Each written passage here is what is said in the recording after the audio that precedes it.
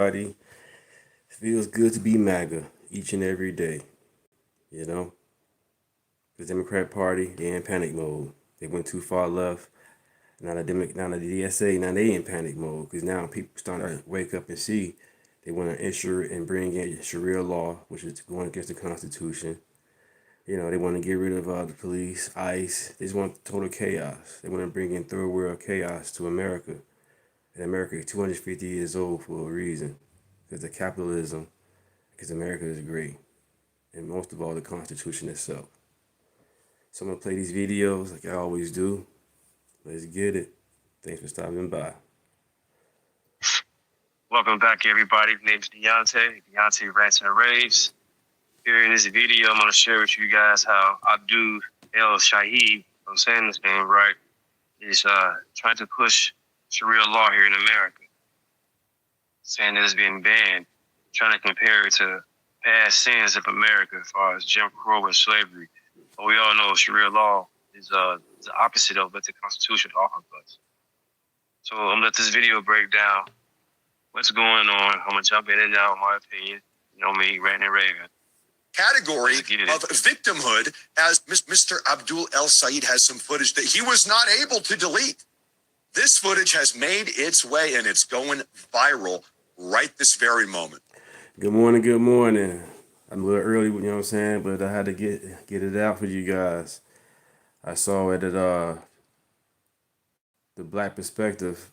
Greg Foreman got a video out where his Jesse Waters is talking to Abdul Shahid. I'm saying his name right, who cares? Got him in panic mode, asking him different questions about, his stance is. And it's hilarious. I'm going to play this video first, and I'm going to play that after that, and we'll go from there. Good morning, good morning. Listen to this. Everybody's talking about this. This is unbelievable. I thought this was AI. Abdul El Sayed advocates for Sharia law. Sharia law in the United States of America. So this guy, I'm not for sure he's born in America or not born in America, but the way he's taking, the way he's talking, that's third world country stuff. If that's the case, then keep that over there. He should not be in America or in power at all, bringing this third world mentality here in America and disrespect the Constitution. How are you a public a leader, whatever you want to call, and you're going against the Constitution? You want to bring in Sharia law, which is against everything the Constitution is about. You voters, we voted that vote and do better. Stop voting everything about race. Right, stop about race, what they believe in. White guilt, victimhood, stop all that. That's we better than that. We're adults. We're aligned with the Constitution. America. He argues that the United States banned Sharia because of hate and discrimination. And the forces that banned Sharia law in one of these states. People in Iran do not respect Sharia law. That's why they come here to America, to be free, not oppressed. Are the same forces that committed historically every single act of evil. We have the video here in a moment. This is obscene political propaganda, putting Sharia law in the same category. Right, Florida, they want our guns. The Democrats want our guns, but they the main ones, killing people over stupid stuff. Charlie Kirk, all he want to do is debate, give you the mic and debate back and forth with them. And they want to unalive the man because of that. Stupid reasons. Most of us, we want to use our guns, for hunting. Or for security reasons or being a cop. Use our guns as tools, not as weapons. But these Democrats, that's what they do. They use the guns for weapons. Same thing when it comes to knives. Knives that you use to, for hunting or cutting certain things, for fishing or whatever. They want to take it in and unalive somebody. Crazy. It's always the left. Most of the time it's the left. Nobody's perfect. But fraud, corruption, not putting American first, it's all Democrat. Of victimhood as historic American tragedies. It is a perfect... Right, so you're using feelings instead of facts. You're using people's feelings to get them all worked up to go vote or do anything stupid. Facts over feelings. Do your research on Sharia law, you guys. And drop some comments down. Let me know what you guys think about this video, because it needs to be shared. It needs to be talked about. It's real law in America. No. Example of how illiberal movements use liberal policies as a Trojan horse to smuggle in this case, their specific brand of Islamic authoritarianism. But you are right about one thing, Abdul. You don't know what any of this means. Take a listen to this. Question 755. When the state of Oklahoma voted in a referendum to amend the Constitution. I will say this: if you was not born in America, you should not be in politics. Period. State or federal election, you should not be running. Constitution to ban Sharia law. What does that mean? I don't know. And yet the voters banned it anyway. And I don't have to tell you that the same exact forces that drove native peoples from their land. I don't hate nobody. I love everybody. But if your beliefs or religion, how you want to put it, is not advocating for peace, I want no parts of it. Nobody should. These people want death on you. If you don't like what they like, they want to kill you. So take that at that, because I don't like it. I ain't with that. I believe in God. I believe in Jesus. That costs our sins. Good morning. Man form. Thank you, Father God. Thank you, Jesus. 2 centuries ago, destroyed Black Wall Street a century ago, bombed a building decades ago, and tried to ban Sharia law not a decade ago. Those forces are alive and well today. Folks, look. Right, Kyle Rittenhouse, you know what I'm saying, fighting for his life. They was attacking him, trying to take his gun. And these guys, he can be on the streets. The 2 guys that he shot at, or the 3 guys he shot at, all of them had, all 3 of them had criminal records and I believe felonies as well. So they shouldn't have been over there with him. They should have been locked up. But that's on them. But they was chasing him, and the man running away from them with a gun. So he had the right to defend himself. I have a gun, I'm running. But that's crazy. Don't want to do no research though. But yeah, Kyle Rittenhouse, house, he cool. He kind of tweaked a little bit every now and then in the past, but it seemed like he cut around.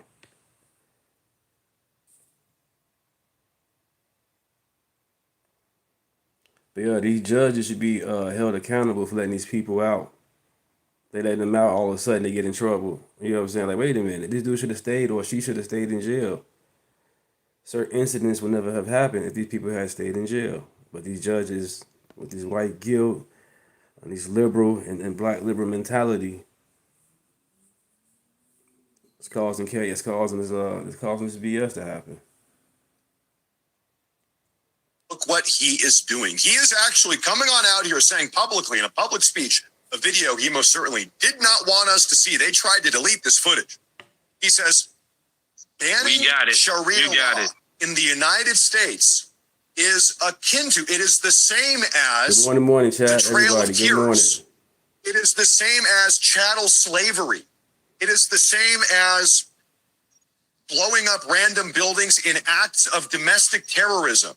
He says these things are the same as banning Sharia law. What he neglects to mention is that Sharia law is perhaps the most oppressive ideology, one of the most oppressive codes of law that has ever been imagined. It is completely and fundamentally incompatible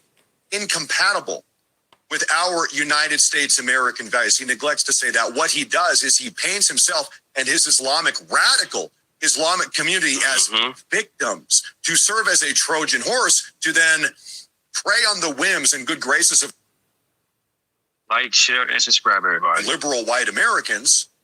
Trojan horse, get inside the wall and then unleash. And now it's Sharia law for everyone. Folks, you need to be very aware of what they're trying to do. Now, if you don't believe me, take a look at this. Recently, an imam in North Carolina explained So stop saying MAGA or Trump is here to destroy the Constitution. That is not the case at all. Trump is trying to give the Constitution back to the people and keep it for the people, because it says we the people.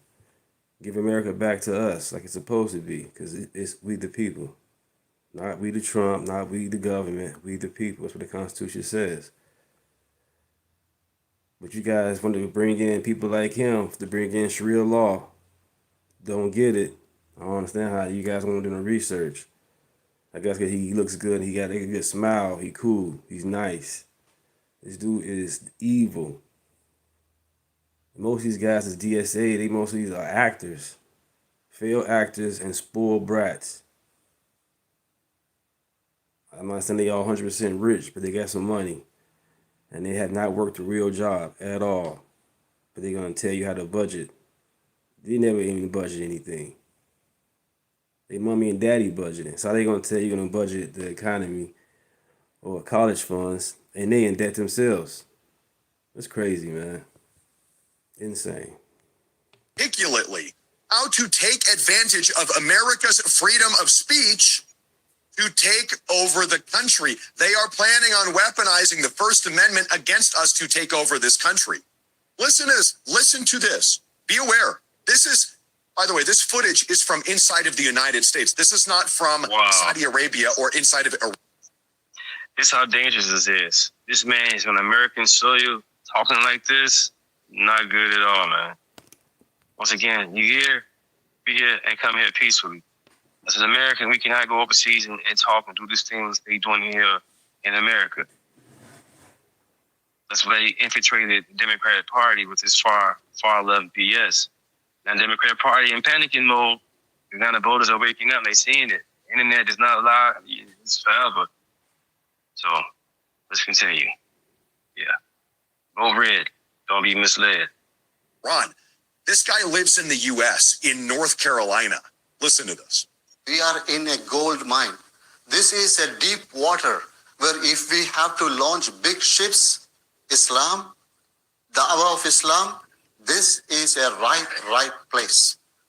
No restrictions on Dawah. No restrictions on Dawah. Even if you go to Saudi Arabia, you cannot do Dawah. You will be caught. This country, I can stand in the middle of Manhattan and I can call people, nobody can stop it. Trump cannot stop it. Biden cannot stop me. Yeah, gotta stand that ground, period. About 50 years from now, Islam, Muslims will become the #1 religious group compared to Christians. In 50 years, inshallah. Approaching Christians with the message of Islam is the easiest thing to do. We can start with commonalities, things that we both accept, understand, agree on theology. Folks, he is inside of his little mosque, this imam in North Carolina, inside of our country. They're already behind the gates. Okay, we are beyond the Trojan horse phase. They are inside of at this point, if you will. They're out here openly talking about weaponizing the First Amendment to bring about the... Yeah, so see, there's the facts right there for you guys, proof in the pudding from his own mouth. But you have some libtard keep on asking, where is the facts? Where is they talking about implementing Sharia law, or they're not trying to abolish ICE? I'm like, they said it. You don't got to like Google. You can Google it, or go to TikTok, or go to YouTube, my channel or Tony's channel. Some random guy speaks. Just do your research. These people are trying to get rid of the Constitution. Downfall of the United States of America. They are they're talking about strategically targeting Christian Americans. This is not good, America. Wake up. Get out your feelings. Sharia law does not care or love nobody. It's bogus.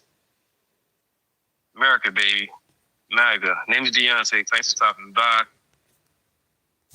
God is in control. Like, share, and subscribe.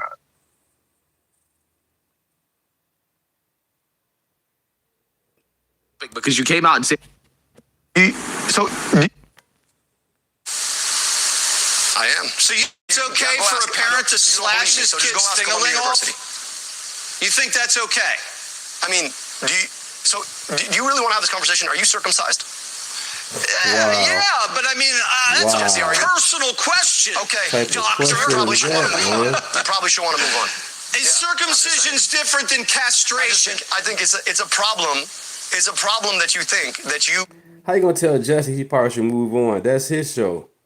You know what I'm saying? You the guest. That's the problem right now, the entitlement. These people are spoiled. They spoiled rotten. Get to decide what happens between a parent, a doctor, and a patient. And I'm just saying that, yes, circumcision is surgery on a kid's dingling. So if you really want to bring that up, you can. I just think you guys are really selective about how you want to talk about these things. Abdul, Michigan's not going for that. That is sick stuff.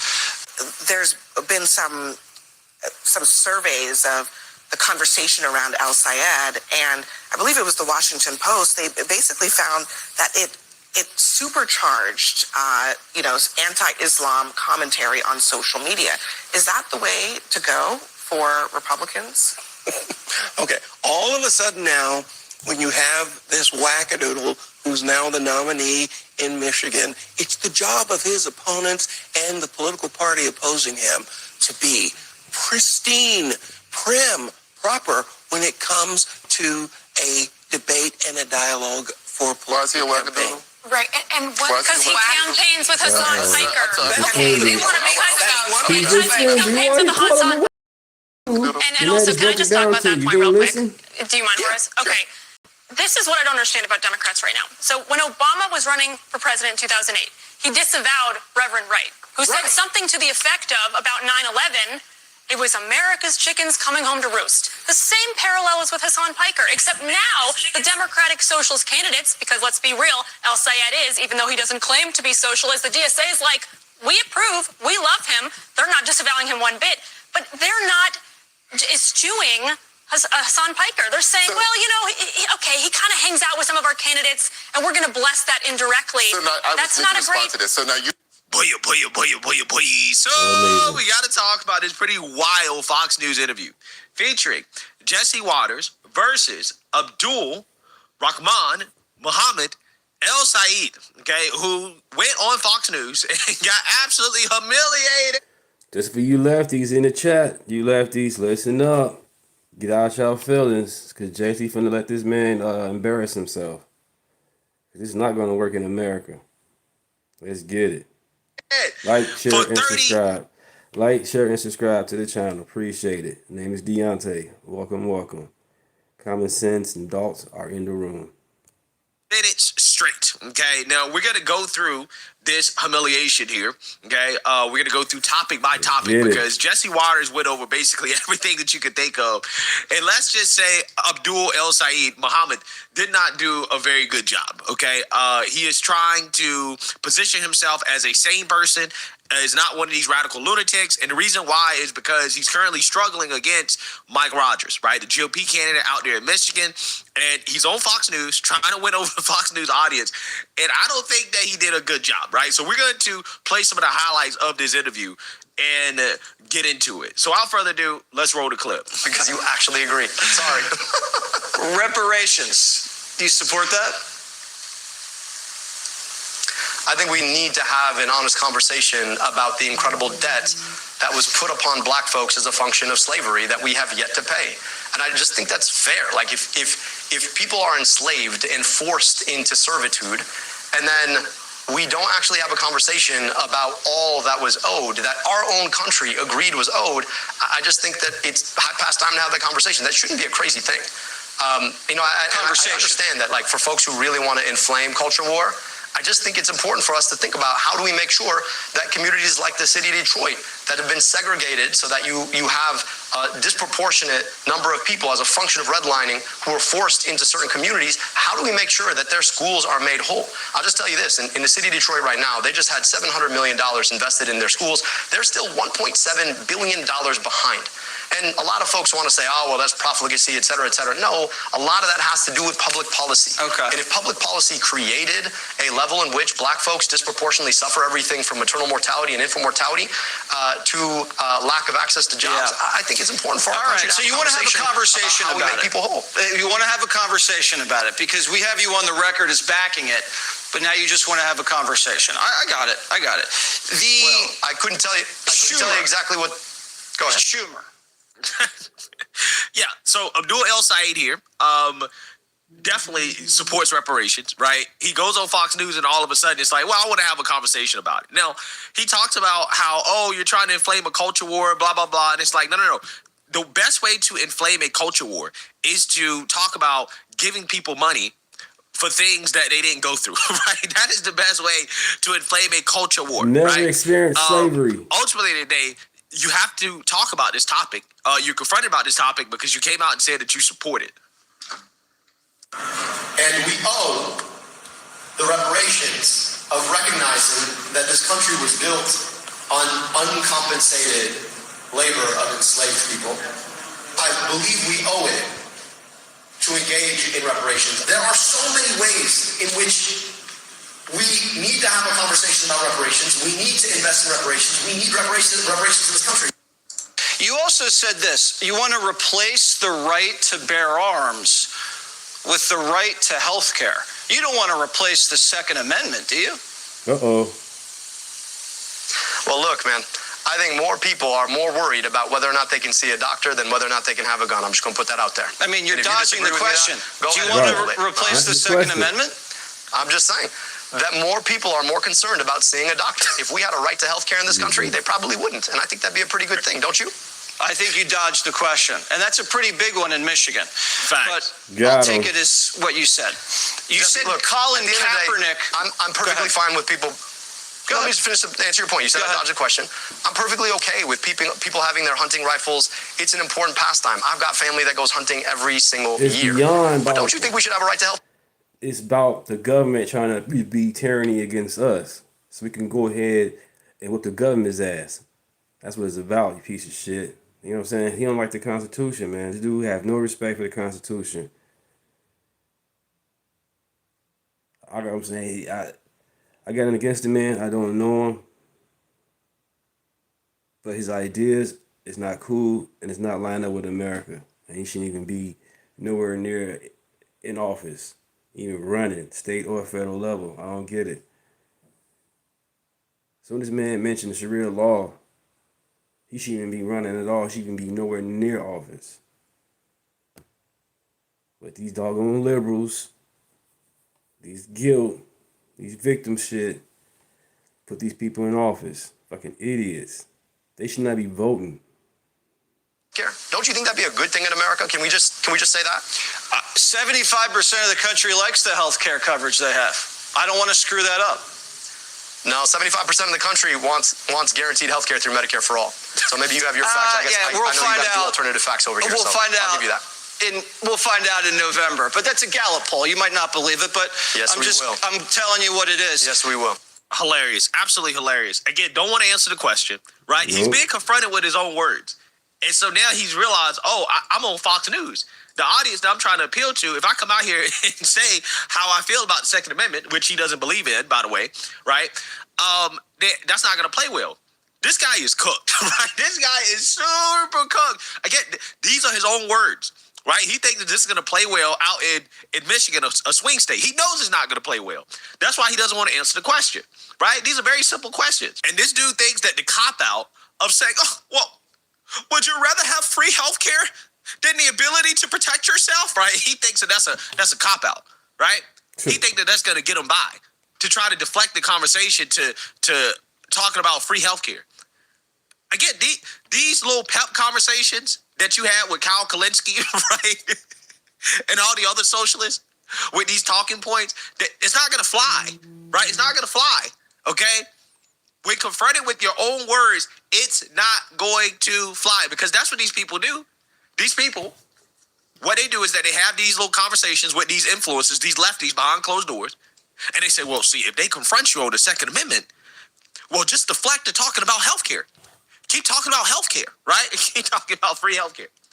Yeah, I mean, I just don't think that that's going to fly, right? I don't think that that's going to fly in a swing state, but what do I know, okay? Now we're on to how he wants to take away everybody's money. What are you going to do with more money? Whatever I want. I mean, Jesse, I don't know how much you make. Look, Not I don't know how much a you make, billion. but I think I'd rather have Well, yeah, look, so that's exactly it, right?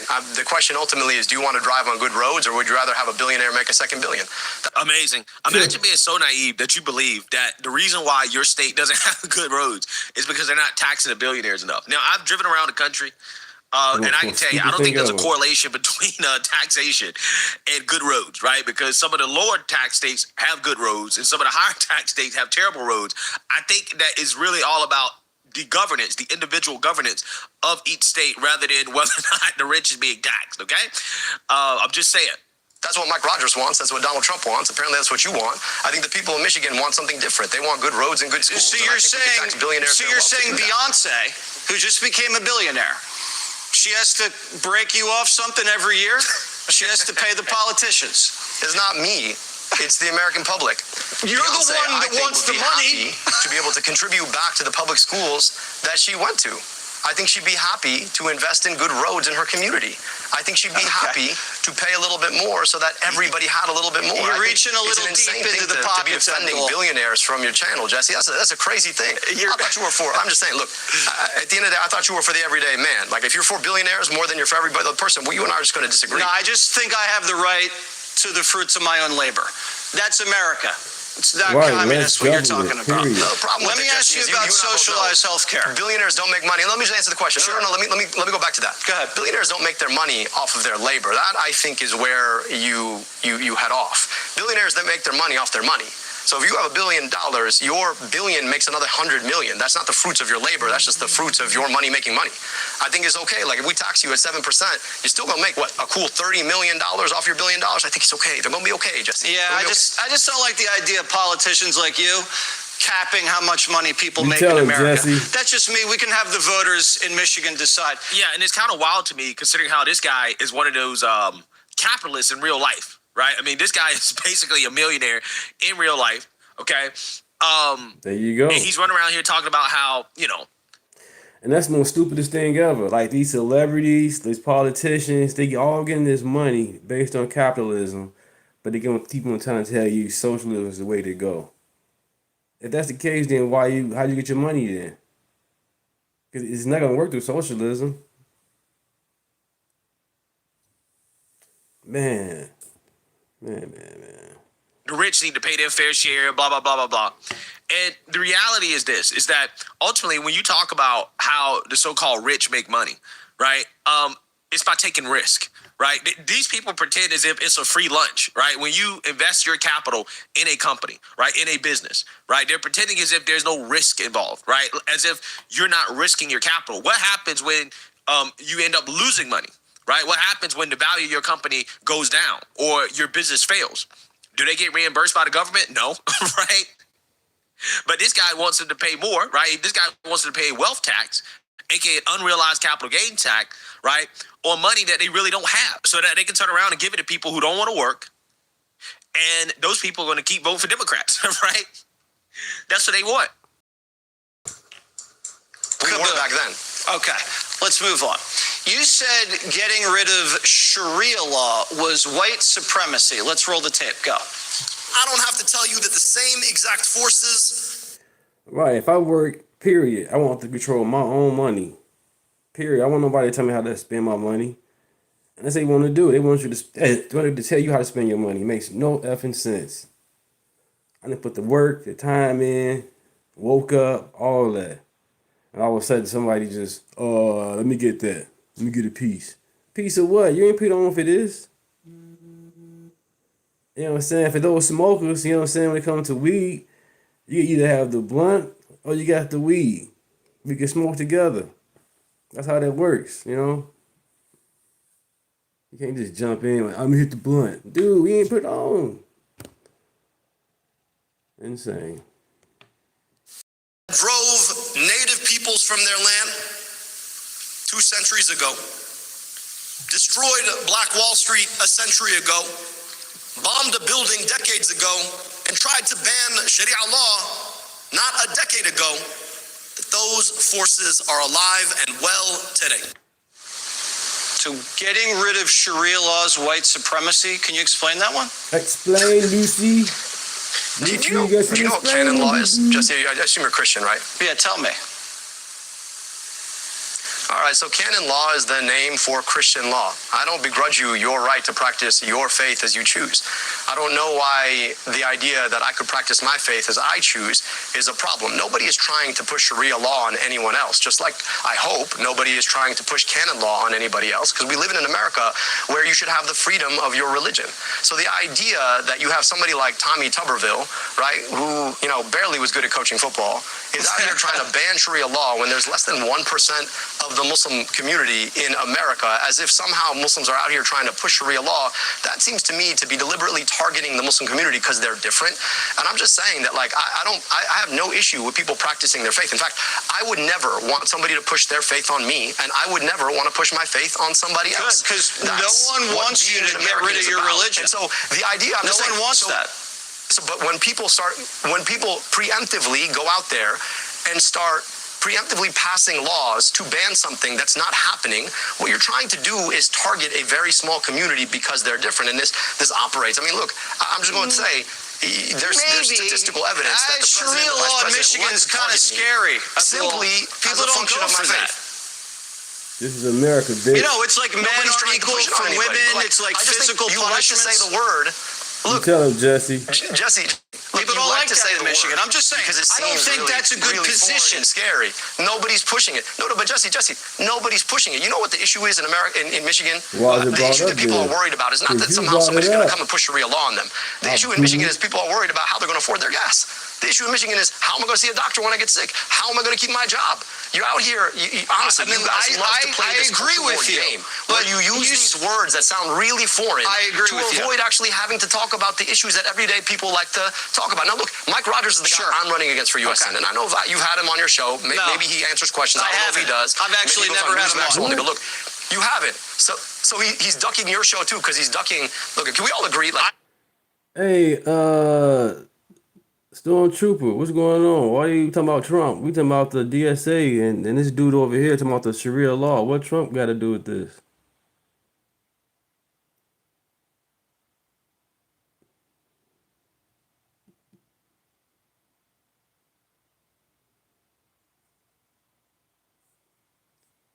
What's wrong with buddy? Why you not paying attention? We talking about motherfucking socialist Democrat.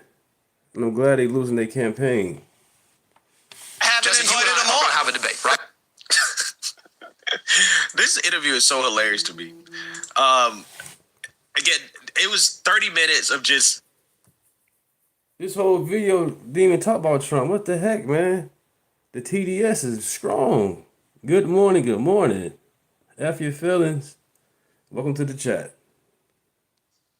Back and forth. Abdul El Sayed exposed himself as a third world communist, which is exactly what he is. He's a third world communist.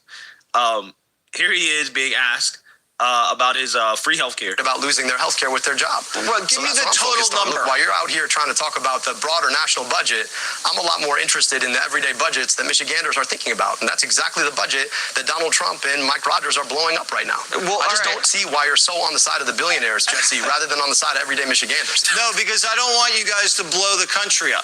Do you know how much the federal budget is now? No, neither do I. Here's exactly What's the federal budget. You guys want to, right? Pete Hegseth. Answer the question. Do you know what the federal budget is? To raise.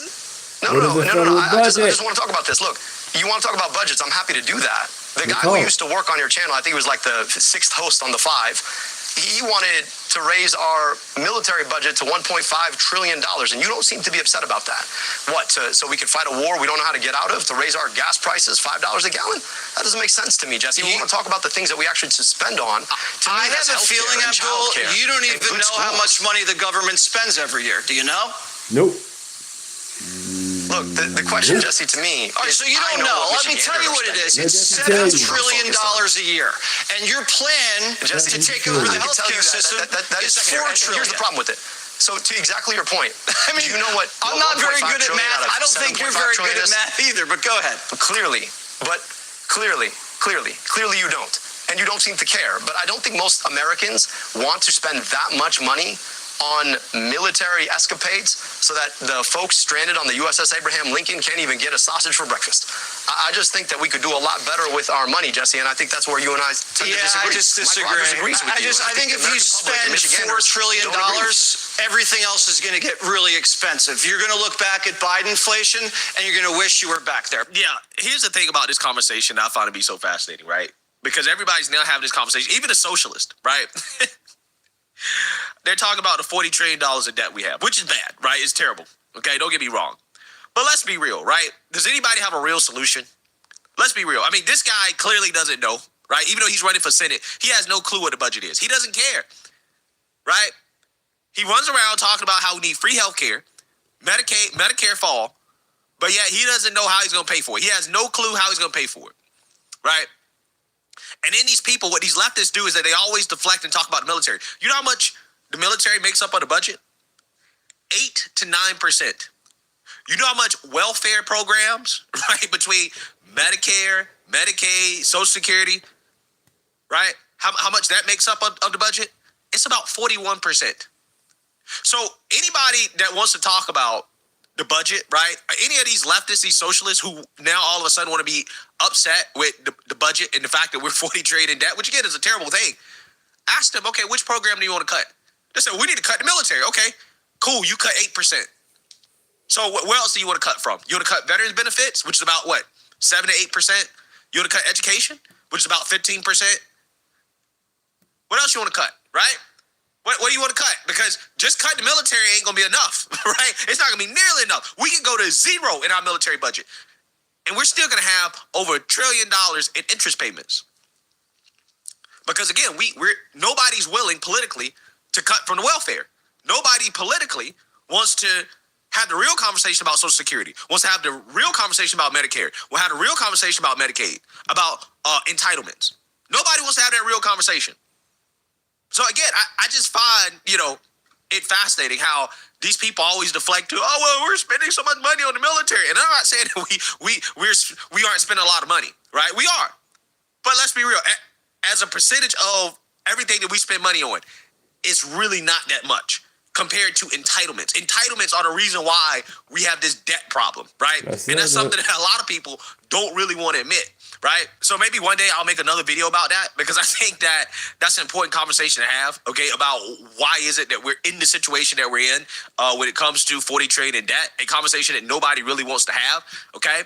Because it's much deeper than just Trump or Biden or Obama, right? It goes way farther back. And again, this is something that most people don't want to talk about. So let's continue here. And sex changes for minors. Do you support that? Look, I remember having great conversations with my conservative friends about right to try legislation.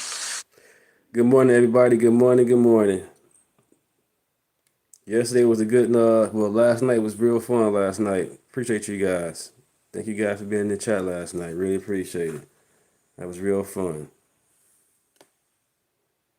The idea that the government shouldn't tell you what kind of health care you should have.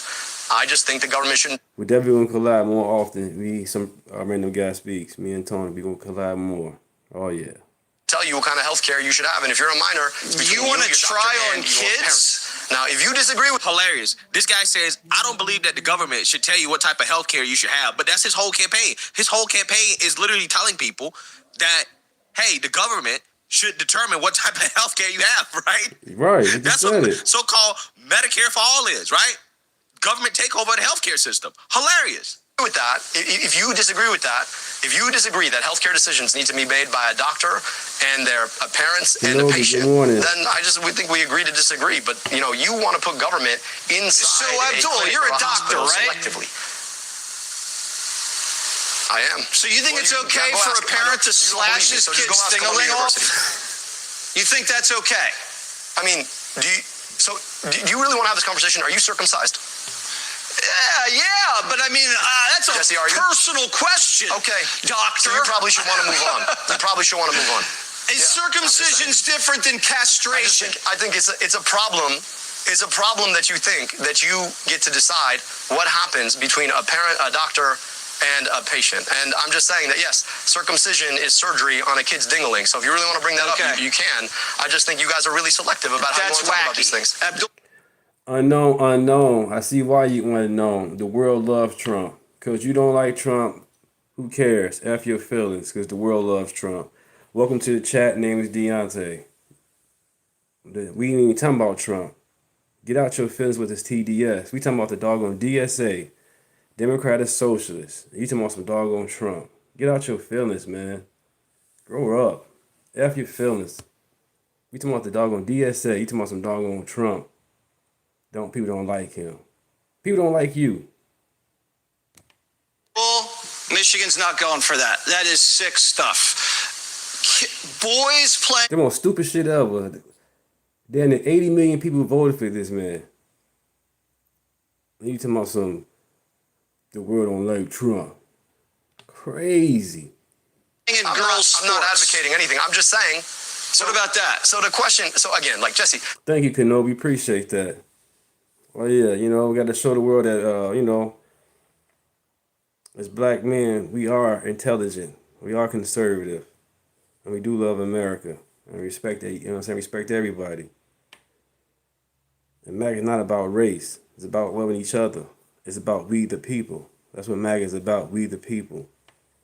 Get out y'all feelings, man. We're not a code. Pay attention to what's going on. This dude just told you he wants Sharia law. They want to get rid of ICE. They want to get rid of the cops. They want open borders. Period. But you keep on talking about Trump. Pay attention to the video. The video was like 26 minutes long. You talking about Trump. Jesus Christ. What's wrong with you guys? You have not asked me one time about the issues that people actually care about in Michigan. Amazing. Absolutely amazing. Well, this is a litmus test issue, right? If you're telling me or you're telling us, you're telling American people, you're cool with. And there's plenty of videos and clips out there where they asking these Democrat socialists, asking them, how do you feel about, the Constitution? Oh, we want to get rid of it. There you go right there. There's no debate. They telling you they want to get rid of it. But you want to argue with me and other MAGAs and other conservatives that we want to get rid of the Constitution, and January 6th and all this other stupid stuff. You guys are insane. Tampon Tim just, we had mentioned last night, Tampon Tim, Minnesota governor, just let a pedophile out. And he said it was cool to be with a 10-year-old and mess around with her a couple of times. He served his time, but he should be even been here. He should have been overseas where he supposed to have been at and do that creepy stuff over there. He shouldn't even do that, period. That's nasty. The girl was 10 years old. But Tampon Tim gave the man a pardon. Are you serious? This man should even been here. He shouldn't even served no time in American jail at all. Now the man free because Tampon Tim gave him a free pass. Pardon him. You guys are insane, man. I'm glad this man was not vice president. Then you got Kamala Harris, had $1 billion campaign. And now she went $20 million or not more in debt. And every time they had a campaign, they had doggone abortion vans out. Like, really? I thought you guys about life. They want you to kill your baby before you even go inside. Kill your baby, then go inside the invention and watch Megan Thee Stallion twerk. Insane. Kids getting their dinglings chopped off, right? And you're comparing that to circumcision? Yeah, you don't belong anywhere near office, right? You don't belong anywhere near office, okay? You are a weirdo. You're a maniac. You're a lunatic. Circumcision and gender-affirming care for minors is not the same thing, right? It's not the same thing at all. It's not even close. But again, this is what I'm telling you guys. In a back room, right, this guy talks to Kyle Kukalinski, all of the progressives, and they give them their talking points. We'll see if Fox News brings this up. Deflect to this, right? Ask Jesse Waters, is he circumcised? That'll get him, right? That'll get him. That's how you turn it back around on them, right? And it's like, nah, bro, that don't work the way that you think, right? That don't work the way that you think. This is a cable news audience. This is not the internet. This is not Piers Morgan's show, right? This is a cable news audience, and you're trying to appeal to sane people in a swing state. Deflecting, comparing gender-affirming care for minors to circumcision is not going to cut it, right? It's not going to cut it. So again, this interview was so bad that even BS Now was low-key roasting El Sayed for doing this interview. Okay. Actually, celebrate Fox News and Jesse Waters giving extended time to an interview like this. It did get weird at times where the issue of circumcision came up, but there was a point behind it. And I'm wondering, J. Mart, how you think El Sayed did. I thought he was effective at times. I thought a lot of it was talking over each other, so you couldn't really totally make out what the other was saying. Kind of to be expected when you have two strong personalities like that. I guess the bigger question I have is, what's that necessarily getting outside? I think he wants to spar because he thinks he's got the goods, and he obviously is pretty talented. But is that helping Michigan Democrats and helping the Democratic Party get a step closer to taking back the Senate majority going on Fox primetime? You know, I'm not sure it is. I think the great question between now and the election is, can he make this race about Donald Trump and Donald Trump's stewardship of the country, or is this race going to be about him? Because if it's about Trump, he's got a lot better chance to win. If it's about him, not nearly as good, especially at this moment, guys, when Canada is now in a full-fledged trade war with the U.S. Yeah. So basically what he's saying, without actually really saying it, is that, yeah, this was terrible. Why? Because the race is supposed to be about him. If it's not supposed to be about him, then what are we doing, right? He's running for Senate. His opponent isn't Trump. His opponent is Mike Rogers. He's running for Senate. People are supposed to be voting for him and what he believes in, what he's going to do. So the fact that BS now, this guy's immediate reaction is that, well, see, he shouldn't make the race about himself. He should make it about Trump.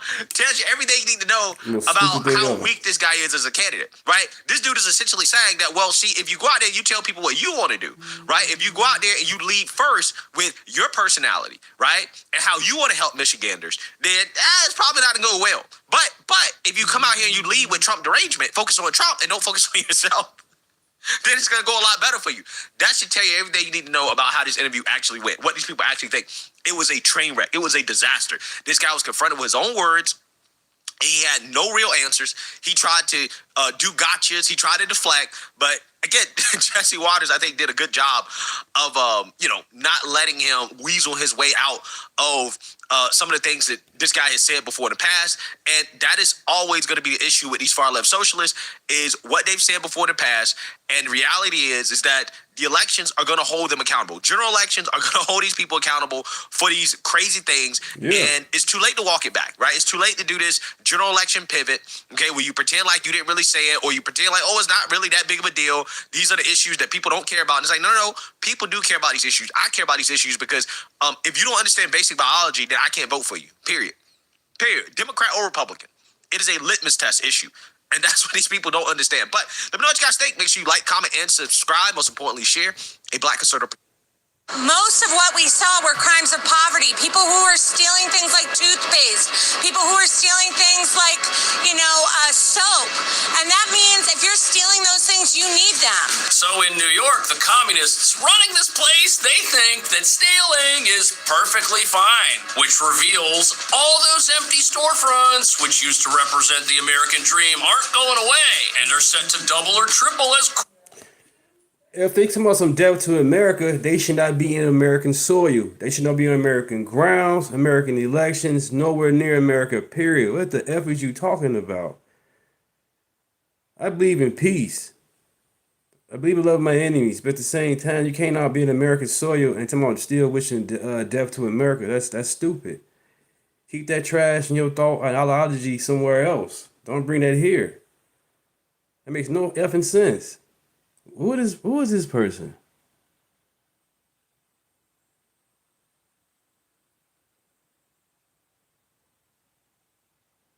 Is his head talking stupid? Yeah, Ed, you an idiot, man. Do you love yourself? You must don't love yourself. That's what it gotta be. He must don't love himself. Well, guess what? We love you, Head. You know what I'm saying? Welcome to the chat. We love you, man. What's going on, man? Your daddy wasn't there. Your mommy wasn't there. What's going on? I believe in peace. You be talking about death to America for the longest. That's not cool. Keep that over there. Don't bring that here. Criminals continue getting a free pass to do whatever they want, which is going to give the mayor a visual aid to show our entire system of capitalism has collapsed and needs to be replaced. There are people who can be thrown in jail simply for having a biological need. New York State Assemblywoman Emily Gallagher sparking backlash for suggesting that shoplifting should essentially be decriminalized and stealing for biological needs is just fine. Now, many on Capitol Hill are questioning exactly what direction the Democrats are headed. Advocates believe that shoplifting or bringing bags of trash onto the trains or sleeping in the subway should not be criminally prosecuted. Neither should graffiti vandalism, even fair evasion. Former NYPD Chief of Detectives Robert Boyce disagrees, especially for repeat offenders. You realize Obama was in power for like 2 terms, and then you had Biden right after, you know what I'm saying? Then you had Biden. That's like then there 12 years of bullshit of the Democrat BS. They could have been stopped this stuff with Iran. Trump coming in, I hope he go ahead and blow their whole terrorist ass up. The whole government piece, blow their ass up. They keep playing around. That's stupid because I guess if Kamala Harris and Biden is not strong enough for the things we got going on right now, period. You got Kamala laughing all the time, Biden unaware where he at. No. Trump's the best president. He's the right person for the job, period. And you guys know it. Let's get out your feelings. Stop watching The View and CNN. Stop crying. Pay attention and wake up. This whole video I just showed you guys, the man said he want to get rid of the Constitution. If you don't like the Constitution, just go ahead and leave America, period. Just leave. Don't need no Sharia law. We don't need no tomorrow to defund the police. Fund the police. Get them more training. Train the police more. Insane. Have to go make those arrests. Otherwise, you have chaos in the street. They were dancing on top of parked cars. They jumped over into the property, my property. This all linked to what's being considered a teen takeover in Inwood. That speaks volumes to where the Democratic Party is today. But the vast majority of Americans are not there.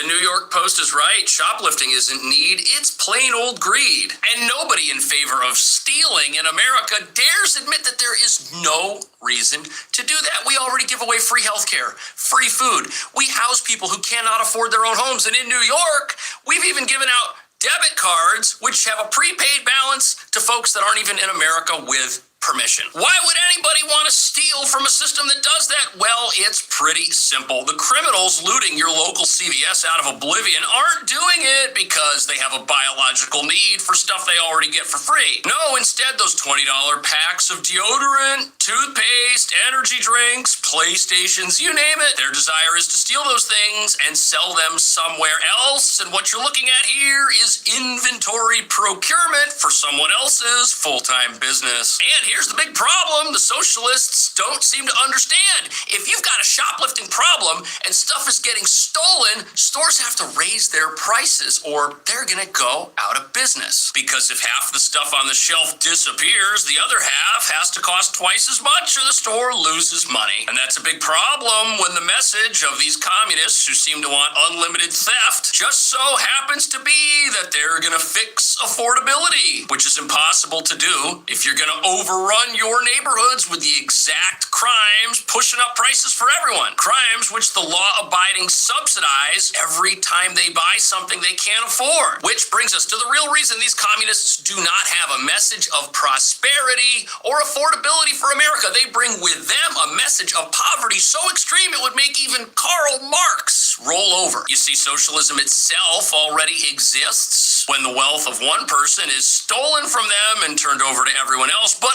unlike the communist revolutions of the past that created the Soviet Union, this one isn't going to require the use of marching mobs. And although New York has plenty of mobs who support communism, the real battle's being waged one store at a time, one stolen item at a time, while politicians and activists claim this is perfectly normal behavior that leads to endless street markets where these stolen stolen items are being sold at 70% off, creating a situation where it is impossible to live in New York City and obey the law at the same time. Watch this. And that means if you're stealing those things, you need that. There are people who can be thrown in jail simply for having a biological need. So the communists are out there saying that every single person stealing from a store, whether it's food or tools at Home Depot or Nike sneakers, has a biological need for those things. That's what they say. But what about the shoplifters? Why is nobody curious to hear what they have to say? Listen. I visited San Francisco and witnessed some of the most blatant shoplifting I have ever seen. In every store I entered, someone was openly stealing while security guards just stood by, seemingly restricted by hands-off policies and strict corporate procedures. Okay. To learn more, I followed several shoplifters out of the store and interviewed them, and most were more than willing to because they're not afraid.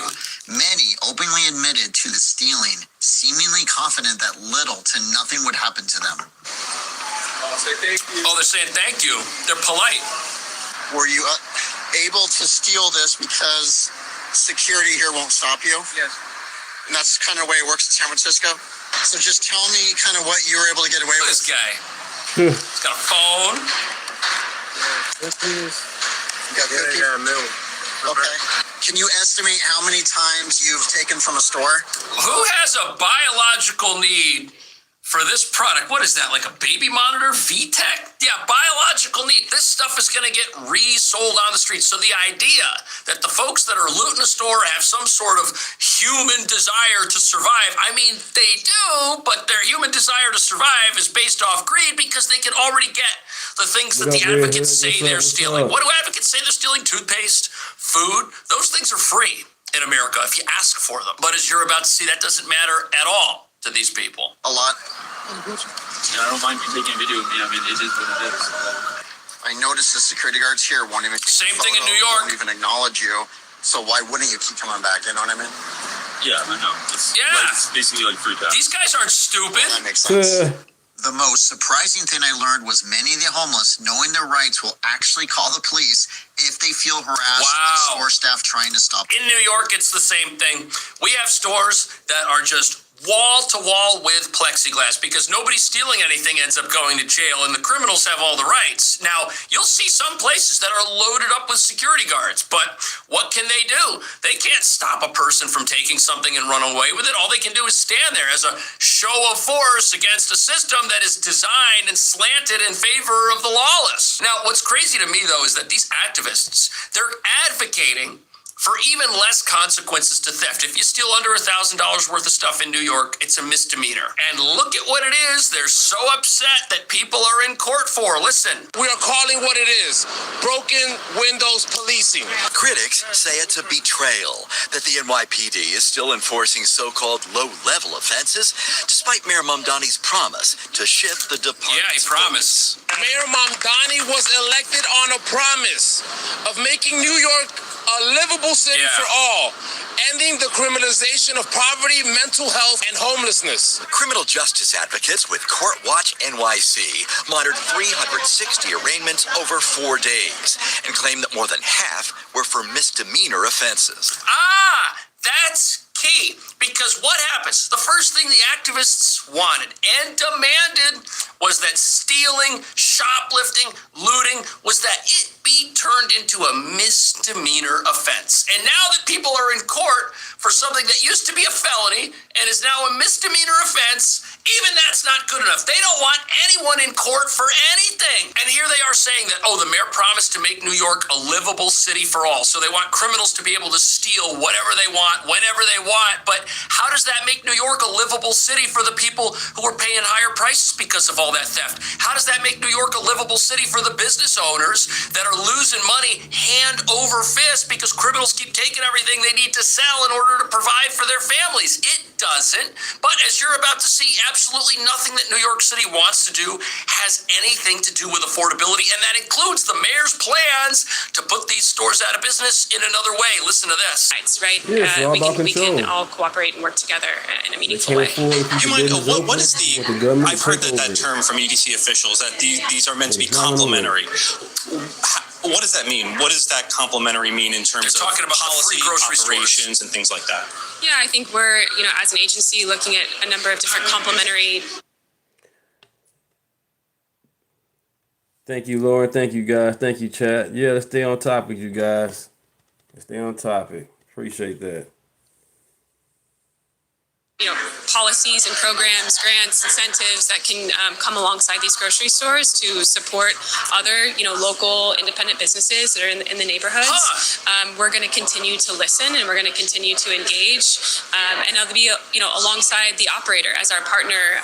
And like I said, making sure that we are complementary to the other businesses that are here in the neighborhood. So, the free grocery stores that are free to operate because the city pays no taxes and the city can buy as much inventory as it wants with other people's money, and the city doesn't have to make a profit. The store is still allowed to stay open and pay everybody who works there. These free to operate stores, they're supposed to be complementary to the neighborhoods that they're going to be in. And what did this person just say? She said, oh, we're listening to these business owners. And what are the business owners afraid of? They're afraid that these city-run stores are going to come in and put them out of business. And what was the solution to that? We just heard grants for these businesses. So you're going to set up a free grocery store, and across the street you got a normal grocery store who can't compete with the lower prices that are here. And the plan is to not only use other people's money to fund the free grocery store, but also to give these guys a bailout so they don't shut down and have an empty storefront across from the free grocery store and say, hey, they put us out of business. They want to avoid that. They're just looking at optics, and every single solution the communists have requires someone else's money. Zero solutions that the communists have for anything require any amount of personal responsibility, personal accountability, or would ever dare to allow somebody to use their own personal means of production to get ahead in life. They don't want that business making enough money to survive on its own. If it survives, it gets its right to survive from the government. Neighborhood. So other locations, other grocery stores can get grants from the city under this? Something on the table. That's We're exploring bizarre. a lot of different options and opportunities. I think there's a whole host of levers that the EDC is able to work within to make sure that everyone has equitable and equal access to opportunities here. These communists, they've never run anything in their lives, and they think that they can run the entire economy of New York City. They think they got all these levers. They got all these tools. They got all the brain power and necessities and monies they need to just hit a couple buttons over here and hey, everything's perfect. Utopia. These people don't know the first thing about running anything. These stores are going to be an absolute economic drain on the entire city, and it's going to be even worse than other versions of communism that have been tried in the past. This is why, folks, communism never works, because every time it comes along, the new version of it is actually more extreme than what was tried in the past. So here, we're not just going to have a government-run grocery store. We're going to have a government-run grocery store, and then we're going to take everybody else's money and pay it to all the other stores in the neighborhood so that nothing closes. That means the government-run operation is way more expensive than it ever was before, because we don't need to just buy the food. We don't need to just pay the wages of the people who work there. We also need to keep up with the shoplifting, and we need to keep up with the shoplifting at other stores, and we need to pay those other stores to stay open because we're undercutting them on prices. This whole thing is going to be even worse than any version of it that's ever been tried before. New York is going to collapse faster than these people even realize. Watch this. And this New York State representative even said shoplifting for biological needs is okay. Thank you, Heather. Thank you for the jewels. Thank you. Appreciate that. Thank you. I'm monetized because you guys. Thank you for that. Thank you. You see, I don't ask for super chat or anything. It's right there. I appreciate you guys. Thank you. Let it happen. Watch this. So crazy. The amendments make it clear that this policy only applies to low-level theft crimes, no felonies, and codifies case law. And while we have diversion programs, we do not have the same for crimes of necessity led by poverty. Most of what we See how my day go. I should be back again today, later on. I'll be on my laptop instead of my phone. See how my day go. I'm going to try. Come back live again later. were crimes of poverty. People who were stealing things like toothpaste. People who were stealing things like, soap. And that means if you're stealing those things, you need them. And we are choosing to protect billion-dollar companies like CVS and Walgreens. Corey, thanks struggling to again get by. That's for the the message attitude. you The sent me. attitude Thank you for here that. is the war on wealth agenda. That's what we're looking at. We see these big companies. We see CVS. We say, oh, it's wrong that CVS makes more money than the person who just robbed CVS. Therefore, the theft of what is on the shelves at CVS is legitimized. This has absolutely nothing to do with crime. This has nothing to do with preventing poverty. This has nothing to do with a biological need. The real enemy to these people is anyone who's successful. The real enemy to these people is anybody who's got more than what somebody else has. They are in love with communism. They are in love with the idea of taking from one person to pay for everybody else's stuff, and it gets worse. Look. To point out, CVS and Walgreens employ thousands of people nationwide. So what do you make of what you just heard? Lunacy. These are idiotic ideas, and we have tried them in many American cities, and the results have been very bad. If you don't punish people who want to steal the toothpaste, you end up having to lock up the toothpaste, which means what? Again, the law-abiding people are the ones who suffer because they're standing in a CVS along with the employees suffering, waiting for 15 minutes to get each toiletry that they need to go on with their daily lives and be productive. And you know what's crazy about that? Nobody in New York makes the connection between crime and the prices they pay. They go into a CVS and they see everything locked up and they complain about how awful it is, but they don't understand that the fact that everything's locked up, all those plexiglass barriers, all that security, it all costs money. It also costs money for somebody to come running along with a key and unlock things for you when you press the little button to get help in aisle 5. They don't understand that all that stuff just pushes up the price that they have to pay. Also, those things don't stop criminals. Criminals rip those things open all the time. They break into those barriers. Those barriers don't even stop them. All they do is stop some of the theft. So we don't even have a 100% solution. The only 100%. People got to understand, criminals got time to do stupid stuff.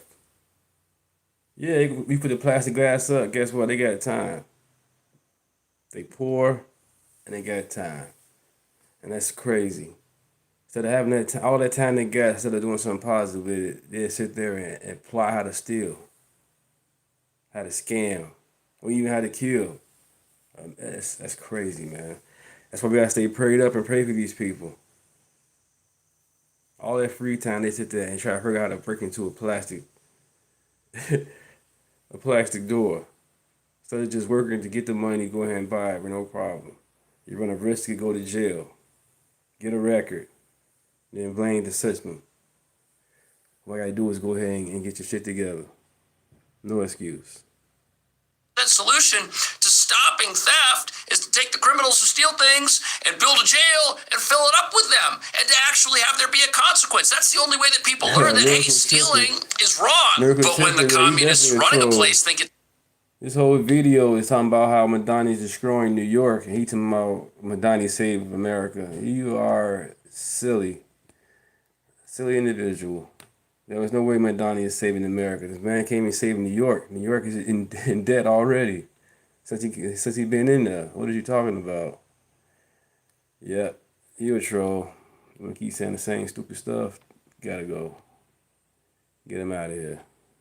Perfectly legitimized because of wealth inequality. That's never gonna happen, is it? They're being nitpicked by their government over parking tickets and regulations and their rent prices over and over again, as the criminals can do whatever they want. That's the problem that people recognize from 2020 to 23 and revolted against. We've seen anywhere from $70 billion to $123 billion in cost per theft nationwide. And as you pointed out, Mary Catherine, that gets passed on to the consumer in terms of higher prices, and that's goods inflation. Mary Catherine Hand. So here's the other part of this that is unique to New York. You have buildings, these apartment buildings that everyone's talking about where, oh, the rent, it's so high. $6,600 a month was the average rent in Manhattan as of this past month. And people wonder, why is it so expensive? Well, you've got an apartment building and these are the same people that's pushing this DSA, the young voters, like you saying, somebody saying in the chat. They want everything free. These the same people that want Joe Biden to give their student loans wiped away. Like, you signed a college contract to go to school for how many years? That's on you. That's your debt. Don't wipe that stuff off. Then us taxpayers got to pay for that because you want to go do some type of gender study or some type of weird whatever BS of education in college, a waste. Then you want us to pay for it and then get it wiped away. No, that's your debt. You went to school for it. That's on you. You should have finished. She got a trade. They want stuff free. Oh, they say free? Yeah, I'm gonna vote for that. Sad. Lazy.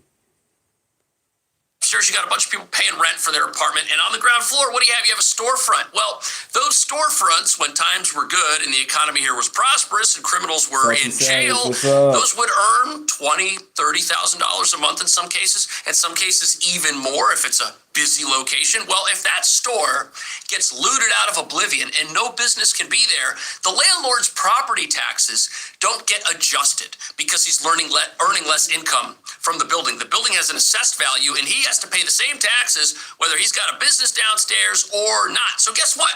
When these businesses get looted out of oblivion and you see all these empty storefronts, those empty storefronts mean the people in the apartments upstairs are paying the highest rent the landlord can possibly get away with. And they get away with it because we got a housing crisis, because 1.4% of apartments are available to rent in this city. So the landlords, when they have to jack up prices on an empty apartment, they do it. And somebody else, if you move to New York right now, you're the one paying for those empty storefronts. You're the one paying for that crime, not just when you buy stuff at the grocery store, but also when you pay your rent bill.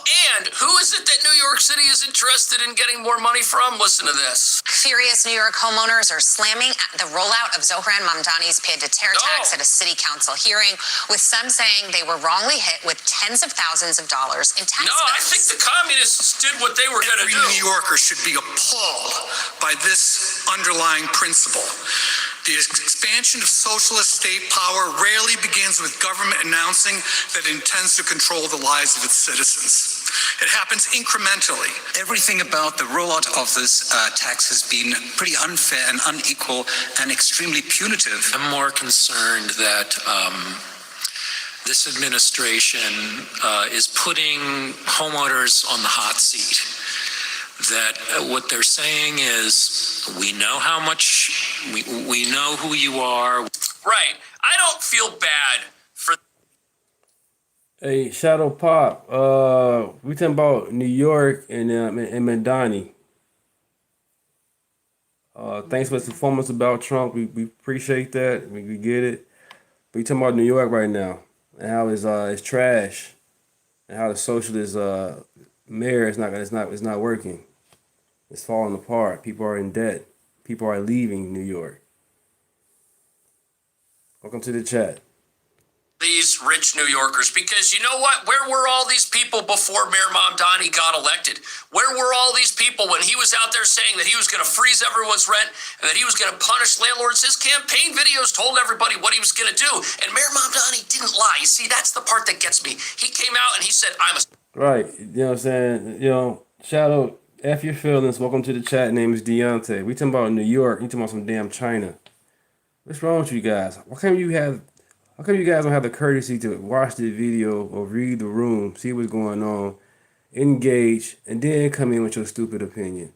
Don't come in with a stupid opinion. Because we don't care about it. You know what I'm saying? The whole video is about Mamdani in New York and the BS is going on. You jumping in talking about Trump. What the heck? TDS, boy. TDS. Gotta find a cure. Socialist. I'm a socialist. Vote for me. I'm a socialist. He made no bones about it. He did not lie. He did not deceive these people. Nobody took him seriously. And this should be a warning for our entire country, because right now we got mini Mamdanis all over the country running on the exact same platform. Socialism, communism, stealing from one person to pay for everybody else's stuff. Free buses, free groceries, unlimited crime. This platform is being rolled out nationwide. And you know what? If people... Now, okay, that's what's up. Now we talking about, China was called buying up beef, shipping it to China to poison it, and then sell it back to us. Okay, that makes sense to talk about that, right? This dude talking about some other stuff. Like, come on, man. Once again, we still talking about New York, the DSA BS. Because Mamdani is part of it.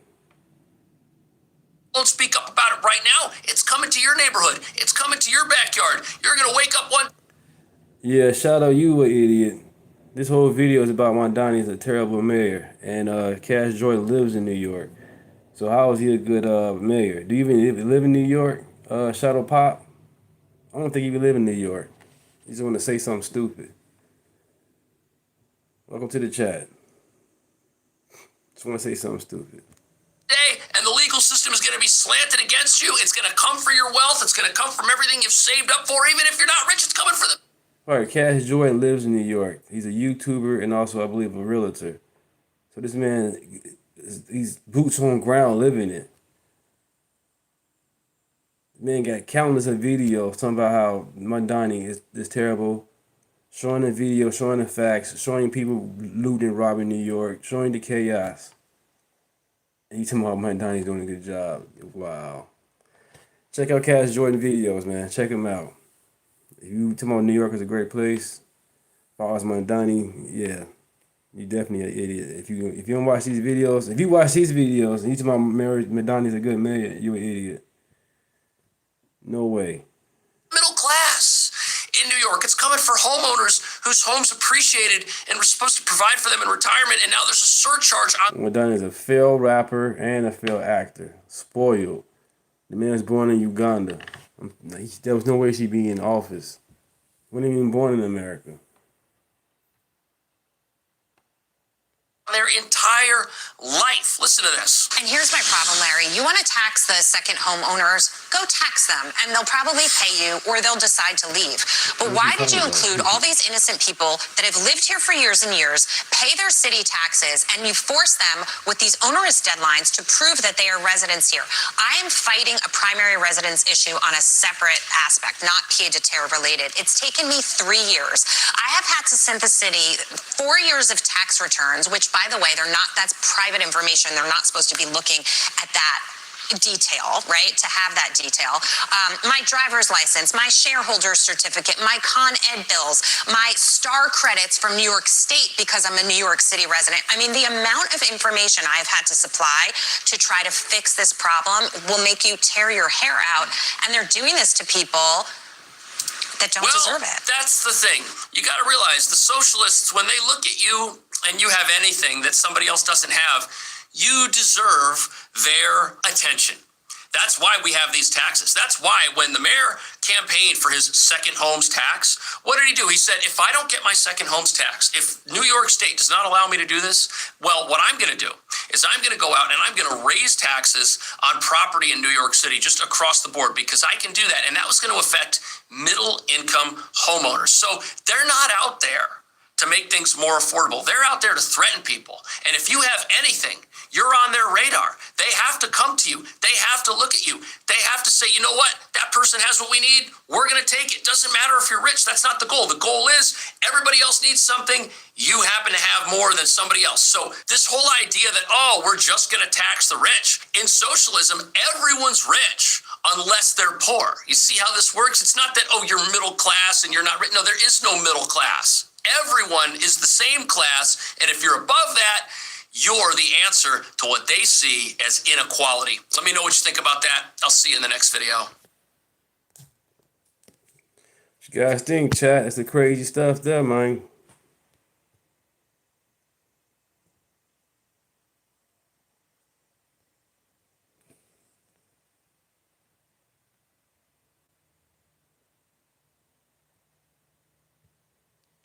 This is Texas. This is not Minnesota, and it's not California. And it's time for Austin to turn red. I'm coming from the perspective as someone who used to be a Democrat and then became a Republican during the last election. But I was also born and raised here in Austin, Texas. So I got some skin in this game. And I'm not just going to tell you it needs to turn red.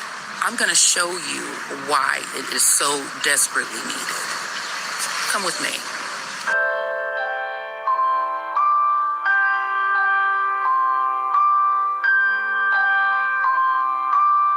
This is a running theme. Every liberal-led city has this situation going on.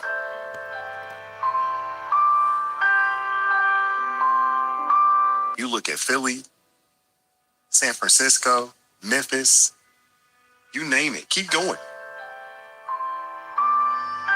Wow.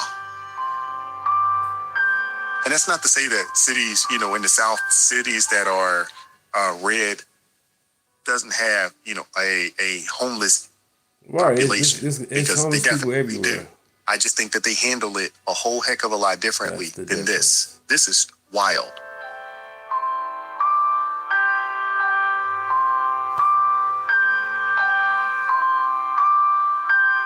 I refuse to sit back and watch Austin turn into Los Angeles. If you look at this video, it's almost as if something sinister has happened. I mean, look at the sidewalks, look at the graffiti. You know, this is not something anybody wants to be walking past or even driving past, but look what's happened to a major city in America. And you know what it reminds me of? It looks just like California. I mean, California is worse, but I mean, this is pretty bad. Just people lounging, doing nothing all day. Yeah, this is Austin, Texas. But if you go to San Antonio, you go to Houston, which are also liberal led, you see the same things. This is what you see in San Francisco. This is what you see in Seattle. This is what you see in Los Angeles on a much larger scale. This is definitely what you see. I'm no longer a Democrat because I'm a liberal. At this point, it's beginning to feel like I'd be better off voting Republican and fighting against bad ideas within the Republican Party than voting Democrat and fighting against bad ideas inside the Democratic Party. For example, when I bring up concerns I have with friends on the right about like LGBT rights, immigration issues, abortion, gun control, more often than not, there is room for finding some kind of a middle ground. But when I bring up concerns I have with people on the left about anti-Semitism, Islamism, communism, more often than not, the response is either intimidation, condescension, or just a demand for complete obedience. When your politics require people to submit to orthodoxy, that is not liberalism, that is fascism. The liberals that want to turn Texas blue, like, don't. You're going to ruin it. You're going to ruin it for you, too. You don't get it. Like, balance is important. It's like you can't kill all the predators because then the deer will get overrun. And you can't kill all the deer because then there's no food. Balance. Yep. And you need balance with humans, too. General was right. Balance is needed, but we need to get back to some semblance of sanity. And what we know about the Democrats, and what we know about, you know, them being overran by the Democratic Socialists of America or the communist wing of the Democrat Party, these people are insane, especially when you listen to their policies. Crazy. And the fact that you have Democrats out here fighting. What up, Tony? Well, Sereno Guy Speaks. What's up, man? Thank you for that. Thank you for that. Appreciate that. Thank you for the jewel. Thank you. And nail to keep the Save America Act from passing. It lets you know that their plans are to continue the shenanigans. Kamala Harris has come out and spoke on it. There's been other Democratic politicians that have come out and said, hey, if this passes, we're not going to be able to win elections. Why? If you guys are as truly as popular as you say you are, why would that be a problem? But what we know is that they're not as popular as they say they are. And every time there is a free and fair election, when it's too big to rig, they lose. Yep. You guys, last night, me and Tony, Some Random Guy Speaks, we collabed last night, did a great video. Check it out. And we got like 18,000 views. Wow. Thank you guys. Check it out. Woke wars. Why black and white liberals are crashing in 2026. Check it out.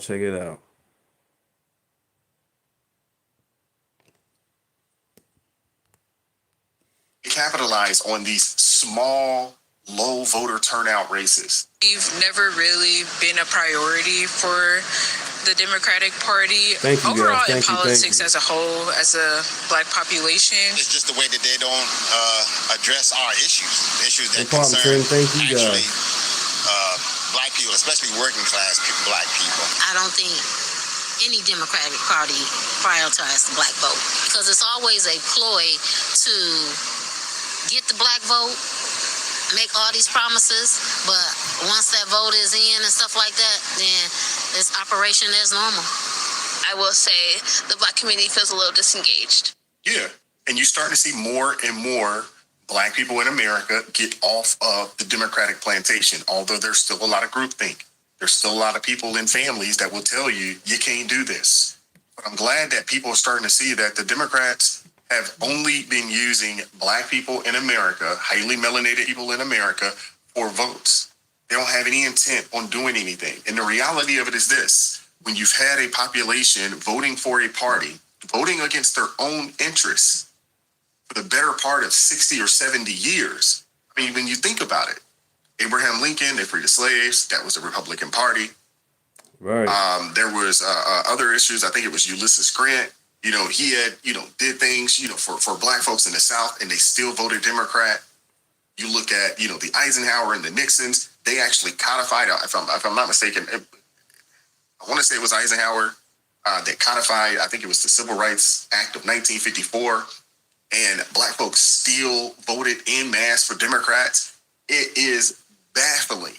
But if you really want a politician to do anything for you, if you want a politician to take you seriously, pay them, you need to be a part of the campaign, you need to give to the campaign, and you need to stop giving your vote to the Democrat Party for nothing, hoping that one day they will do the right thing.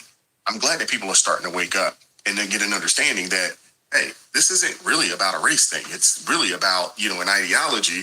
And you have one side that's a semblance of crazy. They have already moved past you to illegal immigrants. That's why they're all for passing this mass amnesty for illegal immigrants, because that is their new voter bloc. Those are the people that they're going to continue to dangle the carrot. But the reality of it is, those are the people that they are actually giving the sun, the moon, the stars. While y'all sit on that Democratic plantation, continue to support the Democrats, and you call Trump racist or call Republicans racist, when the people that have actually been racist towards you since you've been in this country have been Democrats. There's hundreds of years of proof. If there's someone watching, or I wonder if you're talking to your younger self, or if there's someone watching who's like, well, I'm a lifelong Democrat, but I don't agree with the DSA, or I'm part of a movement and I know that it's not right in my gut. What do you say to them?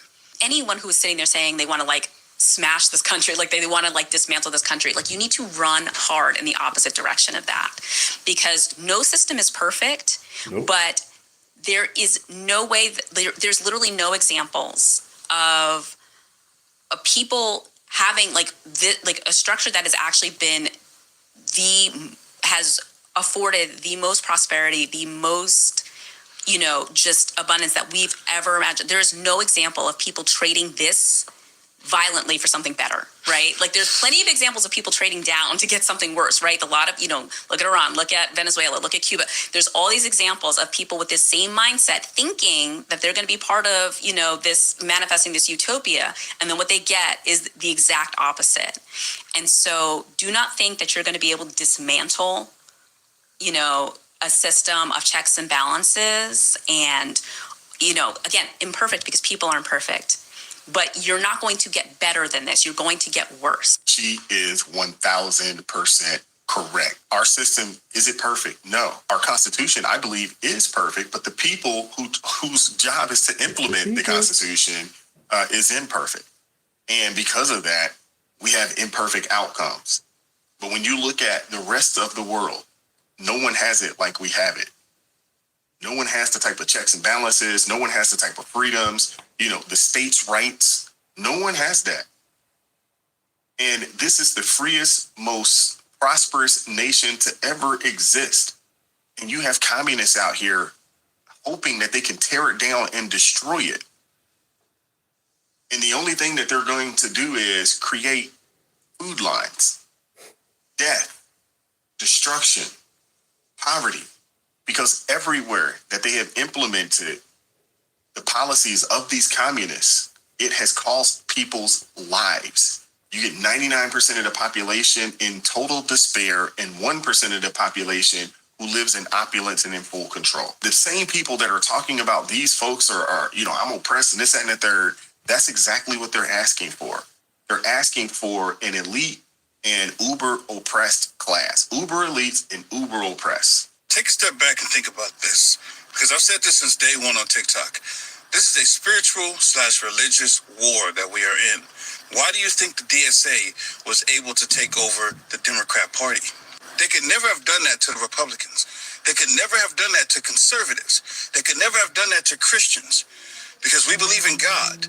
You see, because the Democrat Party has let go of God in America, because they purposely push against everything that is God, their party was allowed to be taken over by these jihadists, by the DSA. Make no mistake, the DSA is judgment against America. And because God is allowing this judgment against America, God is also going to move on the behalf of his people, the people who support him, the people who lift him up in this country, the people who are fighting for him. So make sure that no matter what we do, we are focused on God, that we have trust. This brother's right. A lot of people think that we're wrestling against flesh and blood, but we're actually are in a full-blown spiritual battle. When you see people, supporting policies that would terminate pregnancies up to the 9th month, some people would like it afterward. When you see people caping for a young lady who took the lives of her 3 children, when millions are being raised for individuals that have taken the lives of students, what's right is wrong, and what's wrong is right now in our country. We are in a full-fledged spiritual battle. And it is past time, to be honest with you, that the body of Christ not only speaks up, but stands up. It's time for people who are members of the body of Christ to take some of these political offices, to get in there and fight on the behalf of the people. It's time for Christians to stop being docile, stop being afraid, stop being ashamed. You can't just sit back with your head in the sand and allow these people to run roughshod over you. When you pull your head up, you'll be in bondage. And that is their goal. I'm glad that so many people are starting to wake up. I'm glad that the DSA, these communists, are as overt about what their plans are. They're not even trying to hide it. So people don't have a choice but to believe it. Although you still have some people, that will say, well, they didn't mean it that way. But they said it. It's on their... Right, see? Look, see that? Yeah, you hear that, chat? The liberals in the chat? Tony Toast, DSA, been around since the 80s. They haven't took over anything. See what I'm saying? No research. No research. Just jump in and say something stupid. Name is Deontay. Welcome to the chat. After your feelings. Crazy. You're not a liberal, but why would you even say that then? This whole video is it's saying that we don't want them to take over. But they are running for office. They are in office. So what you talking about? I don't understand. Website.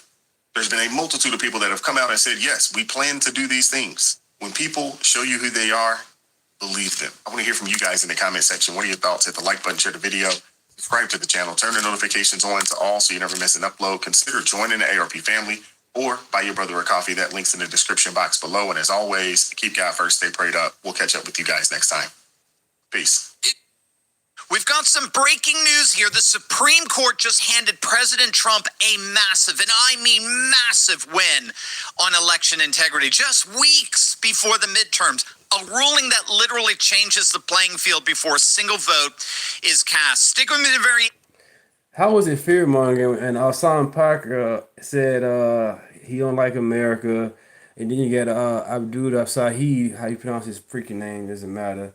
He wants Sharia law in America. I played a video before you jumped in the chat. I played a video, 2 videos of him saying that he wants Sharia law and how he don't like how America banned Sharia law. So what are you talking about? Nobody's fear-monger. Name is Deontay. Welcome to the chat. End of this video because we're going to see exactly why the left is panicking, why this ruling is just the beginning, and why this decision might be the single biggest thing that happens before November. Hey gang, it's me, Dr. Steve, your Patriot Professor, enjoying yet another glorious day in the Trumpian golden age that you made possible back in November of 2024. So if you want a front row seat on how you're changing this nation and the world in ways you never even imagined, make sure to smack that bell and subscribe button. Also, a quick heads up, you can now find more of our videos over on MSN, and the response has been I fear God. I don't fear no man. I'm just informing people. We not fear of nothing's going on. God is in control. We have no fear over here. We're informing people to wake up. You know what I'm saying? They trying to, you know what I'm saying, break America apart from within, especially with our elections. Wake up. Absolutely incredible. If you want another way to keep up with the stories we're covering and the bigger shifts reshaping our world as we reach an even wider audience, click the link below and check out our latest videos on MSN. Talk about a huge win for the Trump administration. The Supreme Court has just lifted a lower court injunction that has been blocking President Trump's executive order on mail-in ballots. Now, in a 6-3 ruling, the court just cleared the way for Trump's citizenship verification executive order to go into effect just in time for the midterms. Now, that EO, that executive order, directs the Department of Homeland Security to compile a list of every eligible adult citizen voter in each state, and then it directs the United States Postal Service to deliver mail-in ballots only to people who are actually on that list. Now, that's bad enough for the Democrats, but it gets worse. The same EO directs each state to submit their voter registration records to the DHS, Department of Homeland Security, in a format that allows the federal government to cross-check names against federal citizenship and death databases before mail ballots can be delivered.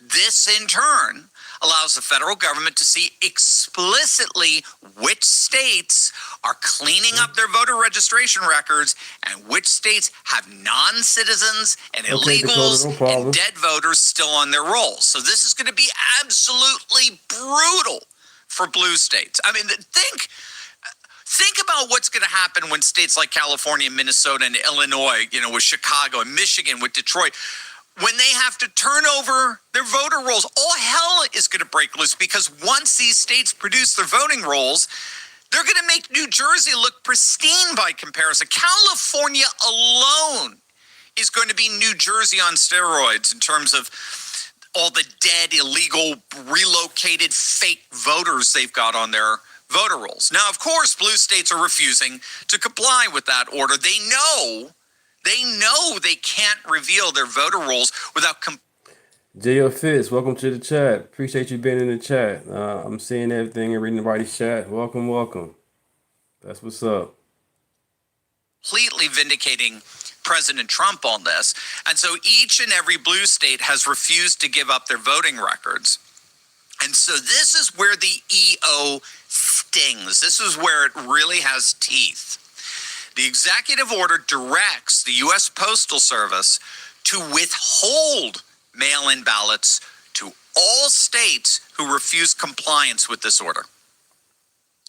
The U.S. Postal Service is now authorized to refuse ballot delivery to voters in states that are non-compliant with these new federal orders. So states that refuse to share their data, like California, Minnesota, will then end up forfeiting their ability to offer their own residents mail-in ballots at all.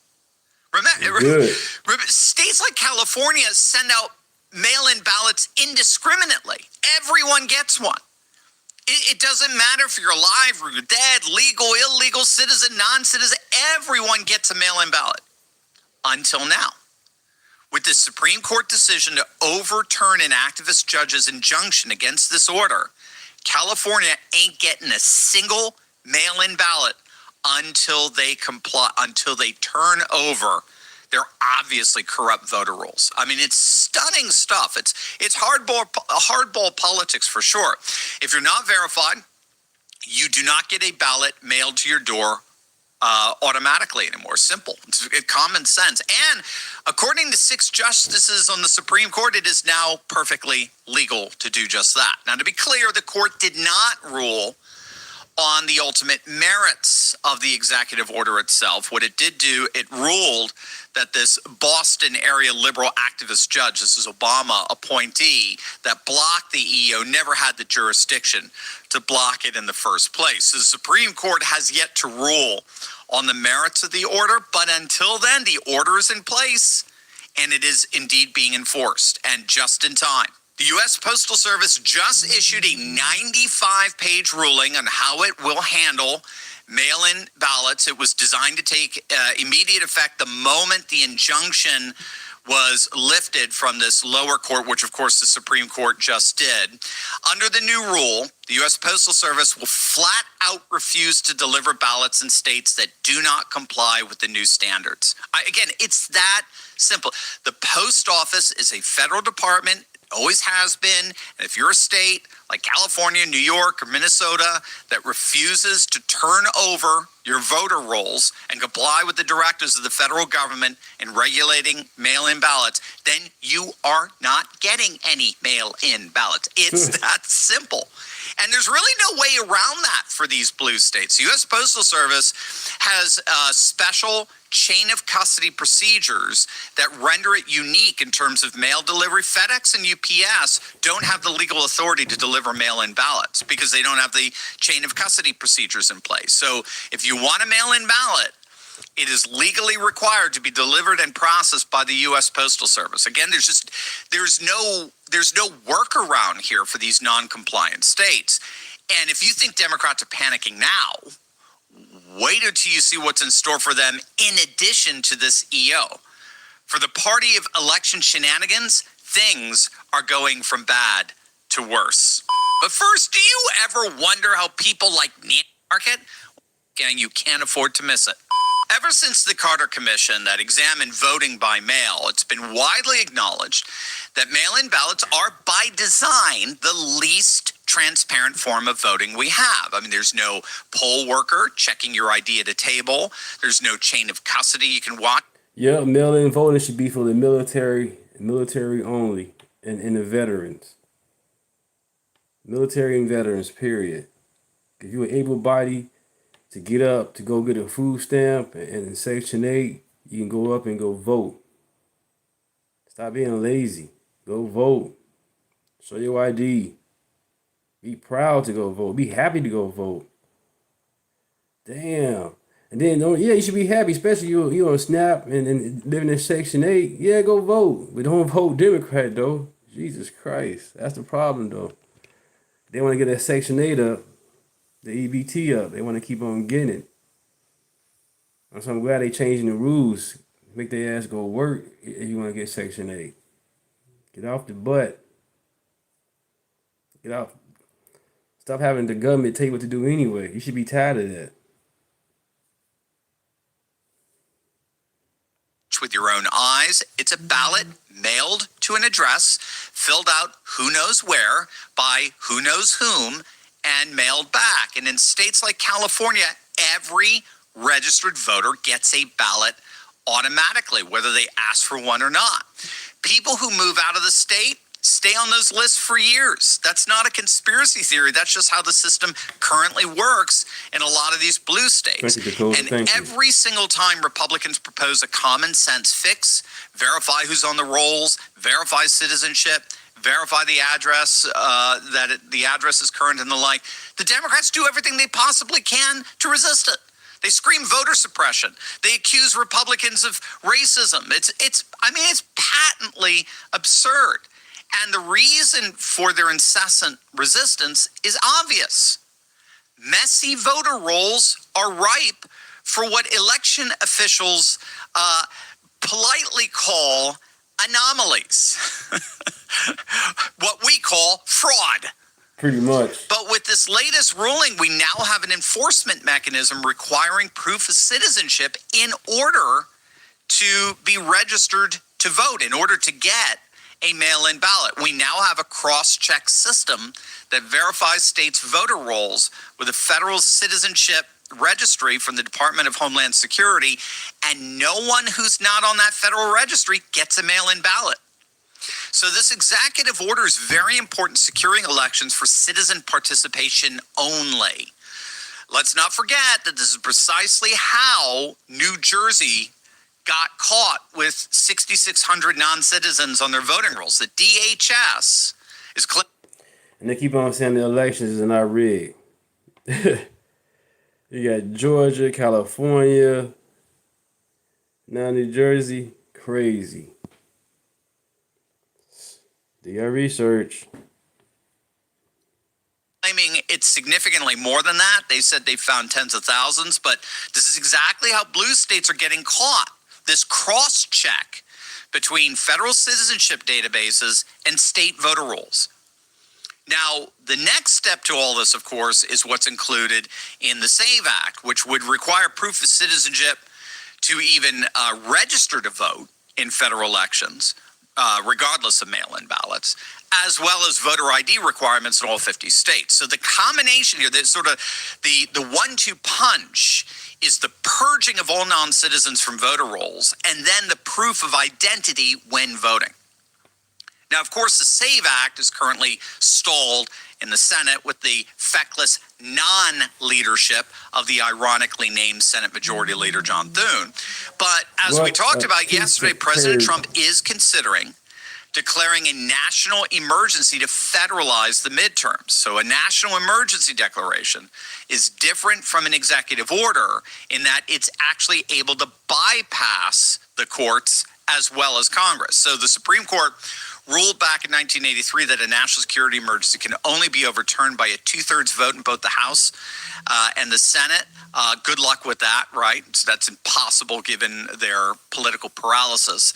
And so with the SAVE Act stalled in the Senate and with the Supreme Court yet to rule on the merits of this mail-in ballot executive order, Trump, I believe, needs to act boldly and declare in the next couple of weeks a national security emergency that bypasses both Congress and the courts and secures our elections once and for all. But until then, we got a huge win. For the first time in years, there is real momentum behind the idea that ballots should only go to verified, eligible voters, not just whoever happens to be sitting on an outdated list somewhere. That's not a partisan idea. That's just an election that actually works the way it's supposed to. The Democrats know this, and that's exactly why they're losing their minds over it. They've built an entire campaign, national campaign architecture around loose, chaotic, mail-in systems, and now that door is closing, and with it, their political future as well. So what do you guys think? Let me know in the comments section below. I want to hear what you have to say, and make sure to smack that bell. I hope you're all sitting down because we got a double dose of glorious midterm news that has the Democrat establishment absolutely sweating bullets. First, we've got brand new polling data, and I mean brand new, straight from CNN of all places, showing that the single most important voter bloc in America is locked in with the Republicans for the midterms. And then, as if that wasn't enough, we're heading to Michigan, where Democrat voters are fleeing their party's Senate nominee by literally the thousands to publicly stand with a Republican. Two stories, one theme. The Democrat Party's bleeding out, and they've got no idea how to stop it. Hey gang, it's me, Dr. Steve, your Patriot Professor, enjoying yet another glorious day in the Trumpian golden age that you made possible back in 2024. So if you want a front row seat on how you continue to change the world, Larry Elder should have won California, period. Ways you never even imagined, make sure to smack that bell and subscribe button. If I asked you, who do you think is the single most important voting demographic out there for the country? Which demographic is generally decisive for national elections, just in terms of their sheer size? Who would you say that was? Many people don't realize this, but it's white, non-college voters, whites who never went to college or never finished college. They're the single most powerful voting bloc in the country for several reasons. First and foremost, their electoral size. They make up nearly 40% of the entire electorate. 4 in 10 Americans belong to this demographic. And it's where they tend to be concentrated. In battleground states like Pennsylvania, Michigan, Wisconsin, the so-called blue wall states. Nationally, he who wins the white non-college voter tends to win the election, hands down. They're more than the total amount of black voters and Latino voters combined. CNN's Harry Enton is sounding the alarm for the Democrats as we head right into the final stretch towards the midterms. Bottom line, the data he's looking at ain't good. Democrats aren't just hemorrhaging voters, as we will soon see. They have officially lost these voters voters that tend to decide national elections. Look at this. The choice for Congress among white non-college voters in the national polling has tended to be more accurate than the state polling. Well, in October of 2024, the Republicans, they were up by 26 points. Look at where we are now. The Republicans are also up by 26 points. So back in October 2024, right before Trump's historic landslide, Republicans led the generic ballot among white non-college voters by 26 points. Huge. Today, in the summer 2026, and keep in mind, in mid-August, right? I guess we're getting towards the end of August, right? But in all, this is notorious Democrat response bias time. If you don't know, Republicans historically poll lower during the late summer months because we have families, right? Democrats have largely stopped having kids, whereas Republicans are having more kids than ever. And so Republicans are off playing with their kids, going on vacation in the summer. So the summer tends to be what we call a Democrat response bias period, where the polls go up inordinately for the Democrats. We're in the midst of that period, and yet, what did we just see? Republicans are still up by 26 points, the same number as just before that massive landslide win in 2024. There has been zero erosion in the single largest voting bloc in America. The same coalition that delivered Trump his second term is sitting right there, still locked in, still trusting the Republicans. And the bad news for the Democrats kept coming. The fact that Trump's economic net approval rating is negative, that all of a sudden Democrats are trusted more? They are not trusted more. Look at this. Well, isn't that interesting? Sometimes you get the slide cut off a little bit here, but there we go. We'll put that P right there. Party white non-college trust more on the economy. Look at this. It's Republicans plus 16 points. Republicans are still trusted more on the economy. And this gets back to what I'm saying here. What is this? What is this? Hold on. It's not a, give me this. It's not a question mark. It's an exclamation point.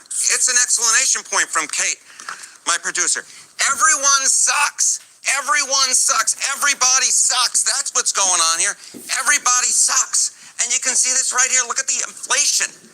Look at the inflation. Which party do white non-college voters trust more in inflation? Despite Trump's absolutely devastating decline, going down to what was that, a 60-point switcheroo?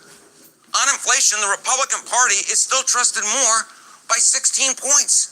So even if Trump isn't liked, it's not all of a sudden like the Democrats are all of a sudden trusted on this. Yeah, I mean, Harry Enton he's giving obedient lip service to their own polling that has Trump underwater.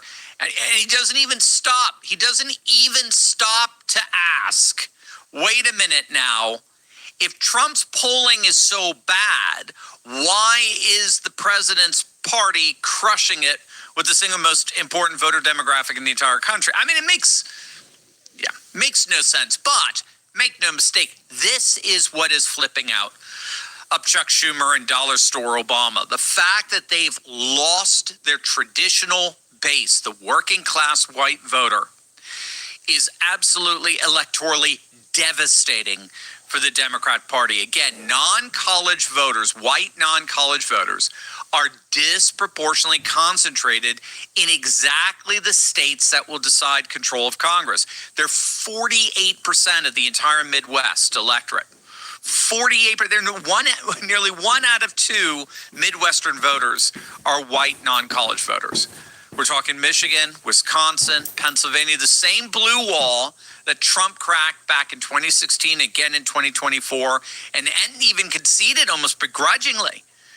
The Democrats have not picked up a single Midwestern Senate seat in 10 years, the longest such drought in over a century of popular Senate elections, a full decade. The Midwest Senate has gone completely red, and it looks like we're about to see another Senate seat flip as well. If you thought the polling was bad news for the Democrats, wait until you see what's happening in the state of Michigan. This is going to absolutely blow you away. But first, do you ever wonder how people like Nancy Pelosi seem to know exactly when to buy certain stocks, right? How politicians seem to have secret knowledge of what's going to do well in the market?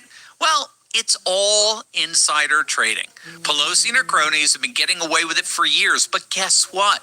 You and actually have access to that very same inside information. Thanks to a little SEC loophole, we can track what these big corporate CEOs are buying up in real time, and then we could just ride their coattails into financial success legally and ethically. Once you learn the secret of the trade you're in.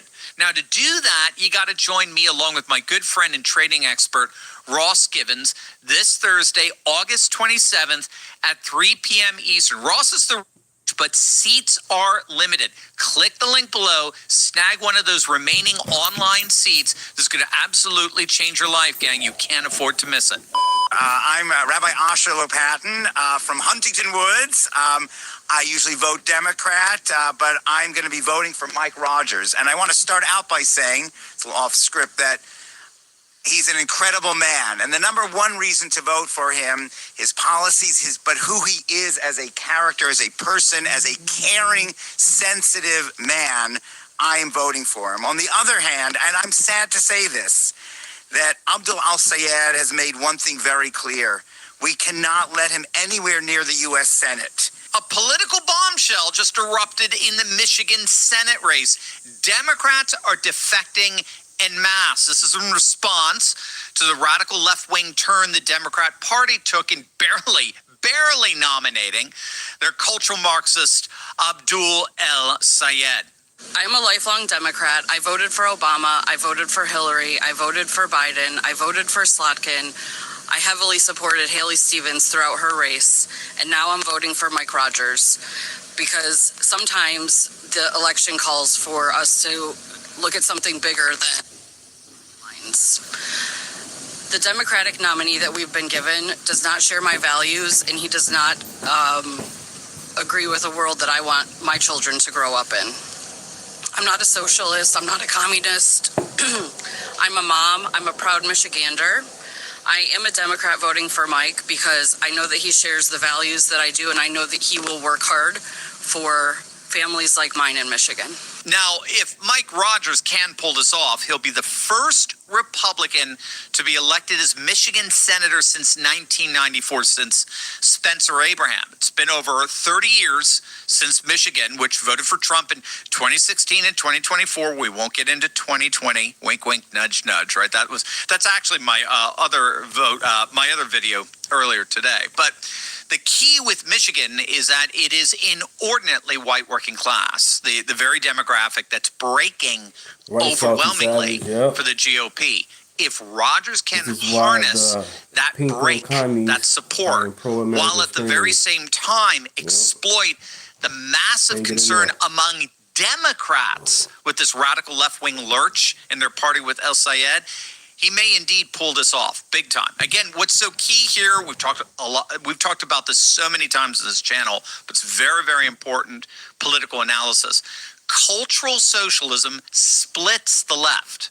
It's a very debilitating politics. It splits its own side of the partisan aisle. It splits the left while at the same time it unites the right. We actually saw at least half that dynamic, the splitting dynamic, play out in the Michigan primary when el-Sayed barely won by less than 1% of the vote. And that's because cultural socialism splits the left more or less 50-50. So guys like el-Sayed, they energize a slice of the left, the far left, the radical left, but he alienates moderate Democrats, working class Democrats. Virtually every independent just wants a functioning, prosperous, safe country. Meanwhile, on the Republican side, opposition to that Marxist agenda unites the entire coalition. MAGA populists, establishment conservatives, independents who lean right, they all rally around the same rejection of it. So a candidacy like el-Sayed splits the left and unites the right, such that more people are going to come out opposing him than supporting him. And that's exactly what you saw over the weekend with the Democrats from Mike Rogers' rally that we were just watching. Centrist Democrats would rather vote against the radical Marxists than vote Democrat. So they're siding with Mike Rogers, or they're just not going to vote. I mean, either way, those opposing el-Sayed promise to be more than those who.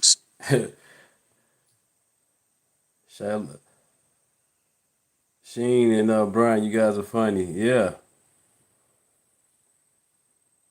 Yep. Support him. So here's the bottom line.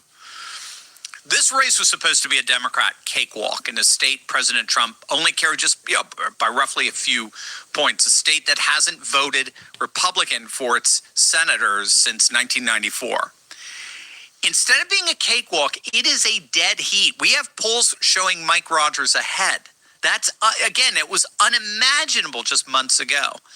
It's a dead heat where Democrat officials, bottom line, are flipping out because they see one Democrat after another crossing the aisle on camera, no less. Combine that with the CNN data showing Republicans holding rock-solid, unmovable support among the largest voting bloc in the entire country, and you start to see the real shape of November. The Democrat Party isn't just losing an argument with the country, they're losing the argument with themselves. And Michigan is exhibit A of exactly how ugly that fight has become. So what do you guys think? You're the ones changing the world. I want to hear what you have to say. Let me know in the comments.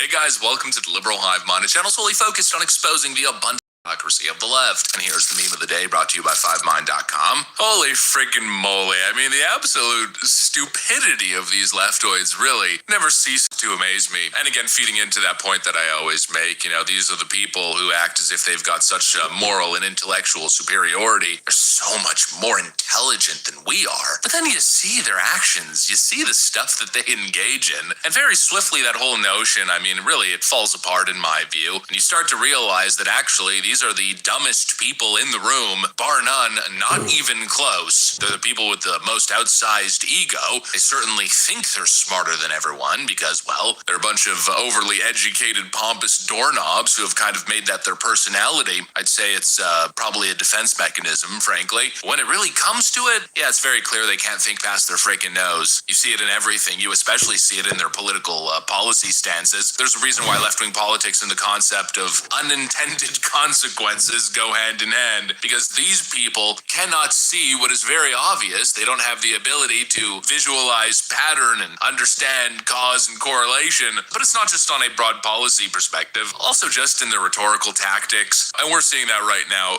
big time as the latest far-left strategy, mostly pushed by Alexandria Ocasio-Cortez, is now backfiring beyond belief. Yesterday with Shoe on Head, and now today with Joe Rogan, two leftists with incredible cultural influence, both of them absolutely excoriating this dismissal.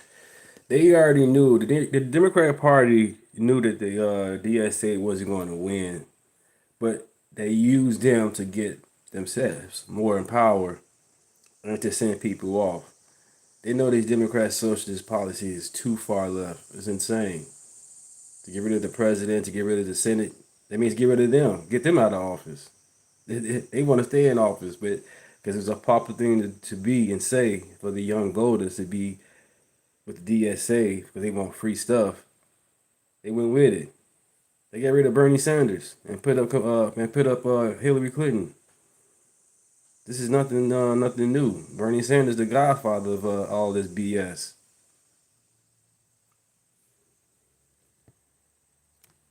Of woke one, which is just so predictable. These people, they think they're so smart, and yet they thought this was going to work, simply laughing off woke one. Oh, all that stuff that we've been talking about for the last 10 years, pretending as if it's the existential topic of our lifetime, the stuff that we've been advocating for in the most self-righteous manner possible. Yeah, well, forget all that. All that was crazy. As if they thought that they'd be able to get away with that kind of a dishonest dismissal. Yeah, obviously not. And now we got people like Joe Rogan and others holding their feet to the... Right, again, you had Obama for 2 terms, and then you had Joe Biden. And I'm pretty sure you had Joe Biden, you had Obama. So that's like, once again, it's like, 12 to 14 years of them being in power? It's great chaos. Nothing for the American people. Constantly sending money overseas. $86 billion of equipment left in Afghanistan because of Joe Biden.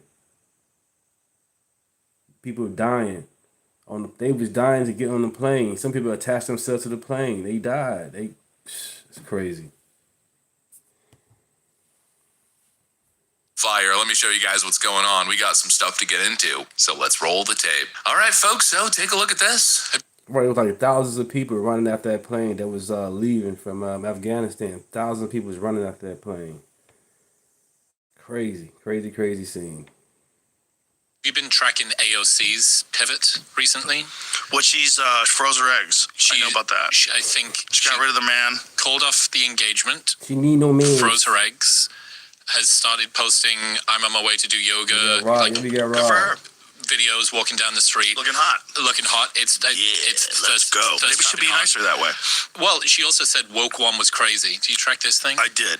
Yeah. Which makes me think that you're willing to change your opinions based on public reaction. People never learn. I don't like that. Because if you really thought defund the police and then you just described it to woke one was crazy, well, how did it get you? Because it didn't get me. How did it get you? How did defund the police get you? Give me your thoughts. How far out did you track the consequences of defunding the police? Because I immediately went to, you're going to have more crime because no one's going to be able to stop the crime. We're going to be it's going to get scary, and then they're going to want more police, and saying defund the police is just going to make more police and more control and more totalitarian government. Like, what did you think defund the police meant? Everyone's going to, like, eat mushrooms, and we're all going to, like, be flower children? What did you think? Because there's no police around, no one's going to do crimes, everyone's going to be great. Like, what was the thought process? Because if you're just saying that because everybody's like, that's crazy, and enough people say that's crazy, you're like, I think they think it's crazy. The wind's blowing in a different direction. Time for me to move. Have you changed your opinion? And if you did change your opinion, what were you thinking back then? If you want us to take you seriously, you have to say how you f***ed up. I thought you meant more. JJ, welcome to the chat, and thank you for watching my video, JJ. Thank you. More thirst traps.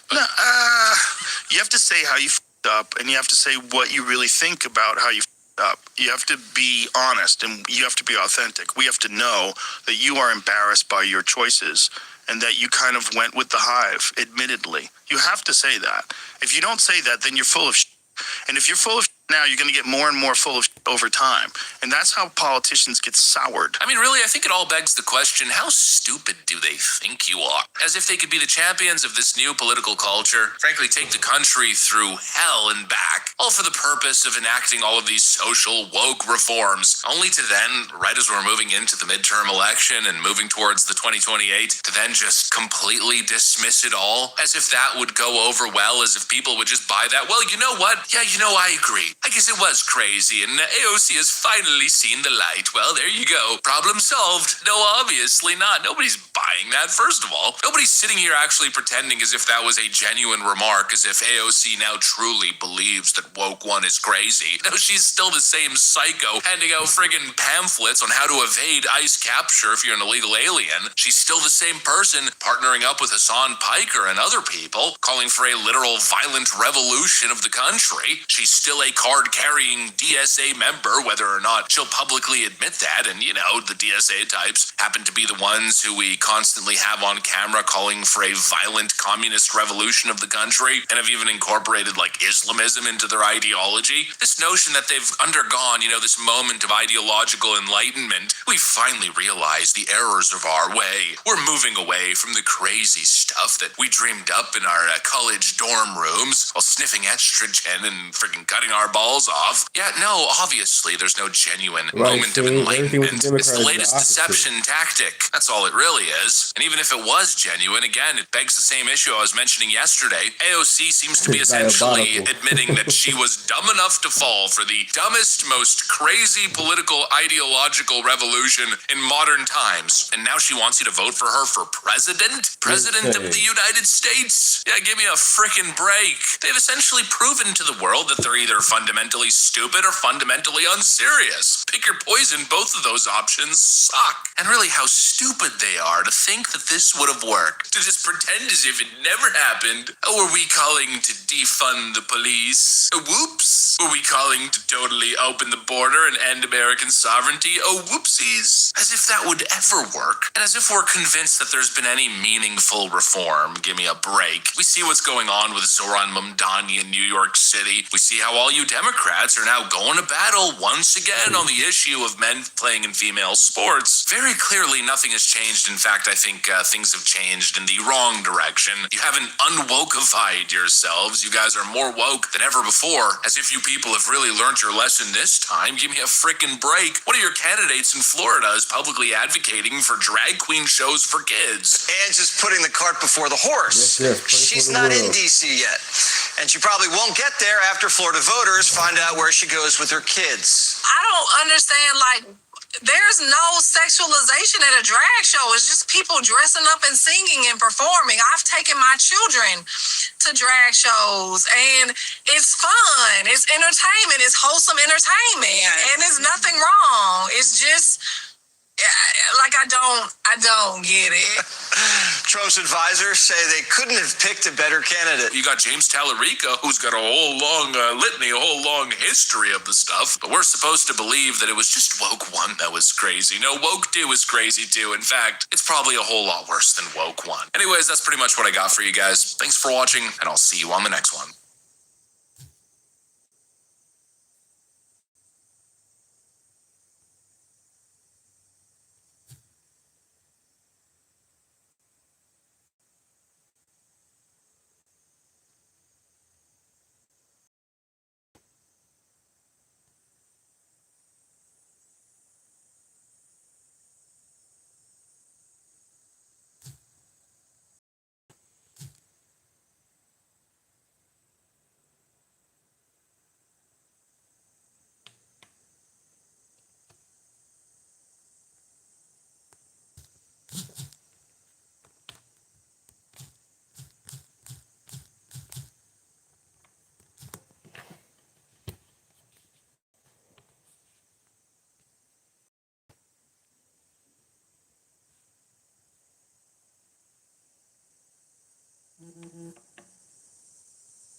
Cost of school supplies rose nearly 8% since last year, averaging nearly $175 per child, and the average cost of packing a school lunch is up more than 10% compared to last year. What do you say to parents who are struggling not just with how to manage schooling, but also the economic strains of it? Did you ask Biden that question? I'm pretty sure she didn't ask. Sorry about that, chat. I was trying to show you some memes that I be posting on Facebook. Every time I switch from YouTube to Facebook, it always lose connection. So my bad on that. I'm gonna figure out a way how to post these memes while I'm on live as well. But let's continue. Joe Biden, what are you going to do? Because people are paying so much more. I remember they came out during the barbecue last year and said this hot dogs are 17 cents less. You remember all that? But now she wants to approach her with, you're going to pay for someone else's kids because it's 8% higher. I mean, they had to reach for that stat. And this is 10% higher. Oh, you had to reach for that one, the whole 10%, huh? Well, I think if you look at what's going on throughout the country, really, there are some price upticks, I think, but the general economy is so strong and doing so well, and I think as students are headed back to school, our parents should have a lot to look forward to this year. I mean, some of the work that we've been doing over the past year to make sure that parents are more in charge of the education that is going on in their states with their children, to have more access to school records. They know that we've been working very hard to make sure that children are safer in school relative. Eric Trump, he can wait. My thing is, we already got JD and Marco. You know what I'm saying? I want those two to go ahead and run it.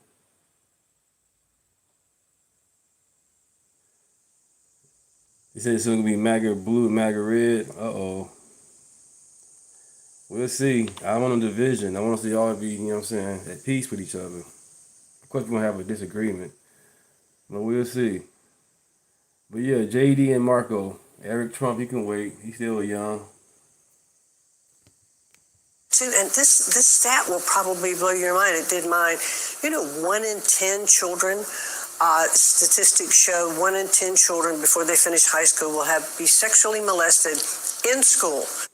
They said the same. Yeah, they said the same thing about the COVID shot. They was like, they ain't gonna take it because it's under Trump name. Soon Biden got in office, they went crazy getting the shot.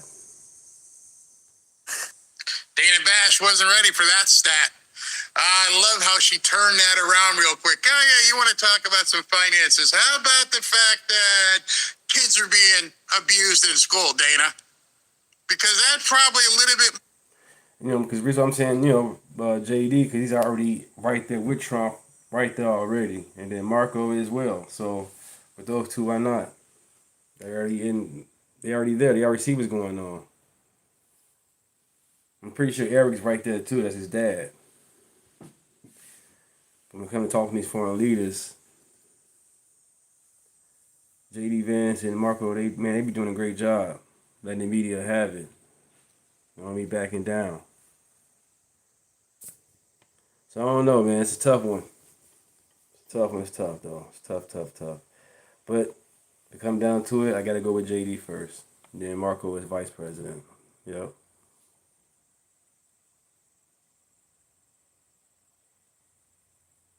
Oh, he didn't cross Trump? No, he hasn't. So far, he hasn't. At first, he wasn't a Trump supporter or a Trump, whatever you want to put it. But now, he is. And he broke it down why he wasn't, why he is now. I appreciate that. More important, kids' safety, making sure kids aren't being touched and things done to them in school. You want to go over that a little bit, Dana? So one of the things that we have really focused and really driving on is looking at what is going on in schools. There were California schools that actually were reported events of this. We've been investigating it. Where did that stat come from? Did you do a study? Yes. Why didn't she ask you that? About your numbers. Hey, where'd that 8% and 10% come from? Did you do a study? I mean, if he does that, why Is it not? for all 50 states or California and with Minnesota? What states are 8% higher, Dana? But when she gives you a stat, you turn around and go, I want the source. Yeah, typical liberal. We did a study, and it came from the general education statistics that were afforded to us. And so when we looked at that, and we really looked at those stats coming out of California, so we said, what is really going on here in these schools? And what happens is the teachers don't get, or sometimes it's faculty and sometimes the staff that's working in the schools. And instead of firing those teachers just get sent to another school. And it's not part of their record or anything. So we have really been cracking down on that as well. Yeah, and just as you know, parents are struggling with the economy. I know they are. She completely ignored it.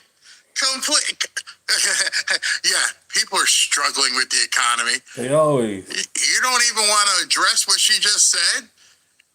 Did she just talk into a vacuum? Did nobody hear what she just said about kids being abused at school? Nobody? Right back to, people are struggling.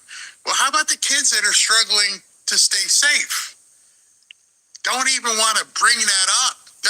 It's fact because you said a lot of it came from California. Nope, don't want to talk about that. I'm not prepared to even discuss that. Let's go back to the economy. Economic indicators are better, but the affordability crisis is real. I want to talk about AI in the classroom. You issued guidance last week saying schools should evaluate AI tools based on evidence of effectiveness and learning outcomes. The tools haven't been around very long, so there are no real studies, certainly not long-term comprehensive studies. It's not possible since AI is so new. And yet Google, for example, expanded its use of AI, Gemini, in classrooms. OpenAI just introduced ChatGPT Teens. Are you concerned that students are effectively becoming sort of guinea pigs for chatbots? No, what I'm concerned, can I take this one, Linda? Do you mind? What I'm concerned about is all these kids that can't read and they're being pushed through graduation. I'm concerned about kids can't add, they can't do multiplication, and they're being given diplomas. I'm concerned that the University of Michigan isn't publishing grades anymore because the kids fail so much and they don't want their peepees hurt. That's what I'm concerned about as the Department of Education. That's what I want to know is why can these kids not read? Why can they not add? Why can't they do 2 times 2?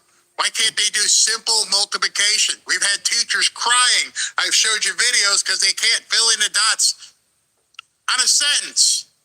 And you're worried about AI? Let me tell you a personal story about AI. And it happened last night. And I called Robin because I was here at the office. And I went, Robin, I know you're already right with God. We need to get righter. She started laughing. She's like, what happened? And I said, earlier in the day, I told her, because I was here all day working on something, and there was a problem, and it was really getting to me. And what it was is, we started doing the Bible giveaways last year in one database, and the shipping is in a different database, and those 2 databases don't talk to each other.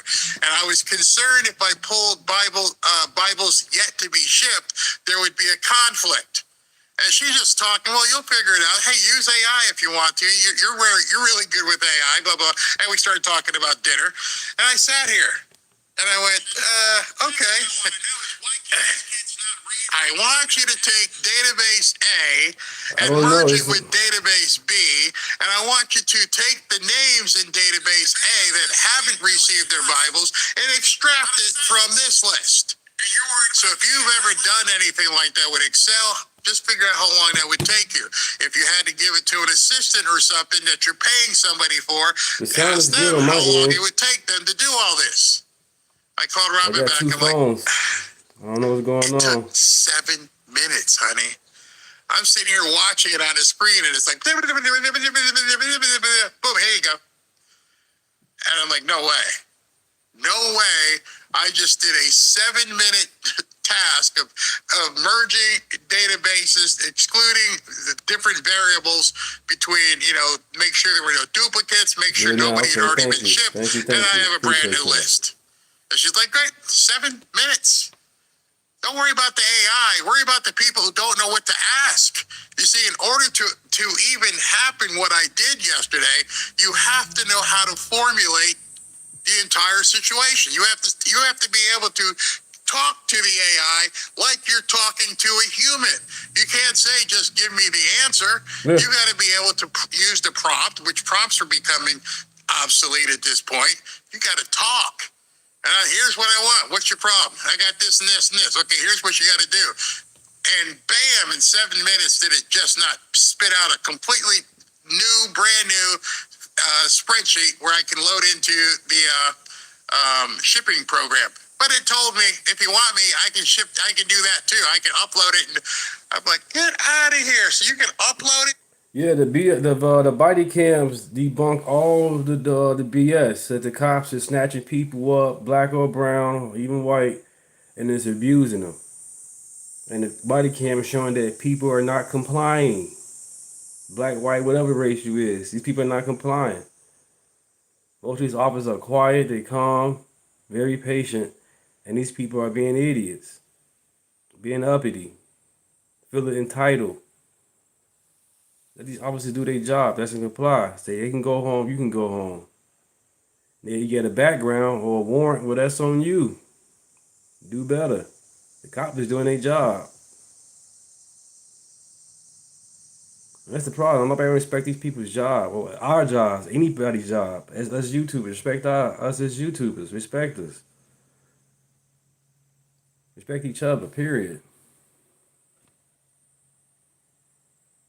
Too, yeah, I can upload it, and I can also print all the I'm like, get out of here! So I can. Who's getting fired? Who do I not need anymore? I do think that what we have to make sure we're looking at is how much screen time students have in school, but what is that screen time? We want to make sure that there is effectiveness for students. And I've had the privilege of going down to Austin, Texas, to the Alpha School and seeing how AI is really working in that particular school.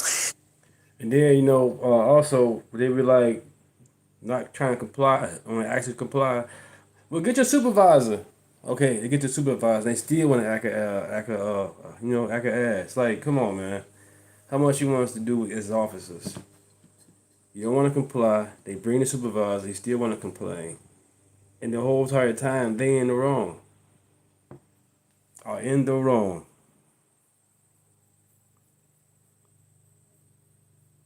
Nobody would be. That's the problem. They in the wrong. They want to be held accountable for it. Like a perfect example, Sonny Austin's son. College student, whatever, and he trespassed, and she don't want him to get a ticket or have to go to court or have his name in the system from having a ticket or whatever type of or being detained. No, your son should not have trespassed. Simple as that. No, but he's a good kid. He has a 4.0. He helps the homeless people. I'm a star. I'm on The View. I'm Sunny hosting 6-7. Who cares? Your son broke the law. You got to get a ticket.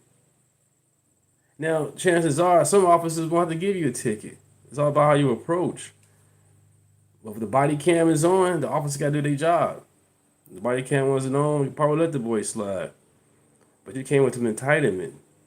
Oh, I'm a star. I'm from The View. My son went to college.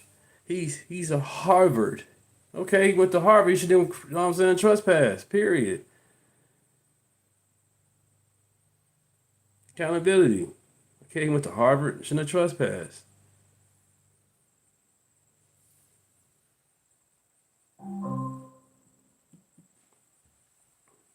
And same thing like Carmelo Anthony's situation. Oh, he was a good kid.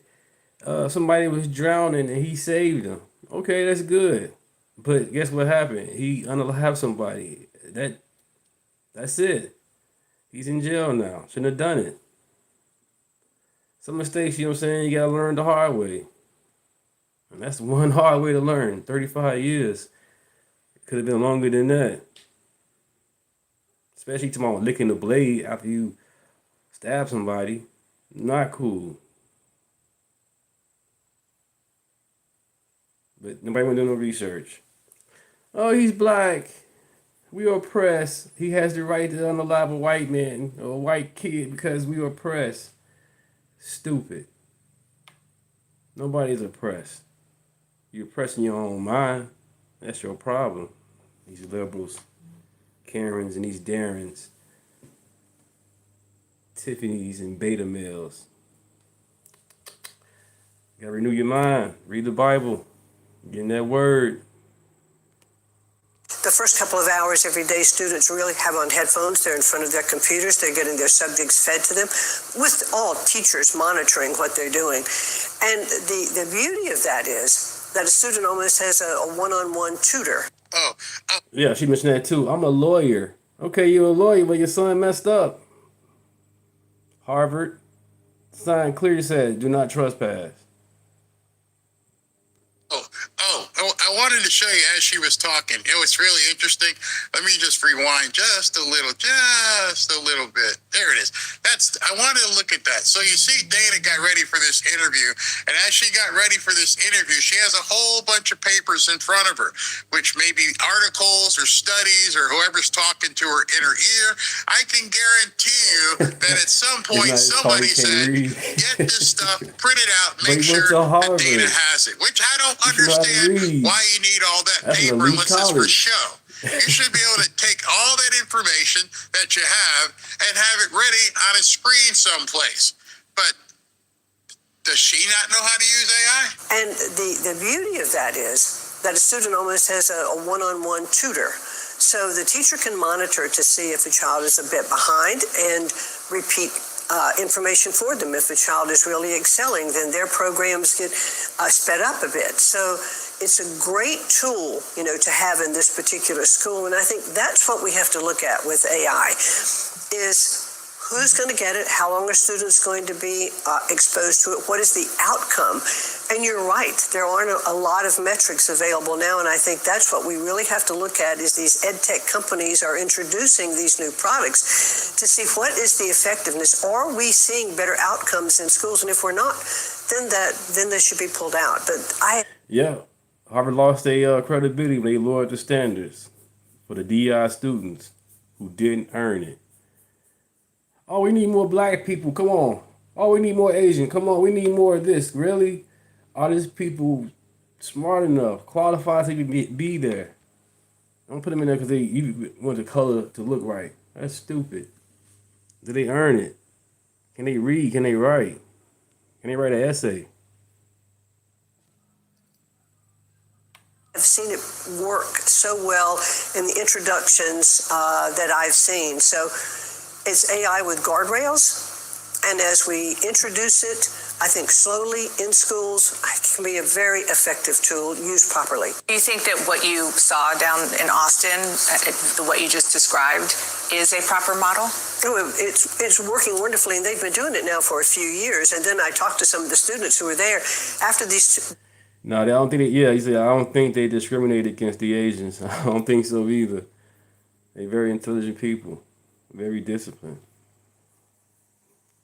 This 2-hour block, and then the rest of the day is spent in the application of what they're learning.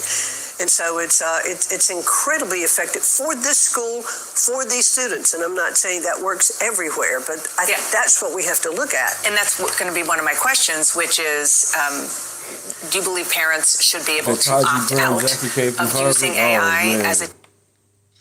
Why would any parent opt out of using AI?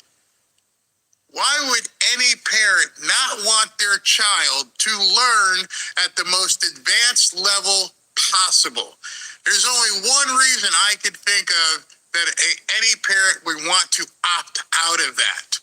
Because the teachers union, or somebody said, we're going to lose our jobs. This thing can teach kids much better than we can.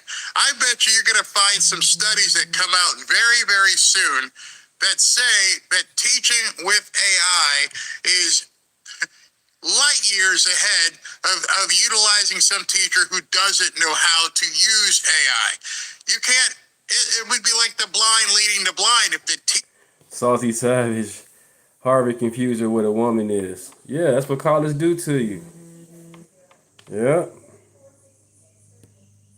Teacher isn't well versed on it, then the kid's not, there's nowhere for the kid to learn. It's funny, Christina, welcome back, Christina, and congratulations. She had posted this. I can write 2 hours of code in about 5 minutes.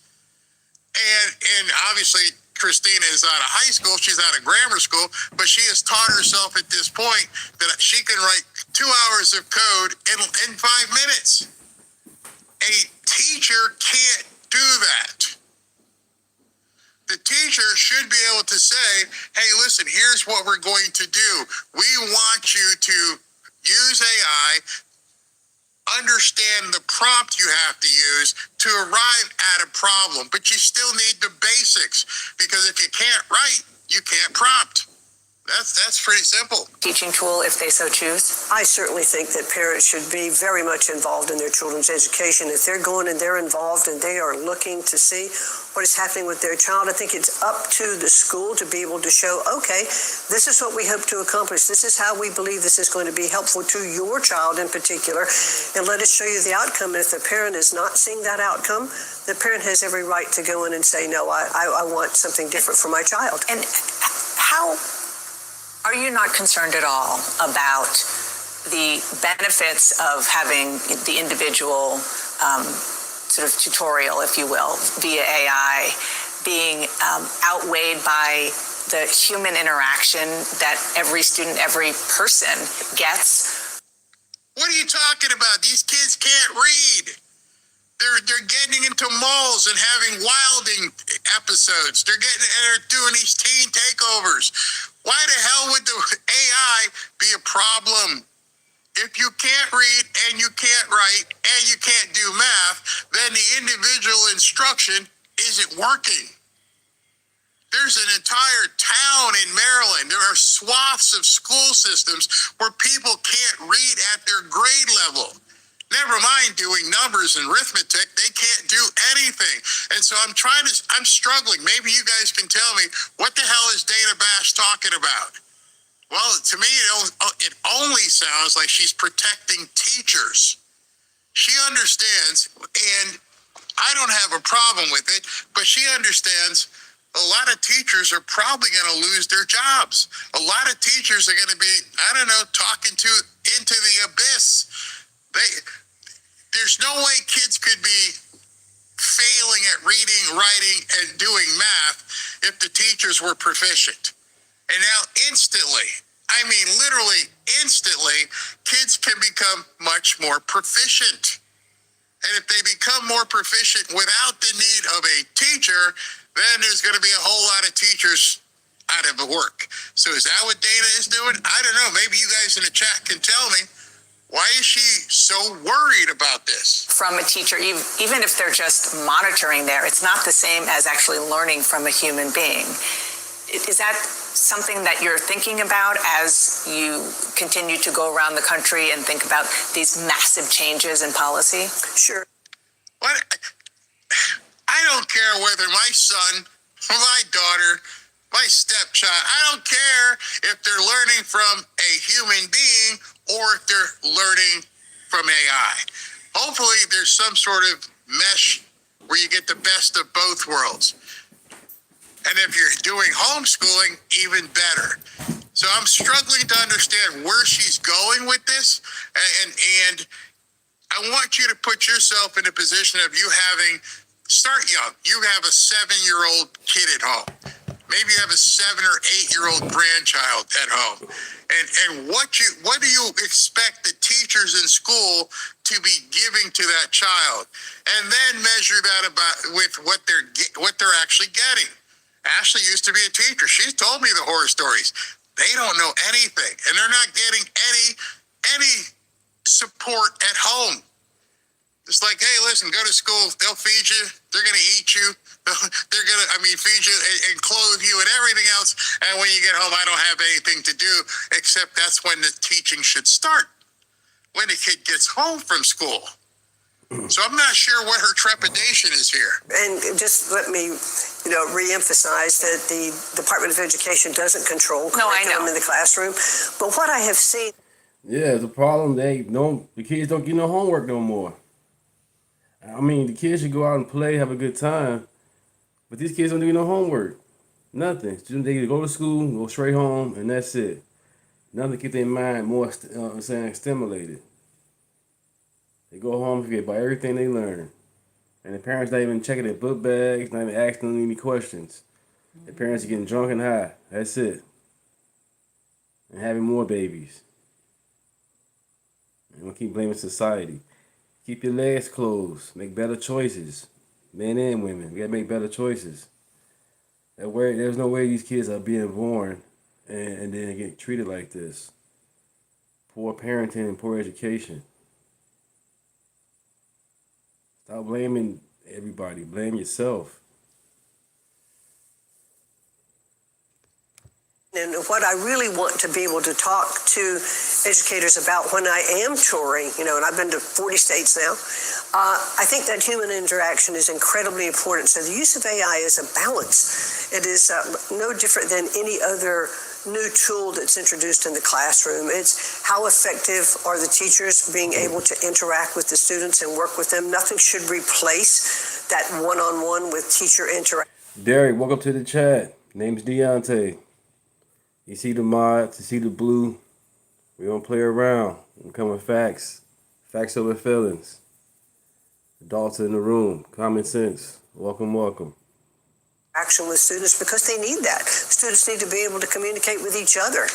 And they need to have that interaction. They need to get out on the playground. Hey, Derek, just go ahead and Google them burning the books. Go ahead.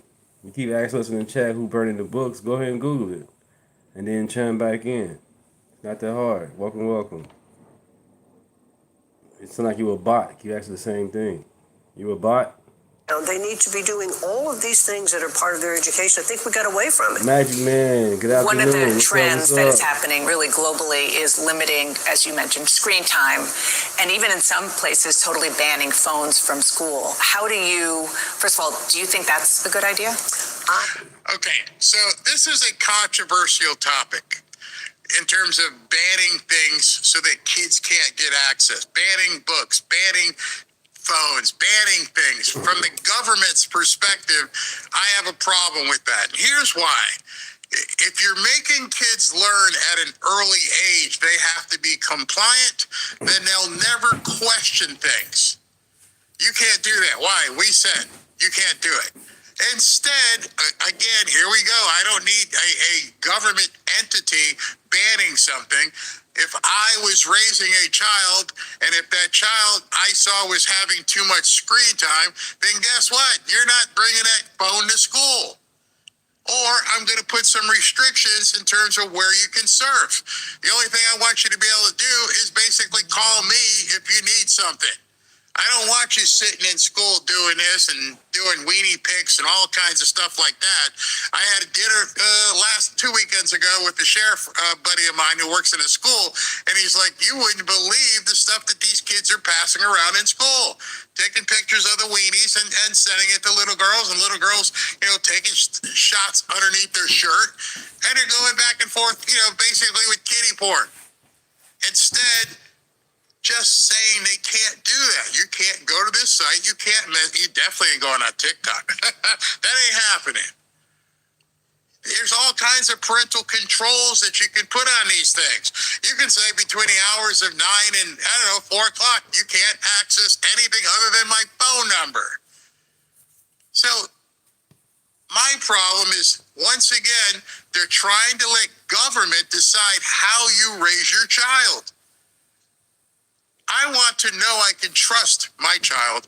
If I had an 8, 9, 10, 12-year-old kid, 14 going to school, I want to know I can trust you. I'm telling you right now, you're going to school to read, write, and play sports. I'm trusting you not to do anything. And the first time, you're going to get a warning. The second time, you might get disciplined. The third time, you ain't got a phone. It's gone. Explain to your friends, I don't have a phone. Sorry, too bad. That's it. Some people say you get one shot. I'd at least give them 2 shots. The third shot, you're done. I want to be able to trust him or her.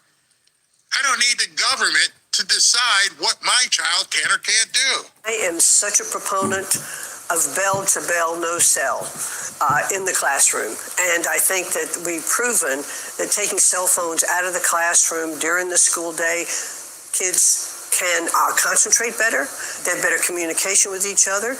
So you Google it, so what you get? They're actually enjoying conversations in the hallways again, and teachers have said to me over and over again, this has really been a great thing to take these sort of recreational distractions, away from children in the classroom. And now I think we have to think about screen time, whether are we looking at it as recreational screen time or are we looking at it as tutorial screen time? So there is a right balance to be used in the classroom, and getting rid of the recreational screen time, I'm a proponent for 100%. I want to ask you about another move that you are pushing, and you're not the only one. The whole question of whether or not it's the right thing to push all students to college, or whether it's... All right, so this is where it takes the turn, and you realize, this whole thing has been about you protecting teachers, protecting the machine, protecting the liberal indoctrination, because she smiles and she's got a soft voice, but this is what they're really concerned. Not even the AI. This is the teachers. This is the educational machine's worst nightmare. Better for some people to attend a trade school like plumbing, electrical work, HVAC, which you can get a job that pays very, very well. But one of the things that it seems is happening is that there is kind of a push to start students on a track as early as elementary school. Why is that a problem? Pretty much, if I see, and it's funny when I heard this question, because you just saw what President Trump did. At the meeting, and this took place yesterday, President Trump knew this got asked, and what did he do? He goes, hey, all you little kiddies want to go see some construction? And I thought to myself when he said it, I'm like, oh my gosh. He knew where Lyndon McMahon went. He understood that this is something else that's pissed. Derek, you're not even saying anything. You talking about some facts. Facts about what? You ain't even saying nothing. You a fucking bot. Get the guy up out of here.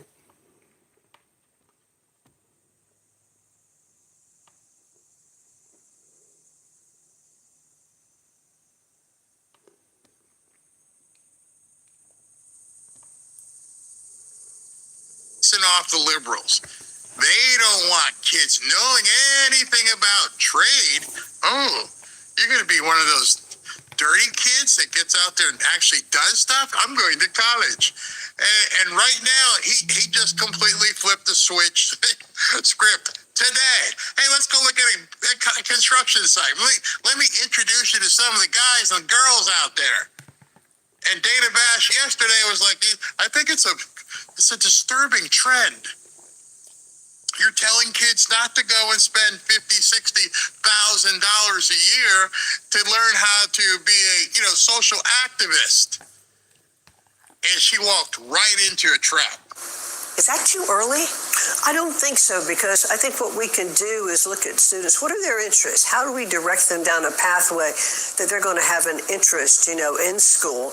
And I believe that children need a well-rounded education, but I think we have focused too long for just that path to a four-year university. And sometimes we ignore what the actual skill sets of those students are. And so as I have looked at middle schools, and I've been to community colleges, and I look at the combinations and how these community colleges are working with middle schools. They have dual credits, middle schools and high schools, for skilled trades. We are really making great advances to get our skilled workforce ready to go. Which makes sense. I mean, middle school, that's maybe debatable, but elementary school should. Why do you have a problem with that, Dana? I can tell you as a young boy growing up, I'm talking like young, 6 and 7, and you probably know some young kids too. What's the first thing we do? We got in the dirt and we played and we dug stuff up. Go to the beach. Go to the beach, Dana. What are kids doing at the beach? They're digging up sand. They're working with their hands. And then, as you go forward, you decide where you want to go, what track you want to be. And it's very interesting to me. Ashley does these time-lapse photos. And she'll take a picture of one of the grandkids at a certain age, and she'll compare it to where they are today. She sent me our grandson's time lapse of when he looked like he was 5 or 6 and what his today. And when he was 5 or 6, whatever age that photo was, says, what do I want to do when I grow up? Because I want to be a pharmacist. Of course, because his father's a pharmacist. Now, if you asked him the same thing, he's probably going to have a different ideology as to what he wants to do.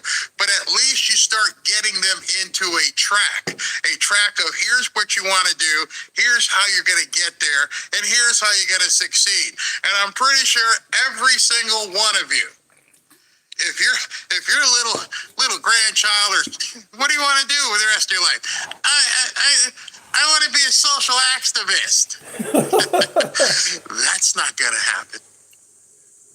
What's next? I want to be an influencer. That's not going to happen. Okay, so now that we got that out of the way, you're pretty much telling me you're destined for Starbucksdom. You're going to be making people coffee. You're going to be making people sandwiches. Because both of those two things that you have in mind, there is no longevity for. You are destined to pouring coffee, writing the name on the cup, and handing it over for somebody else. You don't have what it takes. And now what we're seeing is so many kids going to college, not knowing why they're there, except for, get stoned and drunk for 4 years, or play football, and then coming out and going, now what do I do?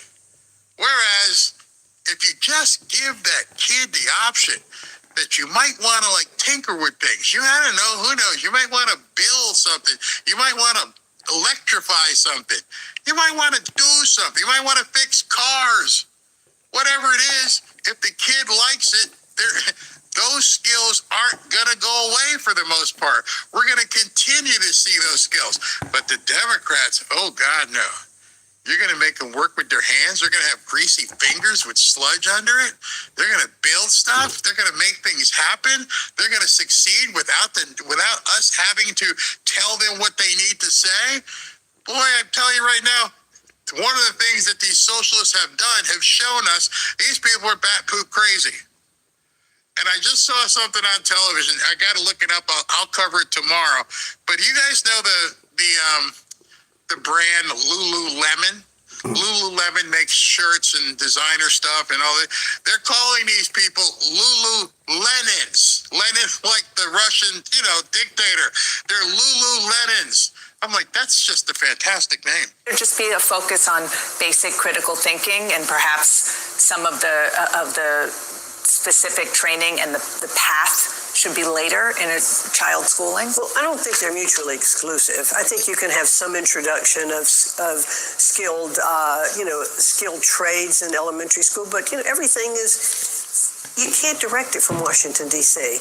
How does each school work? What are the needs of that community? How are parents interacting, with teachers? And I think that is so critical as to what community needs. And that's why we really want to return education to the states.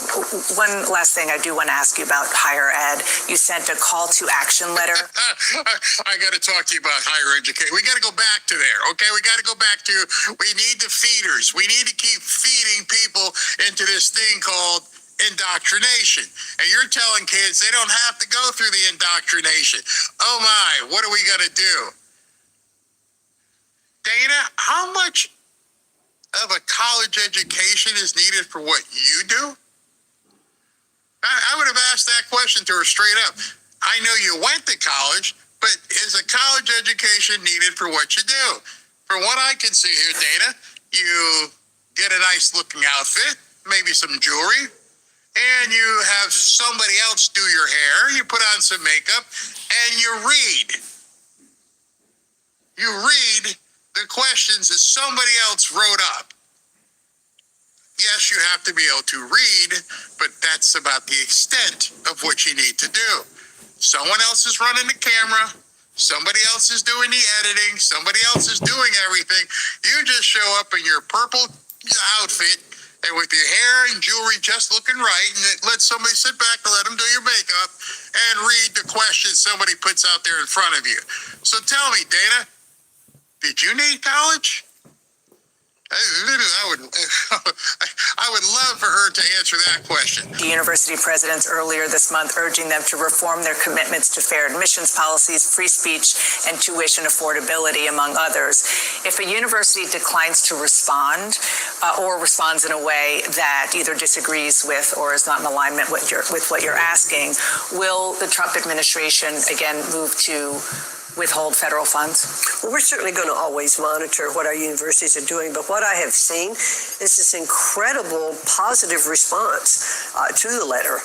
And universities saying, look, let me tell you what we're already doing. We're already doing this relative to making sure that we do have free speech on campus, making sure that there is room for debate as we have truth seekers that are on campuses, that we are hiring, really with a view of making sure that our teachers are going to continue to foster, free speech on their campuses, but at the same time, and we want to. Yeah, see, that's the problem. They don't want people being individuals. They need you to be lockstep and doing what the whack jobs want these kids to do. Have meritocracy for students who are going into school to make sure they are ready for college. And not trying to simply.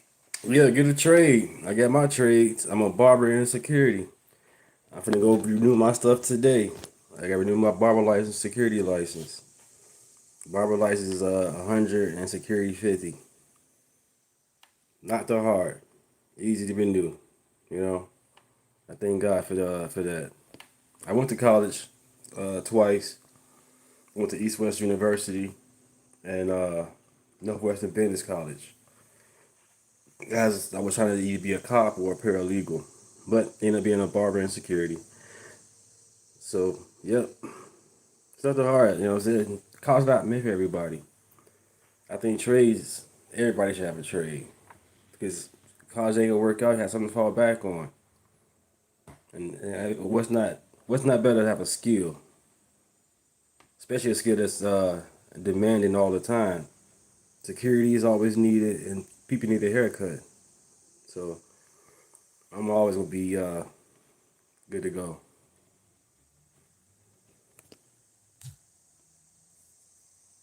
Replace what you believe is one track on one side of the political aisle with another. No. This should be totally across the aisle. In fact, the letter that I received, or the response from Governor DeSantis in Florida, was showing me that at least once a quarter at the Florida schools, they have open debates that are required, both sides of the aisle, and to really discuss issues and have the professors involved in all of that. That's what we're looking for. Open debate, open discussion. Yes, the collision of ideas is what really puts education forward. And if we just have one side or the other side, we don't have that collision, and we people don't Israel any longer. And if Jews in America keep putting this idea out there that they are singularly invested in Israel, eventually someone's going to come around and take action, not against the state of Israel, mind you, but against American Jews. Yeah, Lawrence, I don't want to be in the tent with the guys trying to kill me.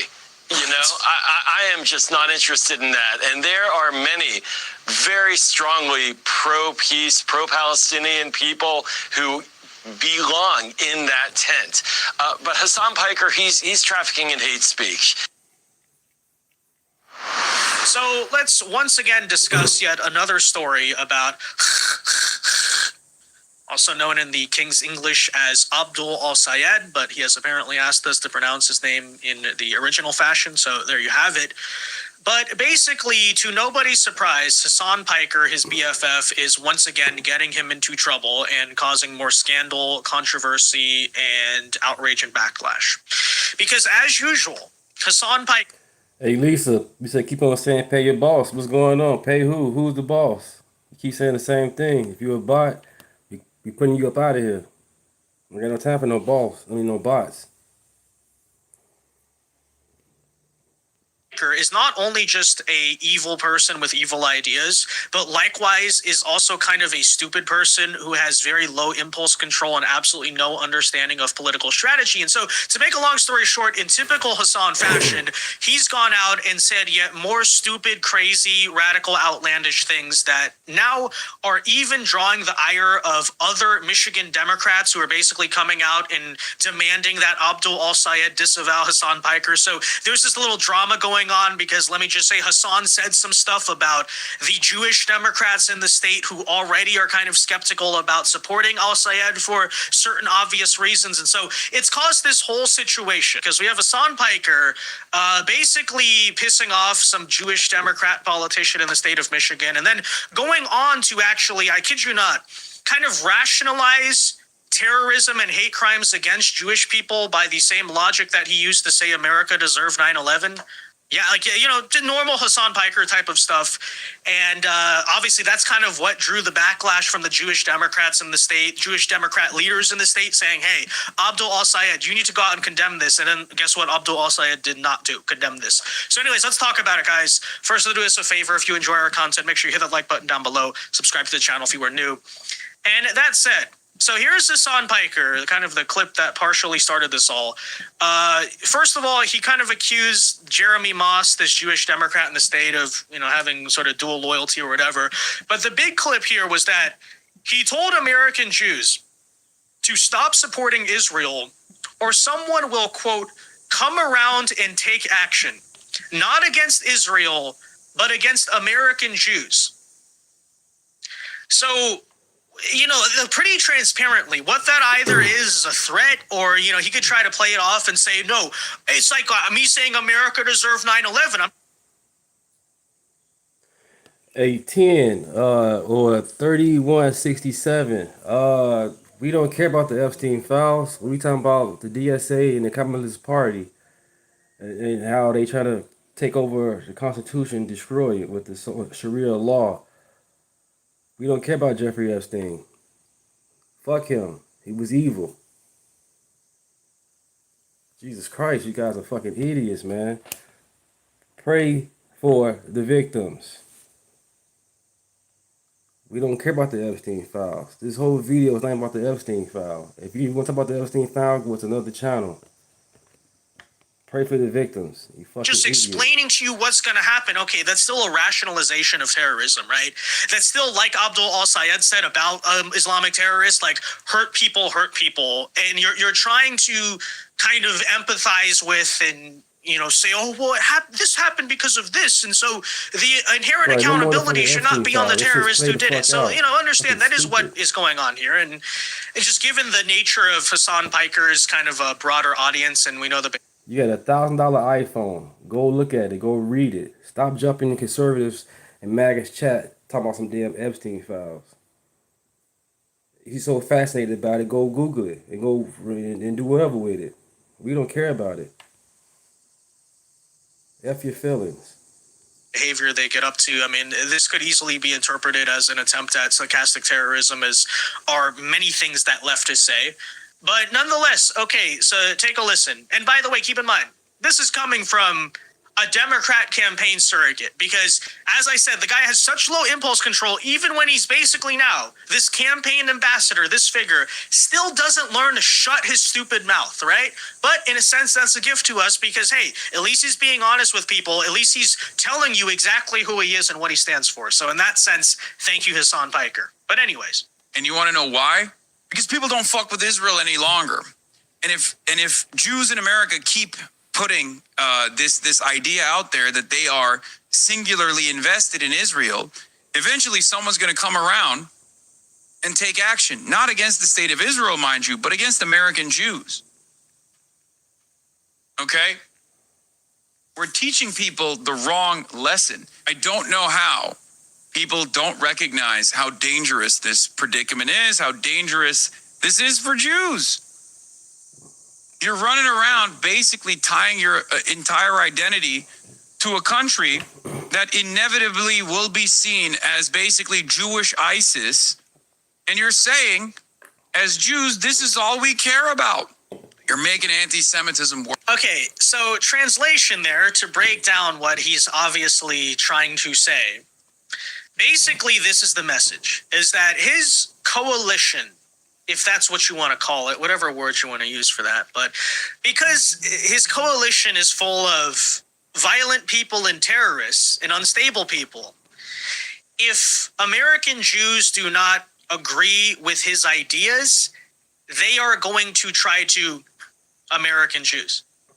That's the statement being made, right?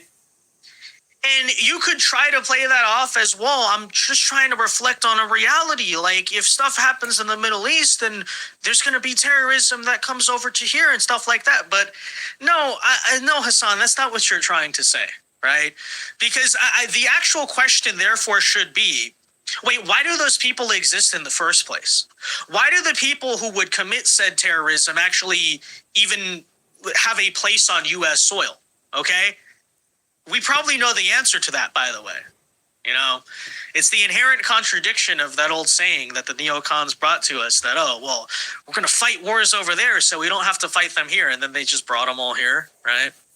I mean, I've said before, if there's any comment I would make to American Jews as a voting bloc, it would be, hey, I understand that you're very concerned about this anti-Semitism thing.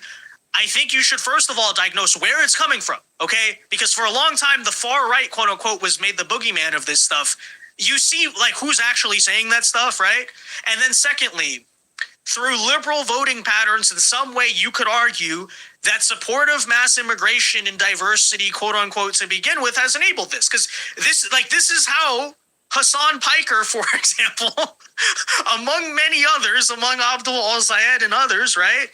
It should be a serious question as to, okay, I understand it's a concern, and it's a concern that's been around for thousands of years. I mean, we know what goes on over in the Middle East and all that, but why is it here? Why are we being forced to fight the sand wars over in this country, right? So, by the way, what I'd point out, because people could try to say that, oh, he's just talking about Israel or something, why do you care, whatever, is that, again, that is the same rationalization he used for America deserved 9/11, He's the same one he implicitly uses, for example, to mock Charlie Kirk in his assassination recently, right? This is always what they do. So understand, like, this is the central premise behind all of it. He doesn't just say it about Jews. He says it in general. Basically, like, if you, for whatever reason, are a hindrance to his agenda of, like, global leftism and communism, then therefore, oh, well, don't you know, bro, people are going to try to kill you, right? People are going to try to you if that's the case. Yeah, so does that not prove that the people who would do that action are the bad guys here? That makes you the good guy? It makes you the good guy because your people are violent and target innocents and all that stuff, right? But I'm sure the real reason they care about Gaza is not because it's like this third world tribalistic thing. No, it's because they care about the genocide. They care about the slaughter of innocents. And then say something like that right there, right? Because it's about human life. It's about human rights. Again, it's not just like a third world tribalistic sand cause. I'm just saying, you know, that's sort of been our position. I've been saying that if you're not born here, you should not be in office, state or federal. Period. I want to say education as well, because they come in here with this third world mentality. Keep that stuff overseas. We out west. It's west side, baby. We don't want all that trash. We doing good over here. That's why people keep on dying to get over here. But the Democrats, these lefties, gonna keep telling you that America is bad. And then if America is bad, then why you guys want to open borders? Makes no sense. If America is so bad, Democrats, why you guys want people to come in here? If America is bad, you should have them not come here. But you already know they want them to come here for cheap labor, to keep themselves in power, and have them to keep on voting, and make them to become the new voters. But you can see half these people that's coming across the border bogus, they're not even voting Democrat. They're not even probably voting at all. They just here. I can't get mad at them. Nobody should be. Wake up, brother. No, you wake up. You in my chat. Fuck the Epstein files. And fuck your feelings. On the real. I'm gonna wake up, brother. I'm glad you know I'm a man. Appreciate that. I don't know what you is. You probably know what you is. Probably got a furry outfit on. With 3 masks on. Welcome to the chat. Named Deontay. On the Palestine movement the whole time, which is historically true about the Palestine movement. But anyways, okay, so long story short, right, you get the point. But that is the Hassan Piker comment and whatever that caused some backlash. So here we have. I know you back. Jeremy Moss. I know. I told you guys. These guys love the conservative chats, man. They love our MAGA chats, man. You kick these people out, they keep coming back. I appreciate it. That means I'm doing something right. We doing something right as MAGAs, as conservatives. Common Sense Channel. Who is who's the actually Senate President pro tempore of Michigan for the Democrats. He's running for Congress in Michigan's 11th district. And Jeremy Moss, by my understanding, is kick you up out of here. We're gonna break you down and build you up the right way. We don't care about you guys' feelings. Facts over feelings. Apparently Jewish. So here's what he came out and said. He was not happy about this Hassan Piker thing. And by the way, Hassan Piker himself came out and attacked Jeremy Moss in sort of the same fashion. So he said, since the primary election, Abdul and I have been in continual dialogue in our shared fight against MAGA extremism. Because according to this guy, despite Hassan Piker being a prominent figure on your campaign trail, the real problem is the MAGA extremism, right? Don't you know? They're the Nazis. They're against the Jewish people, guys. What are you even talking about? But anyways, okay, so we have also talked about Jewish and Arab safety and security, both here at home in Michigan and in the Middle East. Coexistence among all of our communities is essential.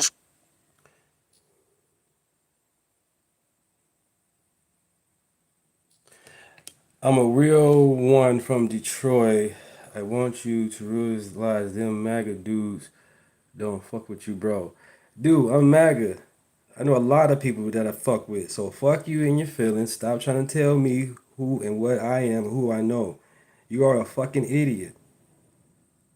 You stupid.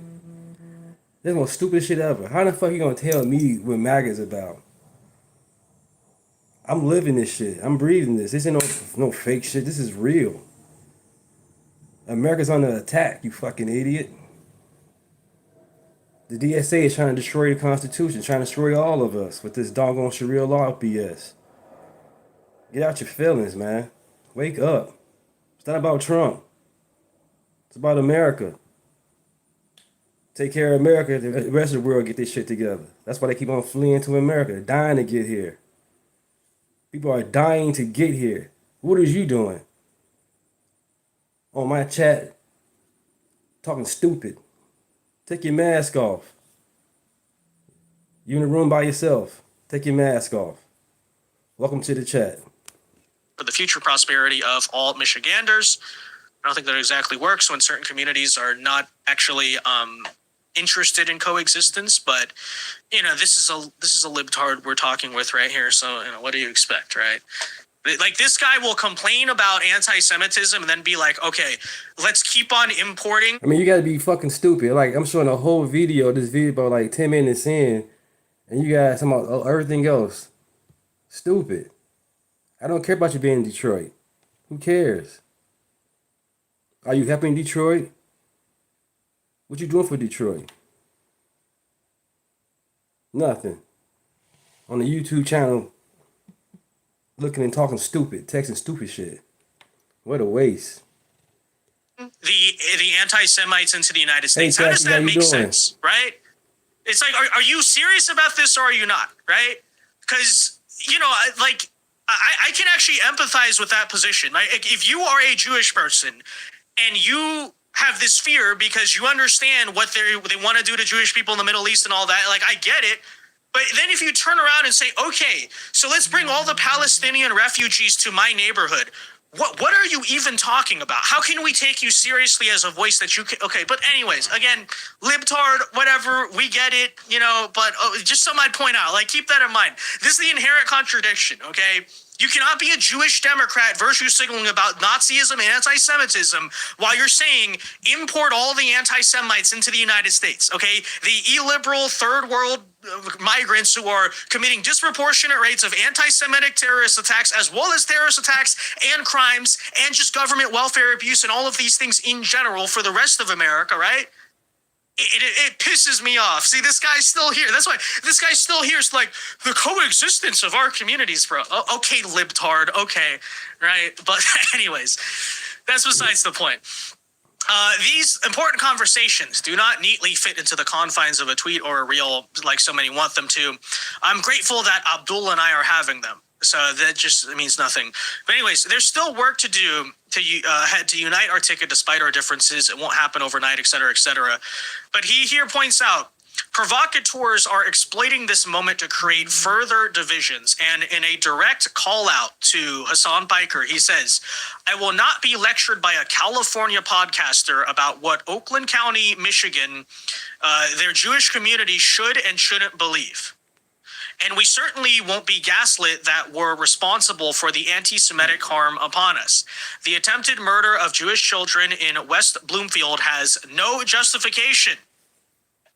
I agree, by the way.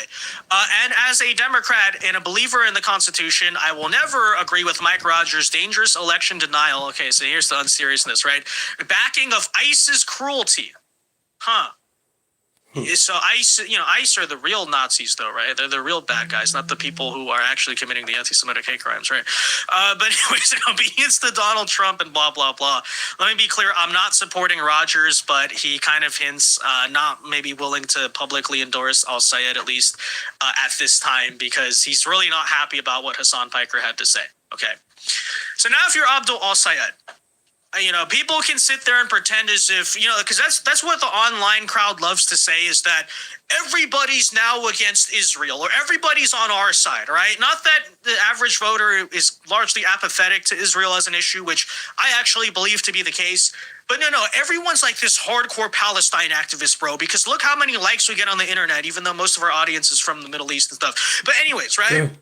But here's the reality if you're Abdul al-Sayed, is that you do still have a lot of, let's say, white suburban voters that are not really down with this stuff. Okay, they're not down with Hassan Piker. They'll hear a comment like that. bloodthirsty, blah, blah, blah. And it's off-putting. It's politically toxic. You do also, by the way, there are Jewish voters in Michigan. Okay, they do exist. And by the way, if you know anything about Jewish voting patterns in America, they're largely Democrat. Okay, like Jews are a liberal leaning voting bloc. So you would think in a swing state, let's not alienate them. Let's not totally piss them off. I'm already sort of establishing myself to be a far left guy, but no, instead, here is Abdul al-Sayed basically coming out, and I kid you not, as we hinted at, right, doubling down. So here's what he had to say. Quote, I believe all Americans deserve the right to advocate for what they believe without a fear of violence. And that, by the way, is about all Abdul al-Sayed will say in that direction, okay? But by the way, remember about terrorists, though, hurt people. So, yeah, like, it's wrong for a terrorist. It basically saying is like, yeah, it's wrong for a terrorist attack to happen, and I'm going to at least pretend as if, you know, that's maybe the position I hold, but also we should basically have empathy for the terrorists and understand, like, why they got to this position and blah, blah, blah. And, you know, it's not really their fault at the end of the day. We're not going to just call out the face of evil for what it is. Unless they're a white supremacist, right? But if they're an Arab or Muslim terrorist attacker for reasons it's a big mystery to all of us why he would say that. But, then it's hurt people. Then we should empathize with the terrorist, right?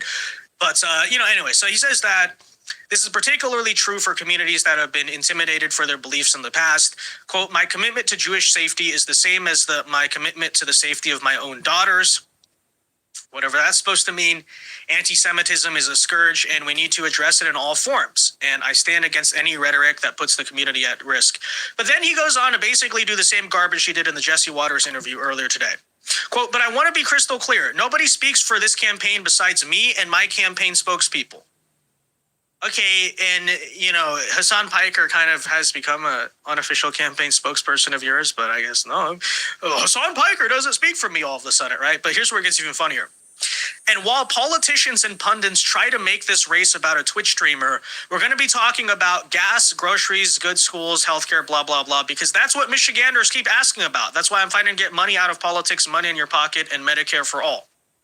Which is, of course, hilarious because as we just covered in the Jesse Waters video, when he's actually cornered on an issue like Medicare for all, the issues he claims, it's just a distraction. They won't ask me about the real issues because it's what Michiganders care about. He couldn't even answer basic questions, give basic information.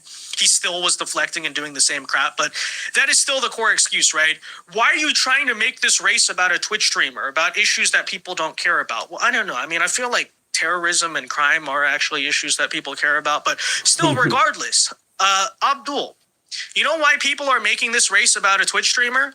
Because you made the race about a Twitch streamer, right? He knew exactly what he was doing, inviting Hassan Piker, hanging out with him, fist bumping him, having him all over the campaign trail, extended coverage with all of it, taking pictures together, buddy, blah, blah, blah. And, clearly you can tell on just the personal level, they're friends. I mean, that's something basically everyone knows and understands, right? And then all of a sudden, he's basically saying, Rico Home, welcome to the chat. There is nothing of value the left has adding to our nation. The left started slavery, yep. Jim Crow, illegal immigrants, yep. Everything they do is to keep slave labor and our wages so low that it feels like slavery. Correct on that?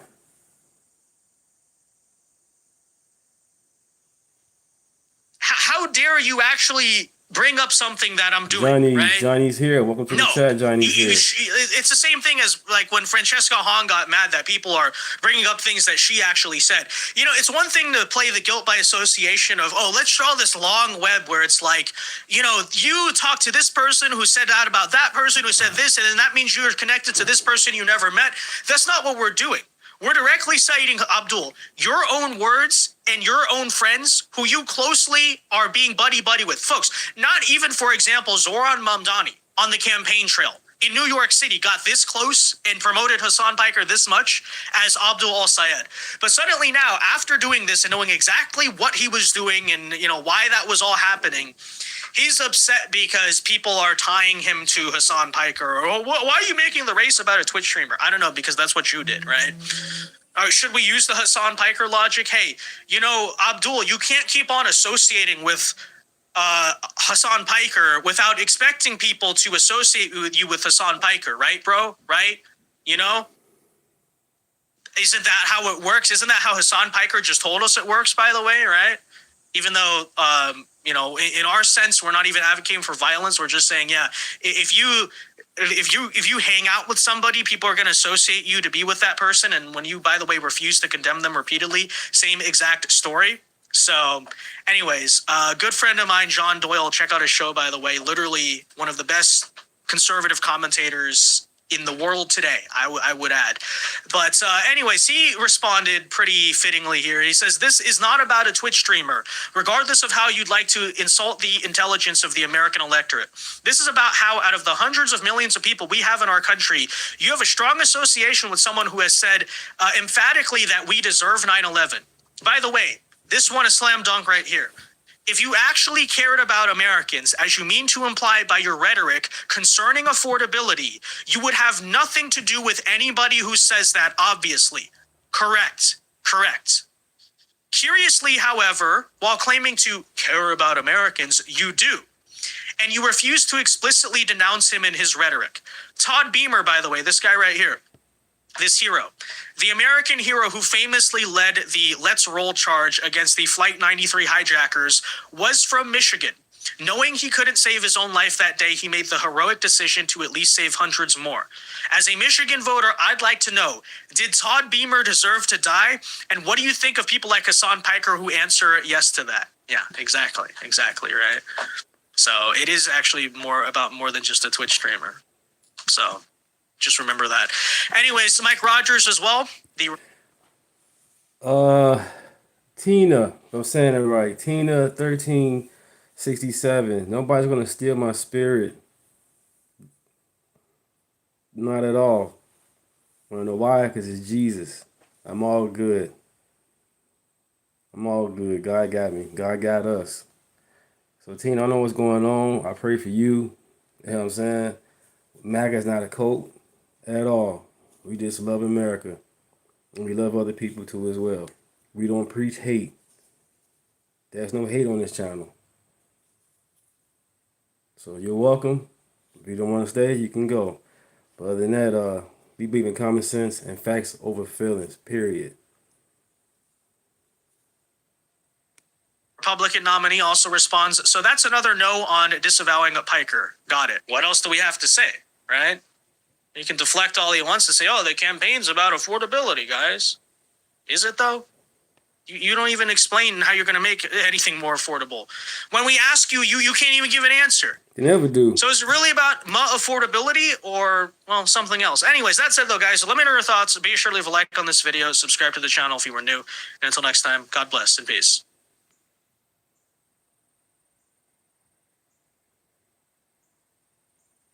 And then she married a brother to come in. I don't know, you're not. But I think I would imagine they're looking at her. I have nothing to do with it. I would imagine. And he would imagine correctly.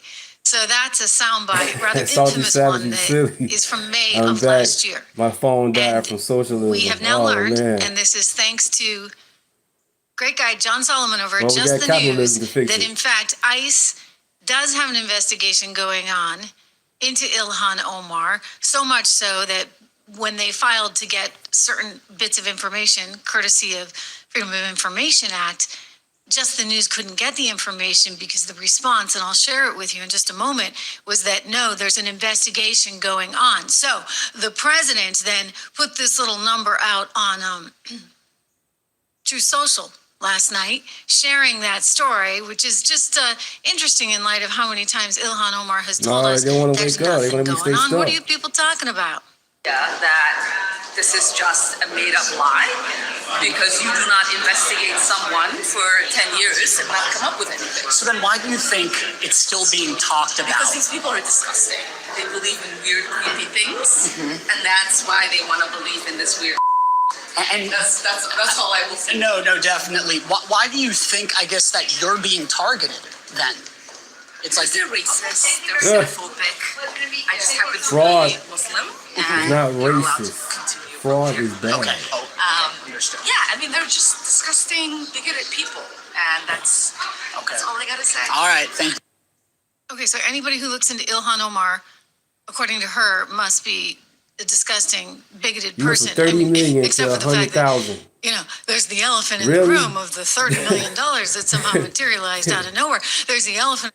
So you went from $30 million to 100,000. So you didn't buy nothing with that 30 million. You didn't expand your house or certain things. So you just didn't. Right. Come on, man. Follow the money.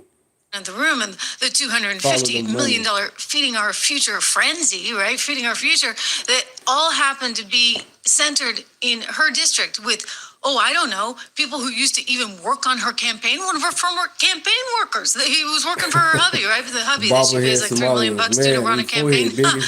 That's like the biggest payday that any congressional campaign runner has ever gotten. I mean, it's all really, really suspicious, right? So it turns out, the brother thing is a bit of a problem for her. And now we know, thanks to this article that Trump then informed everybody of, just in case you hadn't seen it, in Just the News, that ICE is refusing to disclose records of Ilhan Omar's fraud probe, citing an ongoing enforcement proceeding. So, what does that mean? It means that they're on to her, okay? I mean, JD told us, right? It's told Benny, remember on Benny's show, he's like, we know that she's guilty. He came right out and said it. I was sort of surprised how emphatic he was. It was like, this is not even beyond reasonable doubt. Now we're just trying to figure out exactly what to do about it. So according to Just the News, the federal government is refusing to turn over records related to an investigation conducted by Immigration and Customs Enforcement into allegations of immigration fraud by Congresswoman Ilhan Omar out of Minnesota, citing a legal exemption for ongoing investigations. So they had filed a Freedom of Information Act in order to get certain records. They did this back in January, and they were seeking these records pertaining to any investigations conducted by ICE. Because, we've been sitting here going, when's it happening? When's it happening? Everybody tells us there's an investigation going on. We've heard that from Hamid Dillon over at the Justice Department. We've heard it from Tom Homan, who's like the border czar. We've heard it from the president. We've heard it from Vance. So it's like, okay, we've heard it from Miller. What's really going on? So Just the News filed to get this information. It turns out the reason they can't give them the information is because, it is an ongoing investigation. And so they're saying here, ICE has determined that the information you requested, Just the News, is being withheld in full pursuant to Title 5 USC 552. Disclosure of any responsive records at this time could reasonably be expected to interfere with enforcement proceedings. So this FOIA exemption that they're using is really something that only applies to records or information compiled for law enforcement purposes when their release could disrupt such proceedings. So what does that mean? Well, they're fearful over at ICE that if they give this information out and reporters start reporting on it, then, it's going to turn into a frenzy and it's going to tip her off. It's going to tip off sources. And so you want to kind of keep some of these things confidential. The DOJ guidelines for invoking Exemption 7A say they write that doing so requires a two-step assessment. First, there must be a reasonable likelihood of a pending or contemplated law enforcement proceeding. Okay, so again, that gets back to how we know this really is going down. Second, release of the information must be reasonably expected to cause some bit of harm to that proceeding. So in other words, they don't want to come forward with information because that's going to jeopardize the entire thing. Harm includes, and they explain it here in the article, exposing the case to witness tampering or tipping off suspects. According to the guidance, the law, the exemption makes no distinction between criminal, civil, and administrative cases. They asked Omar's office for a comment, and let's just say, she didn't have anything to say. No, nothing to say on this one. Surprise, surprise, surprise. Ilhan, I think she's in for it big time. Here's Tom Homan on it not too long ago. Is the Trump administration going to go there? The floor is yours. The whole file is being reviewed. A lot of smart people are on it. Stay tuned. Stay tuned. All right. So I hate to say stay tuned, but stay tuned, right? Because we know that there's indeed an open investigation going on into Ilhan Omar, all the information that Just the News was trying to get. is actually not going to be released because it could harm this investigation. It's what I've said over and over again regarding some of the financial fraud, and we can talk about that in a second. But the financial stuff is really challenging in that, everybody's like, well, why isn't the IRS auditor? They may have audited her. We just don't know because they don't actually tell you when they audit someone. That would be infringing, I guess, on their rights. It's not supposed to be a public thing. And meanwhile, you may have Treasury going through all the bank records and all kinds of things happening behind the scenes, but we wouldn't necessarily know of that. Here is J.D. Vance saying emphatically that he knows what she did. Listen. Ilhan Omar definitely committed immigration fraud against the United States of America. Okay. So if that's the idea, then why is it taking so long, right, for us to see any kind of justice for her? Why is this investigation just going on and on and on and on? And Vance says there's some reason for that, and that's in part just how you prove it, I guess, and then the remedies once proven. Let's listen. About Ilhan Omar and Tim Walz. Exactly. And obviously, Ilhan Omar, the president and the White House have been out saying that she married her brother, that there is immigration fraud going on here. These are deportable denaturalization offenses. Can you give us an update on that? Yeah, so we actually think that Ilhan Omar definitely committed immigration fraud against the United States of America. And I talked to Stephen Miller about this actually recently. We're trying to look at what the remedies are. That's the thing that we're trying to figure out is what are the legal remedies now that we know that she's committed immigration fraud? How do you go after her? How do you investigate her? How do you actually do the thing? How do you build the case necessary to get some justice for the American people? So, I mean, not to be overly blunt, but you build the case, okay? JD, didn't you go to like Yale Law School or something? All right, you build the case. He's talking about the remedies. So it gets a little bit more complicated if you're a U.S. citizen, and I think this is why we're getting a little bit bogged down. If you're already a green card holder, it's also complicated, but if you're a citizen, it becomes much more challenging. Not undoable, though. For example, there's something called the 8 U.S.C. 1451, and that is something that a civil denaturalization case could actually come about for in federal court. If fraud in the immigration process meant the person was illegally naturalized or if citizenship was obtained through concealment or willful misrepresentation of a material fact, then that becomes a problem. But here's my question on all this. If she was somehow the accomplice, so if she marries this guy, her brother, so to speak, and I mean, it doesn't even have to be her brother. Let me be really clear. I've said this before. It could just be like a friend, right? It could be a cousin because, apparently there's a lot of cousin marriages in Somalia, believe it or not. So it could just be a cousin who, it doesn't really matter if it wasn't a legit marriage. If in fact she was marrying only because there was some kind of financial gain or transaction going on, then that's where it becomes a real stick. When you think about what we're up against with Iran right now, and you think about Mamdani, I'll never get over this, trying to set up a meeting with Iran, having his office set this whole thing up, and it wasn't stopped until Marco Rubio came in and said, yeah, that's not happening, buddy boy. I mean, the mayor, he's supposed to be responsible for the potholes, and all he wants to do is build free grocery stores, create free healthcare, free daycare, and free housing. None of it's working out, by the way. None of it. Tina, appreciate that. Thank you for that. But Bernie Sanders, the Democratic Party got rid of him and put up Hillary Clinton. So they're using the DSA for popularity stuff. And then after that, they got rid of him, pushed him to the side. They eat their own. Both sides, both parties is not the best at all. But the Republican Party always been pushing for America. The Democrat Party don't care. They want to stay in power. Joe Biden, 50 years. Nancy Pelosi, 40. Chuck, 35. I've been there too long. Even Mitch McConnell, too long. Our politicians should not be in office that long. They should not be in office to die. That is too long.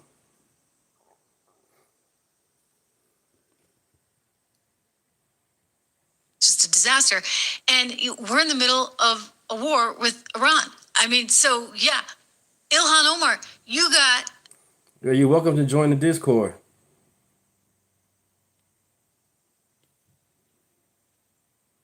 You got Homeland Security tailing your rallies.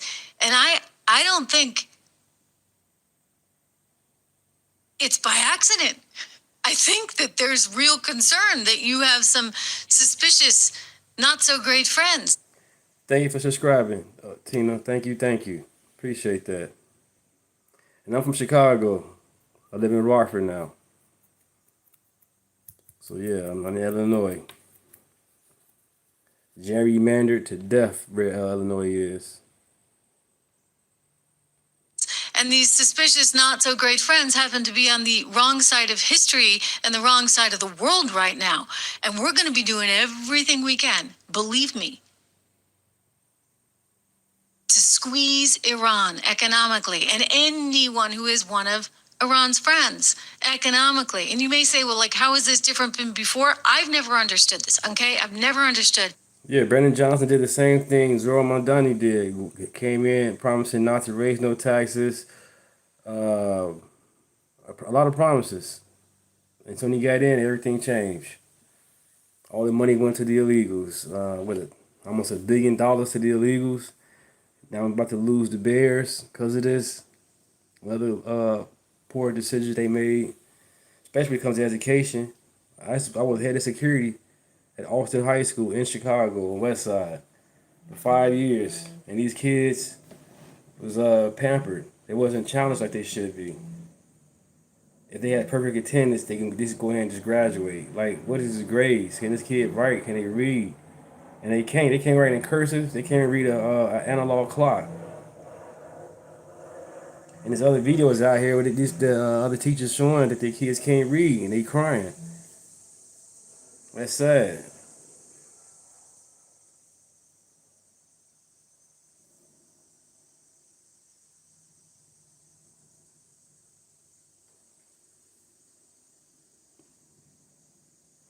Yeah, they stole Bernie Sanders' election from him. He showed won. They propped up Hillary. Okay then, Tina. Appreciate it. I go live mostly in the morning during the weekday. I work the weekend shift. If I get a chance, I try to go live as much as I can to share this information with everybody. I'm here with you guys learning. I don't know everything. But I am going to make sure, and preach that God is real. Love each other. Love your enemies. And always pray for peace and pray for your leaders. Why it is that we still do business with a country if they're doing business with Iran. But we have, and that's about to change. Listen to the Treasury Secretary here just moments ago. Iran now faces a very clear choice with only two paths before them: complete global isolation and a subsistence economy, or a path back to normalcy with an opportunity to rejoin the global economy. Today, we are launching Operation Economic Outcast to foreclose every other option available to the Iranian regime. Treasury has mapped every node, every facilitator, and every network that Iran has used to smuggle oil and evade sanctions. Beginning today, the actions of Treasury and other agencies will tighten the noose and block every potential source of revenue that funds the IRGC and the evil Iranian regime. We are enforcing a zero leakage approach. I gotta bring this up, you know what I'm saying? Because what's this? His name is Scott Bass. He's supposed to be gay, whatever. And they tell him saying Trump don't like gays, but yet this man is gay and he's very intelligent. He know his numbers, he know his stuff. People are saying Trump is racist. The man endorsed Byron Donalds, and Byron Donalds won. The fight ain't over with, but yeah, he endorsed Byron Donalds. I was hoping he had Brian Donalds as a vice president, but he ended up choosing JD. But other than that, yeah, I just see Byron Donalds in office. Good conservative man. I think he made some mistakes in the past, but he got better with it. Definitely better with it. Be no minimal breathing space for the regime to rebuild its capacity to inflict terror against America and the world. So this is important because things are about to change in a pretty dramatic way. You see, Iran still has trading partners, and some of these trading partners still have us. I mean, you think about China, for example, and we have to make it really clear to China, yeah, you're not going to trade with Iran. You're not going to get anything. I mean, we've got the big embargo, right? We've got the big sort of blockade, so no one's allowed to get anything out of Iran. That's really important. But, when you think about that oil and where it goes, often to, for example, China, that has to stop. And then you think about anybody else who's trading with them, some of those trade partners. I mean, we've talked about Spain in the past, and Spain was a trading partner. They are not isolated commercially, and the goal here now is to completely isolate Iran commercially. China, as a lifeline, needs to get shut down. And so it's not by accident when you think about what went on over the weekend, where we saw, of course, that you had Canada getting hit with its big tariffs, and it's because it's not willing to divest itself from China the way we need it to, especially in light of what's going on with Iran. So people on Twitter, this was funny, they're calling it "Oh China-da." You know the song "Oh Canada." So this is "Oh China-da." There's a little too much China stuff going on. Somebody writing, well, Carney can't expect all the benefits of U.S. security and markets and also play the best trade deals it can get from China too, particularly when the China deals are to be a backdoor into U.S. markets, and particularly when we are trying to cut off and starve Iran. So this Canada situation has a whole lot to do with China, which has a whole lot to do with Iran. Here is the president of the Council on Foreign Relations explaining it on CNN over the weekend. Listen to this. Both parties.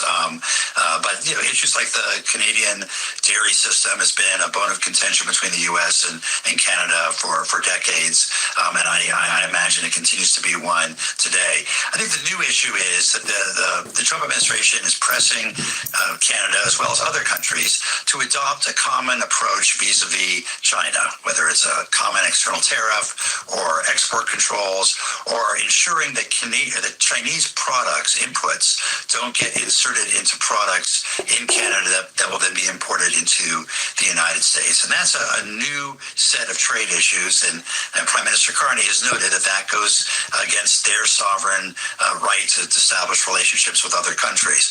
So that's going to be an issue of contention that the administration is going to continue to have dialogue with Canada and with other countries overseas.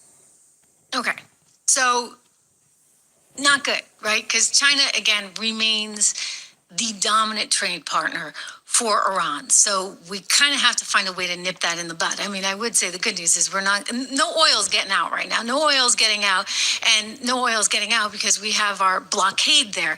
So that's important. But then when you think about the other things that are traded, I mean, Iraq, Pakistan, for example, Oman, they also have some regional trade activity. Turkey as well. See, Turkey, they're in NATO. We can't allow that, period. It's just not going to happen. They've got food and goods, apparently, that they transact in. None of that can happen. If you trade with us, you don't trade with them. It's like all or nothing.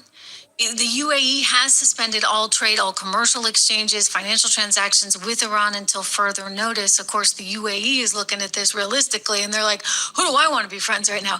Is it the US of A or is it China? And so people are really picking sides, and this is why the Canada thing is such a big deal. And it's why, Alberta, Canada is thinking about secession, and I think we're all for that, right? Because we'd like to still have a presence and an ally up there with a very economically successful region. But this is becoming incredibly steeply complicated and complicated fast. I want to point out the market's struggling a little bit today, but you should go check my portfolios, American Resilience inflation protection, income builder. Go to 76research.com. It's my company. I started it with a very dear friend who's a brilliant money manager. It ran mutual funds on Wall Street for decades. Go check it out. American Resilience, Inflation Protection, Income Builder there at 76research.com. Get the 76 report. It's $1 a month. We'll refund you if you don't like it. So just $1 a month for the first 2 months. It goes to $9.95 thereafter. I want to get to the meltdown on the court. Oh, huge meltdown. But before I do that, we get some breaking news coming into us right now, and I think you'll like this one, guys. This is a big, big win for none other than the Trump administration. We are just learning of this moments ago. We've learned. Here we go. How do you like that? This story coming to us there from Bloomberg right now, and AP also has it. The Supreme Court is siding with Donald Trump on his mail-in ballot curbs. So this is a big deal. They just cleared the way for the president to move ahead with that executive order that would restrict mail-in voting. Remember, he's made a big deal about this because we don't have the Save America Act going through.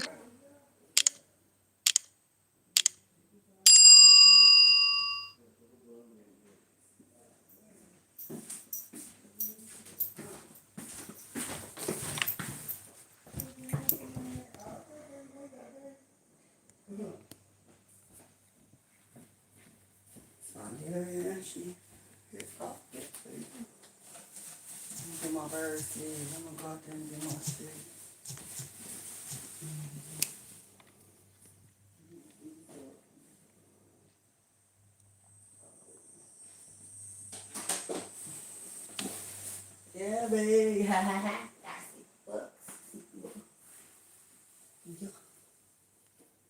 President Trump has moved to economically choke off Iran, unleashing Operation Economic Outcast, and he's putting the rest of the world on notice. Do business with Tehran and face U.S. sanctions. Here's Treasury Secretary Scott Bessent yesterday.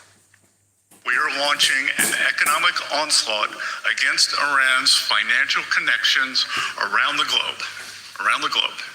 Our objective is to sever every economic lifeline that sustains this tyrannical regime until Tehran stands alone. There will be no minimal breathing space for the regime to rebuild its capacity to inflict terror against America and the world.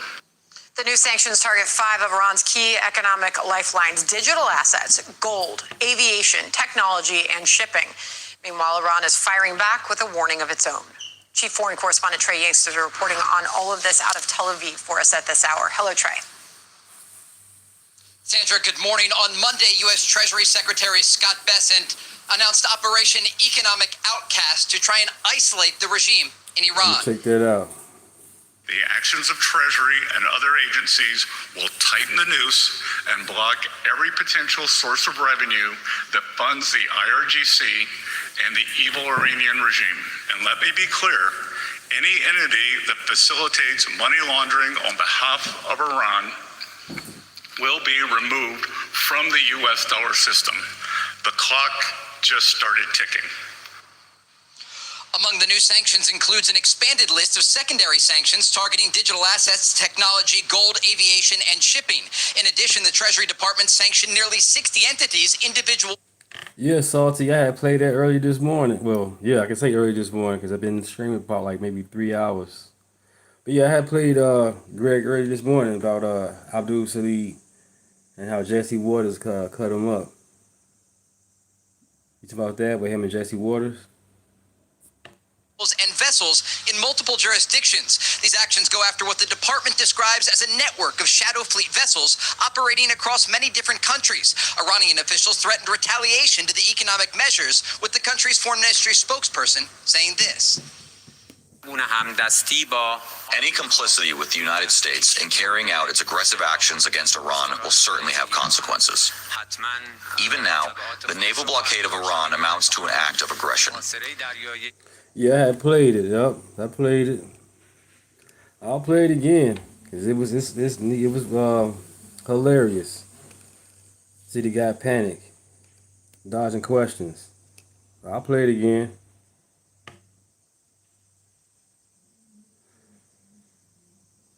Well, yeah, I'll play it again. Don't worry. Ain't no problem with me.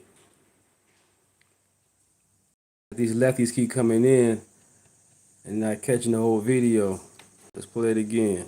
I just think the government shouldn't tell you what kind of health care you should have. And if you're a minor, you want to try on kids? Now, if you disagree with that, if you disagree that healthcare decisions need to be made by a doctor and their parents and a patient, then we think we agree to disagree. But, you want to put government inside. So, Abdul, you're a doctor, right? Selectively. I am. So you think it's okay for a parent to slash his kid's ding-a-ling off? You think that's okay? Sick. I mean, do you really want to have this conversation? Are you circumcised? No problem, chat. No problem. Yeah, but I mean, that's a Jesse, personal question. Yeah, videos like this, I'm going to play them over and over again if I have to. I don't care about it. Because information needs to be put out there. Because you got these voters voting for stupid stuff. Not knowing that these people want to destroy America, destroy the Constitution. They keep attacking us conservatives. We got to let them people know that. Leave us alone. We the good guys. And MAGA is the good guys. Us conservatives, we are the good guys. And women. Well, I'll be quiet. Let's continue. Okay, doctor. You probably should want to move on. Is circumcision's different than castration? I think it's a problem. It's a problem that you think that you get to decide what happens between a parent, a doctor, and a patient. And I'm just saying that, yes, circumcision is surgery on a kid's ding-a-ling. So if you really want to bring that up, you can. I just think you guys are really selective about how you want to talk about these things. Abdul, Michigan's not going for that. That is sick stuff. Sick. There's been some surveys of the conversation around Al Sayed, and I believe it was the Washington Post. They basically found that it supercharged, anti-Islam commentary on social media. Is that the way to go for Republicans? Okay, all of a sudden now, when you have this wackadoodle who's now the nominee in Michigan, it's the job of his opponents and the political party opposing him to be pristine, proper when it comes to a debate and a dialogue for political campaign. Right, and what? Because he campaigns with Hassan Piker. Okay, they want to make us about because he campaigns with Hassan Piker. And also, can I just talk about that point real quick? Do you mind, Horace? Okay. This is what I don't understand about Democrats right now. So when Obama was running for president in 2008, he disavowed Reverend Wright, who said something to the effect of about 9/11. It was America's chickens coming home to roost. The same parallel is with Hassan Piker, except now the Democratic Socialist candidates, because let's be real, Al Sayed is, even though he doesn't claim to be socialist, the DSA is like, we approve, we love him. They're not disavowing him one bit, but they're not eschewing Hassan Piker. They're saying, well, he kind of hangs out with some of our candidates, and we're going to bless that indirectly. So now, that's not a great... to this. So now you... Boy. So we got to talk about this pretty wild Fox News interview featuring Jesse Waters versus Abdul Rahman Muhammad El Sayed, okay, who went on Fox News and got absolutely humiliated for 30 minutes straight, okay? Now, we're going to go through this humiliation here, okay? We're going to go through topic by topic because Jesse Waters went over basically everything that you could think of. And let's just say Abdul El Sayed Muhammad did not do a very good job, okay? He is trying to position himself as a sane person, is not one of these radical lunatics. And the reason why is because he's currently struggling against Mike Rogers, right? The GOP candidate out there in Michigan. And he's on Fox News trying to win over the Fox News audience. And I don't think that he did a good job, right? So we're going to play some of the highlights of this interview and get into it. So without further ado, let's roll the clip. Because you actually agree. Sorry. Reparations. Do you support that? I think we need to have an honest conversation about the incredible debt that was put upon black folks as a function of slavery that we have yet to pay. And I just think that's fair. Like if people are enslaved and forced into servitude, and then we don't actually have a conversation about all that was owed, that our own country agreed was owed, I just think that it's past time to have that conversation. That shouldn't be a crazy thing. I understand that, like, for folks who really want to inflame culture war, I just think it's important for us to think about how do we make sure that communities like the city of Detroit, that have been segregated so that you have a disproportionate number of people as a function of redlining who are forced into certain communities. How do we make sure that their schools are made whole? I'll just tell you this, in the city of Detroit right now, they just had $700 million invested in their schools. They're still $1.7 billion behind. And a lot of folks want to say, oh, well, that's profligacy, et cetera, et cetera. No, a lot of that has to do with public policy. Okay. And if public policy created a level in which black folks disproportionately suffer everything from maternal mortality and infant mortality to lack of access to jobs, I think it's important for our country to have so you want to have a conversation about it. People whole. You want to have a conversation about it because we have you on the record as backing it. But now you just want to have a conversation. I got it. Well, I couldn't tell you exactly what. Go ahead. Schumer. Yeah, so Abdul El Sayed here definitely supports reparations, right? He goes on Fox News and all of a sudden it's like, well, I want to have a conversation about it. Now, he talks about how, oh, you're trying to inflame a culture war, blah, blah, blah. And it's like, no. The best way to inflame a culture war is to talk about giving people money for things that they didn't go through, right? That is the best way to inflame a culture war, right? Ultimately today, you have to talk about this topic. You're confronted about this topic because you came out and said that you support it. And we owe the reparations of recognizing that this country was built on uncompensated labor of enslaved people. I believe we owe it to engage in reparations. There are so many ways in which we need to have a conversation about reparations. We need to invest in reparations. We need reparations in this country. You also said this. You want to replace the right to bear arms with the right to health care. You don't want to replace the Second Amendment, do you? Well, look, man, I think more people are more worried about whether or not they can see a doctor than whether or not they can have a gun. I'm just going to put that out there. I mean, you're dodging the question. Do you want to replace the Second Amendment? I'm just saying that more people are more concerned about seeing a doctor. If we had a right to health care in this country, they probably wouldn't. And I think that'd be a pretty good thing, don't you? I think you dodged the question. And that's a pretty big one in Michigan. Facts. But I'll take it as what you said. You said look, Colin Kaepernick. I'm perfectly fine with people. Let me just finish to answer your point. You said I dodged the question.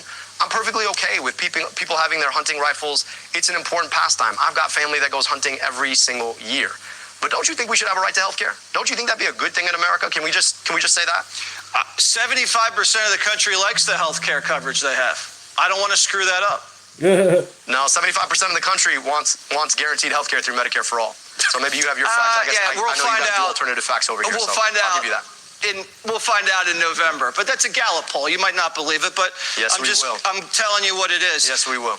Hilarious. Absolutely hilarious. Again, don't want to answer the question, right? He's being confronted with his own words. And so now he's realized, I'm on Fox News.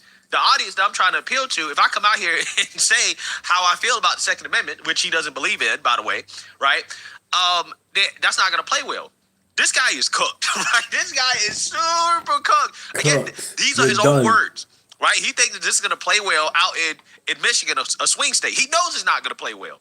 That's why he doesn't want to answer the question, right? These are very simple questions. And this dude thinks that the cop-out of saying, would you rather have free health care than the ability to protect yourself, right? He thinks that that's a cop-out, right? He thinks that that's going to get him by, to try to deflect the conversation to talking about free health care. Again, these little pep conversations that you had with Kyle Kalinske, right, and all the other socialists with these talking points, it's not going to fly, right? It's not going to fly, okay? When confronted with your own words, it's not going to fly because that's what these people do. These people, what they do is that they have these little conversations with these influencers, these lefties behind closed doors, and they say, well, see, if they confront you on the Second Amendment, well, just deflect to talking about healthcare. Keep talking about healthcare, right? Keep talking about free healthcare. Yeah, I mean, I just don't think that that's going to fly, right? I don't think that that's going to fly in a swing state, but what do I know, okay? Now we're on to how he wants to take away everybody's money. What are you going to do with more money? I mean, whatever I want. I mean, Jesse, I don't know how much you make. I'm not $1 billion. I think I'd rather have Well, yeah, look, so that's exactly it, right? The question ultimately is, do you want to drive on good roads, or would you rather have a billionaire make a second billion? Amazing. Imagine being so naive that you believe that the reason why your state doesn't have good roads is because they're not taxing the billionaires enough. Now, I've driven around the country, and I can tell you, I don't think there's a correlation between taxation and good roads, right? Because some of the lower tax states have good roads, and some of the higher tax states have terrible roads. I think that is really all about the governance, the individual governance of each state, rather than whether or not the rich is being taxed, okay? I'm just saying. That's what Mike Rogers wants. That's what Donald Trump wants. Apparently that's what you want. I think the people of Michigan want something different. They want good roads and good schools. So you're saying Beyonce, who just became a billionaire, she has to break you off something every year? She has to pay the politicians. It's not me. It's the American public. You're Beyonce, the one that wants the money to be able to contribute back to the public schools that she went to. I think she'd be happy to invest in good roads in her community. I think she'd be happy to pay a little bit more so that everybody had a little bit more. You're reaching a little deep into the pockets to be offending billionaires from your channel, Jesse. That's a crazy thing. I thought you were for. I'm just saying. Look, at the end of the day, I thought you were for the everyday man. Like if you're for billionaires more than you're for every other person, well, you and I are just going to disagree. No, I just think I have the right to the fruits of my own labor. That's America. It's not communist what you're talking about. No, the problem. Let me ask you about socialized health care. Billionaires don't make money. Let me just answer the question. Sure. No, let me go back to that. Go ahead. Billionaires don't make their money off of their labor. That I think is where you head off. Billionaires that make their money off their money. So if you have $1 billion, your billion makes another 100 million. That's not the fruits of your labor. That's just the fruits of your money making money.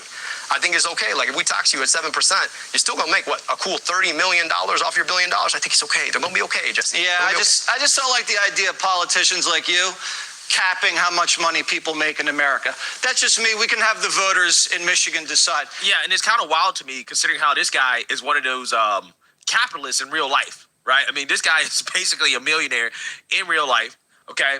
And he's running around here talking about how, the rich need to pay their fair share, blah, blah, blah, blah, blah. And the reality is this, is that Patrick? Ultimately, when you talk about how the so-called rich make money, right, it's by taking risk. Right? These people pretend as if it's a free lunch, right? When you invest your capital in a company, right, in a business, right, they're pretending as if there's no risk involved, right? As if you're not risking your capital. What happens when you end up losing money, right? What happens when the value of your company goes down or your business fails? Do they get reimbursed by the government? No, right? But this guy wants them to pay more, right? This guy wants them to pay wealth tax, aka unrealized capital gain tax, right? On money that they really don't have, so that they can turn around and give it to people who don't want to work, and those people are going to keep voting for Democrats, right? That's what they want. We were back then. Okay, let's move on. You said getting rid of Sharia law was white supremacy. Let's roll the tape. Go. I don't have to tell you that the same exact forces that drove native peoples from their land 2 centuries ago, destroyed Black Wall Street a century ago, bombed a building decades ago, and tried to ban Sharia law not a decade ago, that those forces are alive and well today. So getting rid of Sharia law is white supremacy. Can you explain that one? Do you know what canon law is? Jesse, I assume you're Christian, right? Yeah, tell me. All right, so canon law is the name for Christian law. I don't begrudge you your right to practice your faith as you choose. I don't know why the idea that I could practice my faith as I choose is a problem. Nobody is trying to push Sharia law on anyone else, just like I hope nobody is trying to push canon law on anybody else, because we live in America where you should have the freedom of your religion. So the idea that you have somebody like Tommy Tuberville, right, who, barely was good at coaching football, is out here trying to ban Sharia law when there's less than 1% of the Muslim community in America, as if somehow Muslims are out here trying to push Sharia law, that seems to me to be deliberately targeting the Muslim community because they're different.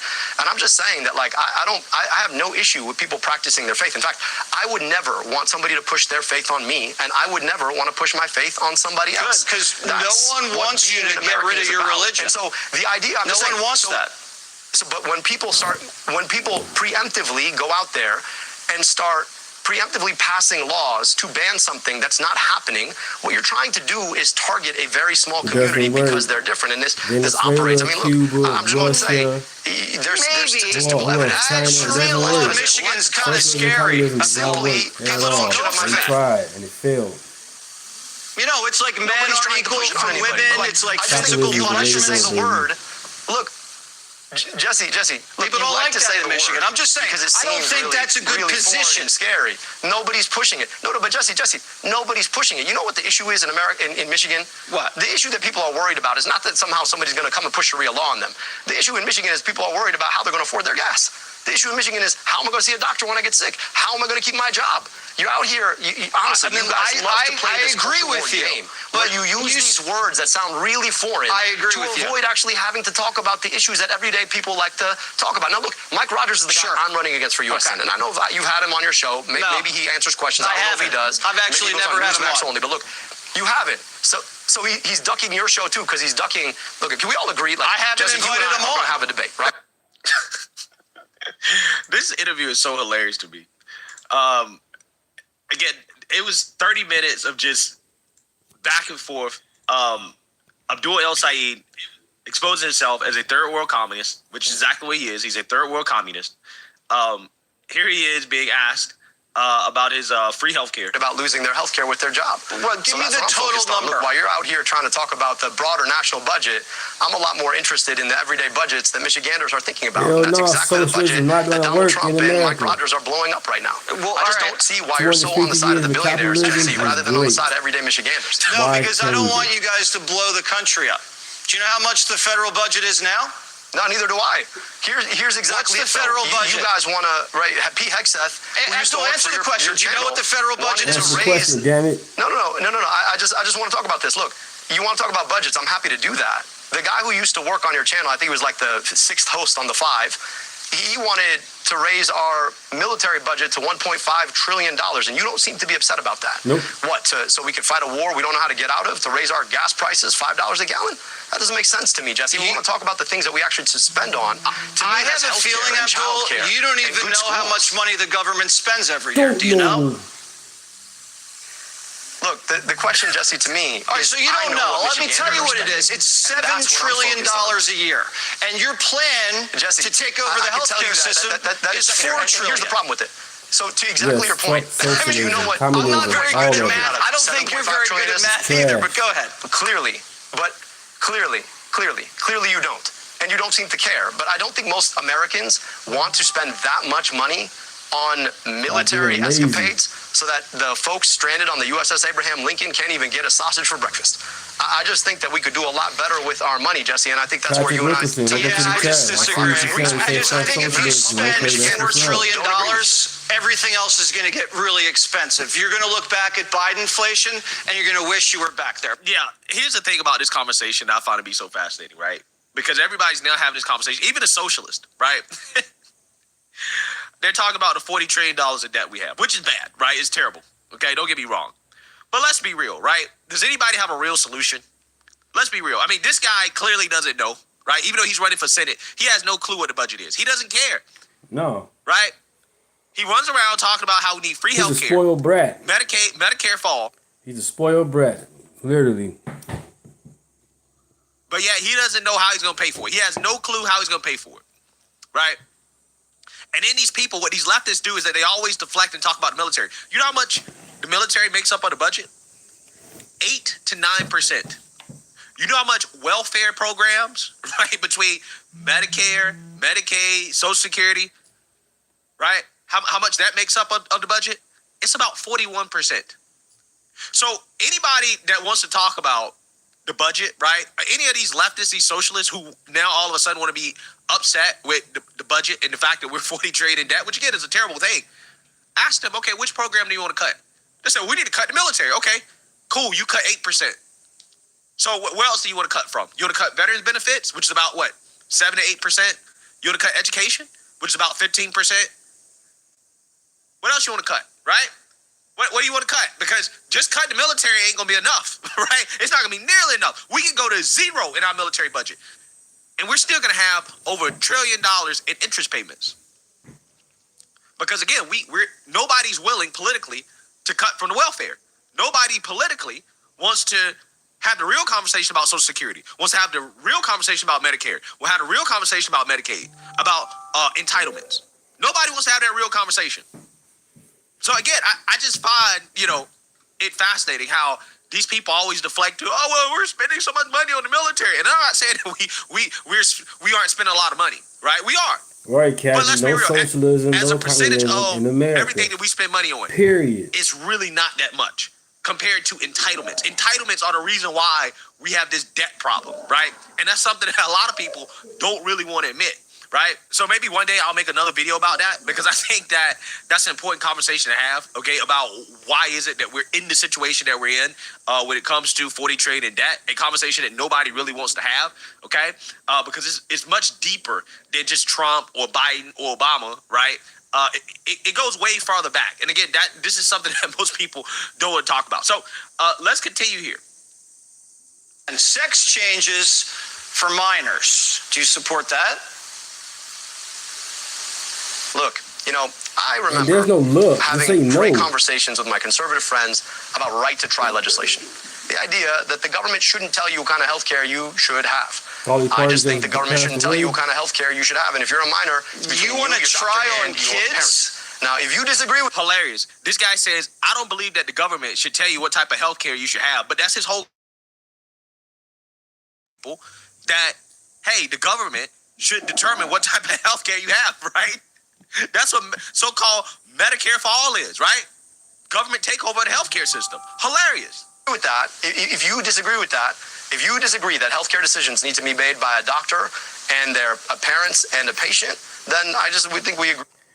Yeah, if you guys are fans of Dolly Parton, she has passed away at the age of 80.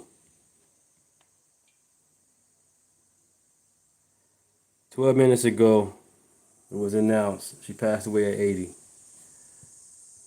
Agree to disagree, but you want to put government inside. So Abdul, you're a doctor, right? I am. So you think it's okay for a parent to slash his kid's thing-a-ling off? You think that's okay? I mean, do you really want to have this conversation? Are you circumcised? Yeah, but I mean, that's a Jesse, personal question. Okay, doctor. So you probably should want to move on. Is circumcision's different than castration? I think it's a problem. It's a problem that you think that you get to decide what happens between a parent, a doctor, and a patient. And I'm just saying that, yes, circumcision is surgery on a kid's ding-a-ling. So if you really want to bring that up, you can. I just think you guys are really selective about how you want to talk about these things. Abdul, Michigan's not going for that. That is sick stuff. Sick. Boys playing in girls' sports. I'm not advocating anything. I'm just saying.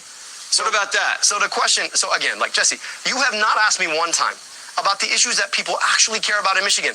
Amazing. Absolutely amazing. Well, this is a litmus test issue, right? If you're telling me, or you're telling us, you're telling American people, you're cool with kids getting their ding-a-lings chopped off, right? And you're comparing that to circumcision? Yeah, you don't belong anywhere near office, right? You don't belong anywhere near office, okay? Yeah, my grandma was 89 years old. You're a maniac. You're a lunatic. Circumcision in July. Gender-affirming care for minors is not the same thing, right? It's not the same thing at all. It's not even close. But again, this is what I'm telling you guys. In a back room, right, this guy talks to Kyle Kukalinski, all of the progressives, and they give them their talking points. We'll see if Fox News brings this up. Deflect this, right? Ask Jesse Waters, is he circumcised? That'll get him, right? That'll get him. That's how you turn it back around on them, right? And it's like, nah, bro, that don't work the way that you think. That don't work, right? man. That don't work the way that you think. This is a cable news audience. This is not the internet. This is not Piers Morgan's show, right? This is a cable news audience, and you're trying to appeal to sane people in a swing state. Deflecting, comparing gender-affirming care for minors to circumcision is not going to cut it, right? It's not going to cut it. So again, this interview was so bad that even BS Now was low-key roasting El Said for doing this interview. Okay. Actually, celebrate Fox News and Jesse Waters giving extended time to an interview like this. It did get weird at times where the issue of circumcision came up, but there was a point behind it. And I'm wondering, J. Mart, how you think El Sayed did. I thought he was effective at times. I thought a lot of it was talking over each other, so you couldn't really totally make out what the other was saying. Kind of to be expected when you have two strong personalities like that. I guess the bigger question I have is, what's that necessarily getting outside? I think he wants to spar because he thinks he's got the goods, and he obviously is pretty talented. But is that helping Michigan Democrats and helping the Democratic Party get a step closer to taking back the Senate majority going on Fox primetime? You know, I'm not sure it is. I think the great question between now and the election is, can he make this race about Donald Trump and Donald Trump's stewardship of the country, or is this race going to be about him? Because if it's about Trump, he's got a lot better chance to win. If it's about him, not nearly as good, especially at this moment, guys, when Canada is now in a full-fledged trade war with the U.S. Yeah. So basically what he's saying, without actually really saying it, is that, yeah, this was terrible. Because the race is supposed to be about him. If it's not supposed to be about him, then what are we doing, right? He's running for Senate. His opponent isn't Trump. His opponent is Mike Rogers. He's running for Senate. People are supposed to be voting for him and what he believes in, what he's going to do. So the fact that BS now, this guy's immediate reaction is that, well, see, he shouldn't make the race about himself. He should make it about Trump. Tells you everything you need to know about how weak this guy is as a candidate, right? This dude is essentially saying that, well, see, if you go out there and you tell people what you want to do, right? If you go out there and you lead first with your personality, right, and how you want to help Michiganders, then it's probably not going to go well. But if you come out here and you lead with Trump derangement, focus on Trump and don't focus on yourself, then it's going to go a lot better for you. That should tell you everything you need to know about how this interview actually went, what these people actually think. It was a train wreck. It was a disaster. This guy was confronted with his own words. He had no real answers. He tried to do gotchas. He tried to deflect. But again, Jesse Waters, I think, did a good job of, not letting him weasel his way out of some of the things that this guy has said before in the past. And that is always going to be Democratic mayors. It's like, what the f*** are you talking about, dude? We're f***ing talking about socialized medicine, and you f***ing turn around and you f***ing ask a question about murderous cities and their Democratic mayors. I want to f***ing kill him, dude. I want to kill him. In a video game. Yeah. And he'll say, oh, well, Hassan is not joking. Yes, I am. I want to f***ing kill him, dude. I want to kill him. In a video. Well, it's actually crazy. Like, what a fucking idiot. Really, like, it's just so embarrassing. And he has Destiny.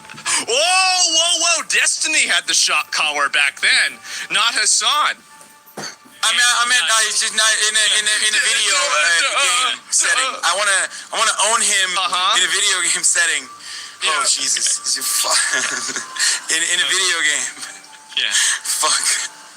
In a debate, I want to kill him in a debate in Minecraft. There you go. Yeah. What about? That's crazy, huh? And this is the person that's like virtue signaling.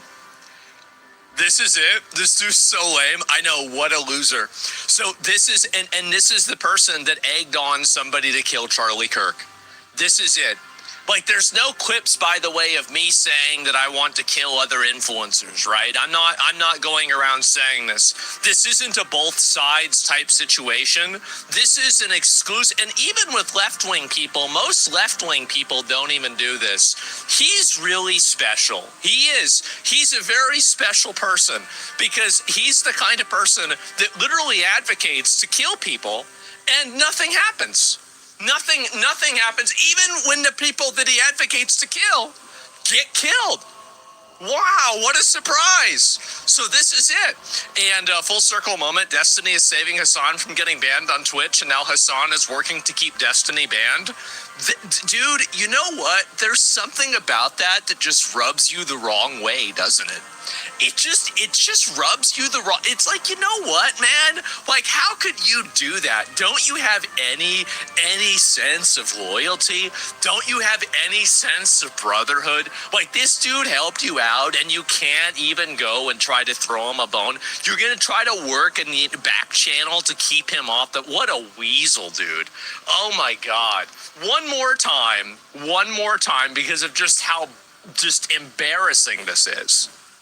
Yeah. And he'll say, oh, well, Hassan is not joking. Yes, I am. The fuck do you mean? Like mayors, I want to fucking kill him, dude. I want to kill him. In a video game. It's just not. Oh, wow. Wow. It looks like, by the way, it looks like you did actually. Oh, here we go.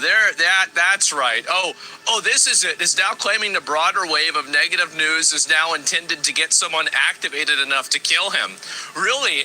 And what is reading the terrorist manifesto and having your entire chat doing? Right? I wonder what that's doing. The whole point is they're trying to get someone activated enough to come and kill me. Nobody wants to kill you. The whole point is nobody's supporting this. Nobody's advocating for this. Anybody that is should be banned. Like, what are we even talking about? Yeah, there are people that don't like Hassan. There's people that don't like me too. There's people, like, whenever you do political commentary, you do things and you say things that make people mad. The main person that advocates for political violence, he's projecting, is him. It's him. He's the one saying he wants to kill him, dude. I want to kill him. In a video game. This is the person. You sure? Yeah, I'm sure.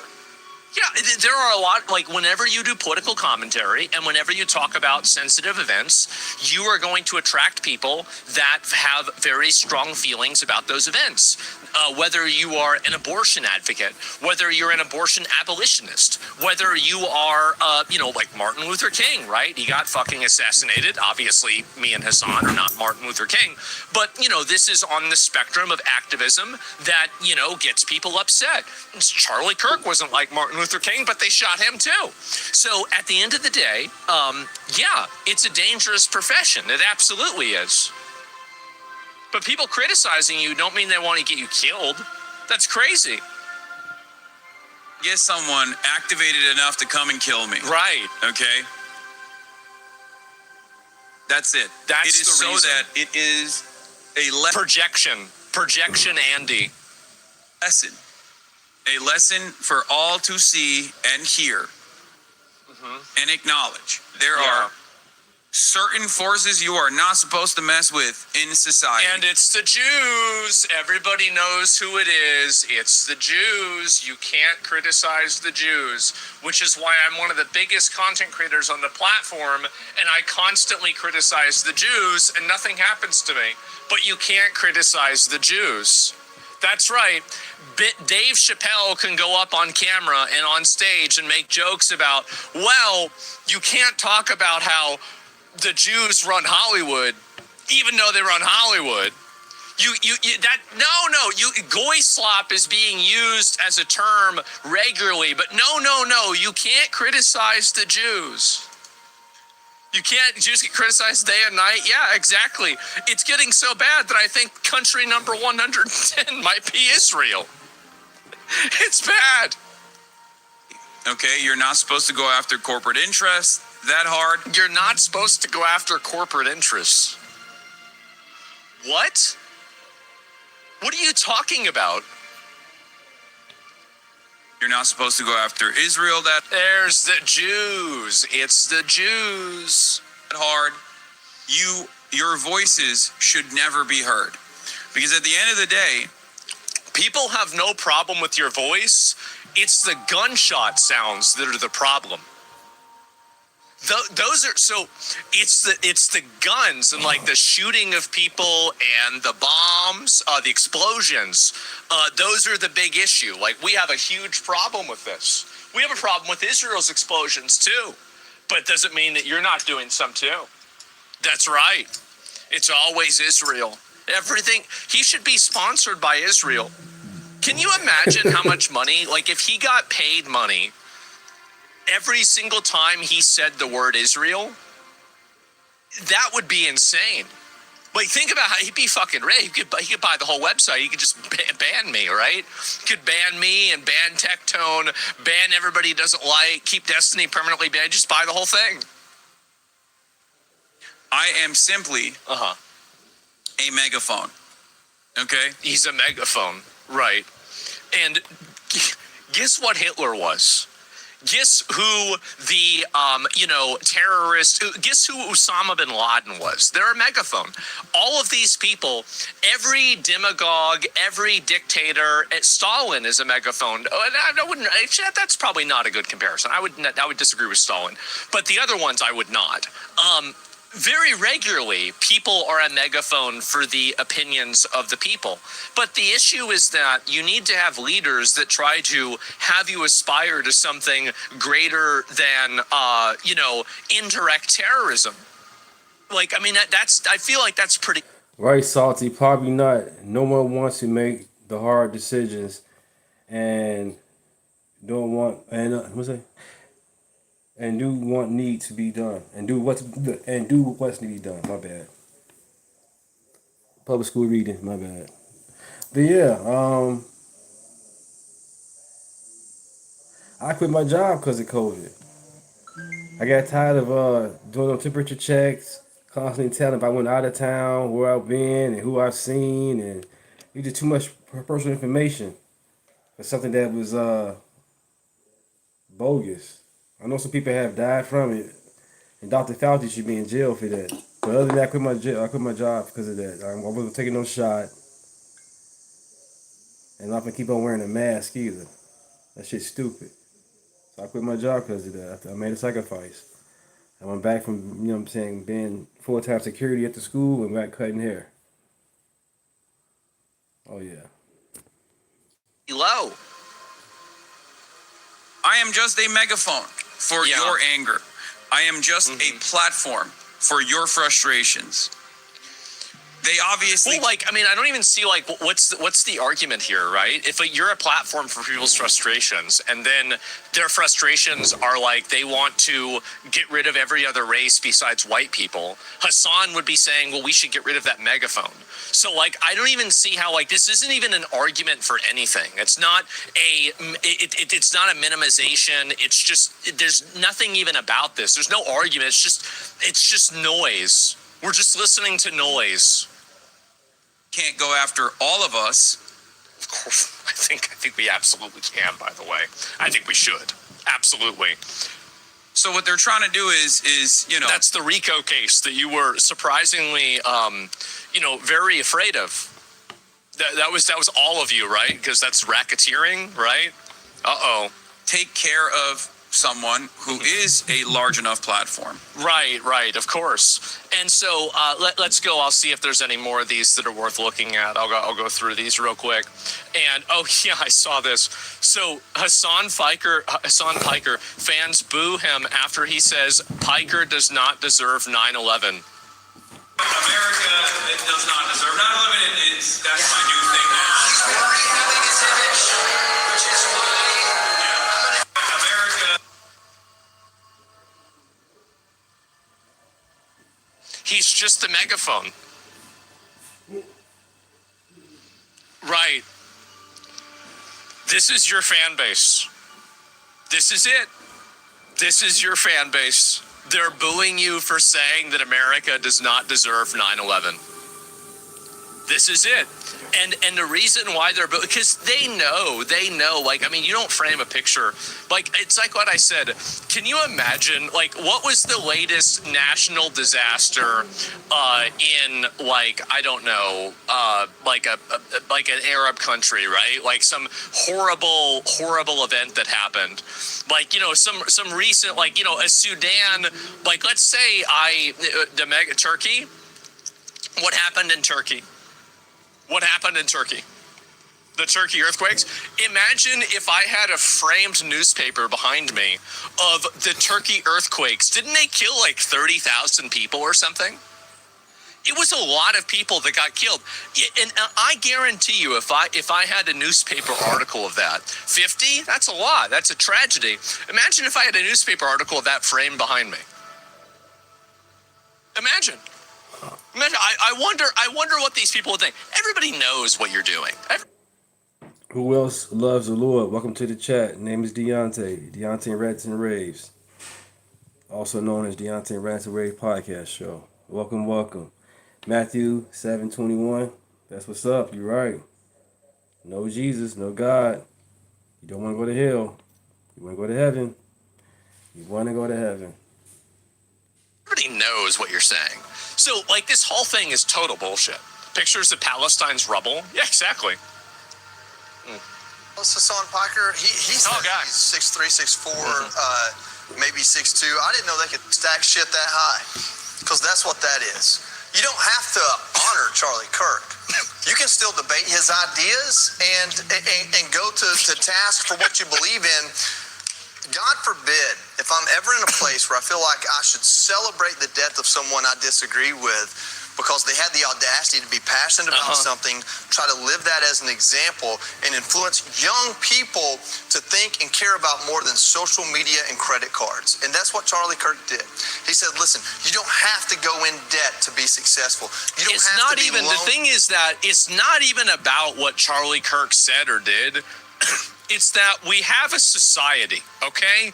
We live in a society. And in our society, we can't have people going around shooting everybody the moment they hear something that makes them mad. We can't have this. Like this would completely fuck up. Excuse me. It would fuck up everything.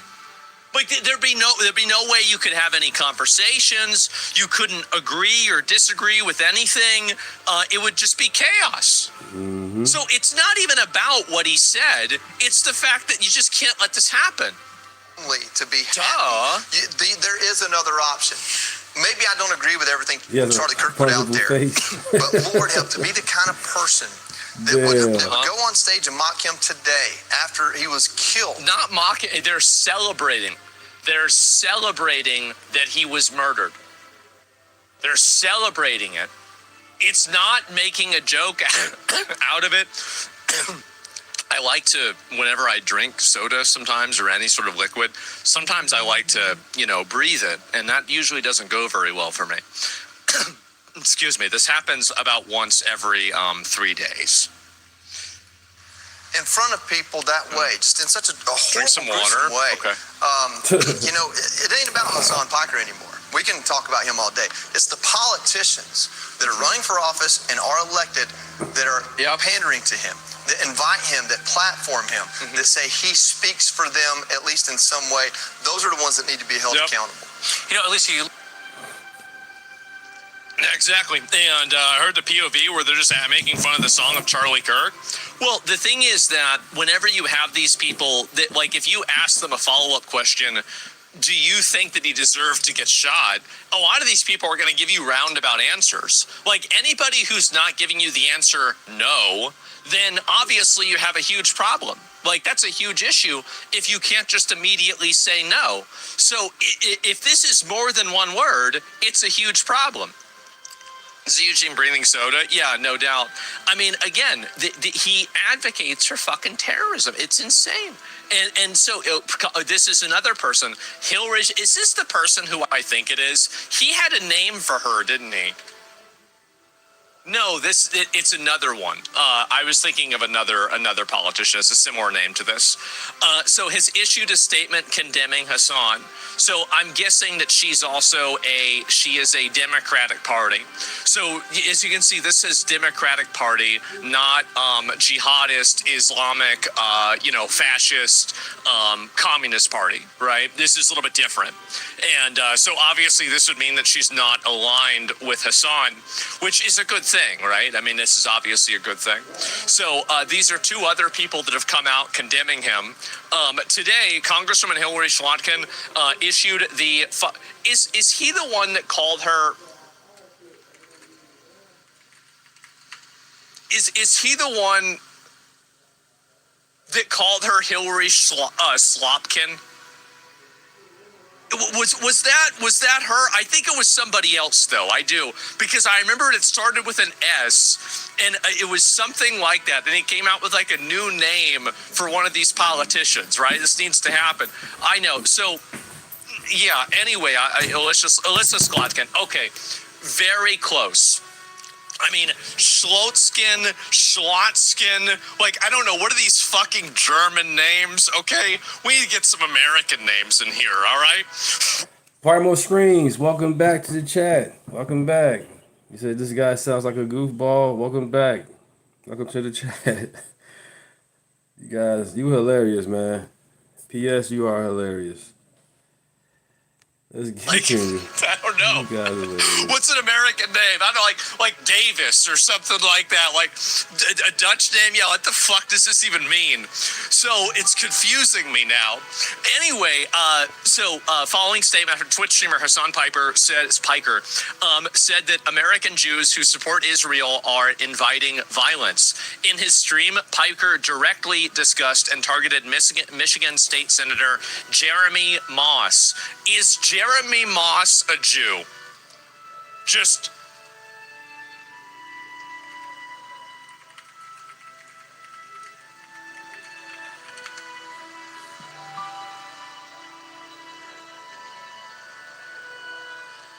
No way. No way. No way. Another point on the graph that follows the same line. No way. This is crazy. Wow. They're already fighting? Oh, God. Let me see this. And, yeah, let's see every single time. It's interesting how this is, it does seem to be every single time. Not Hassan Piker daydreaming about being me. As if keep dreaming, pal. Wait, is this okay? Well, wait a second. So let me read her statement, and then I'm going to look at what he said about it. Hassan Piker calls for violence against American Jews. Well, that's not true. He doesn't just call for violence against American Jews. He calls for violence against a lot of other groups of people too. But it's just that America. Primal Screamers got like 5 subscribers. Why this dude got like what? 4 million subscribers? You want to call him a goofball? Insane.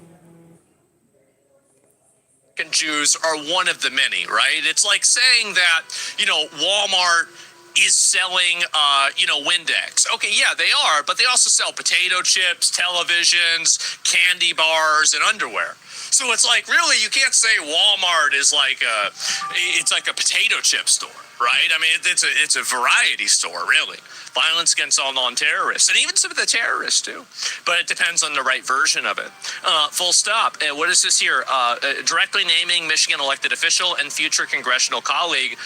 Directly naming somebody, and he's the one that's saying that other people are trying to get him killed. Isn't that interesting?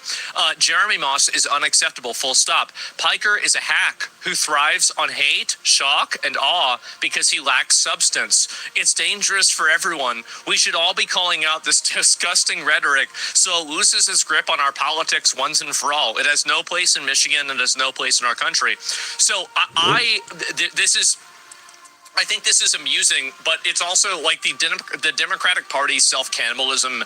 The self-cannibalism of the Democratic Party is very funny, because if I were to ever probably suggest to this woman that, okay, let's look at everybody that's like Hassan, all of these foreigners that are in America, that hate America, that love terrorism, and let's just systematically deport every single one of them, she'd probably say, well, we can't do that. Okay, well, then that's why we have this problem, because you don't actually want to solve the problem. This is the Democrats are totally responsible for this. This is their own Frankenstein monster, and it's turned on its creator. It has this Frankenstein monster of deranged, like gender identity warriors, foreign third worldists, jihadists, and everything. They've come together to create like an unholy amalgamation of the left.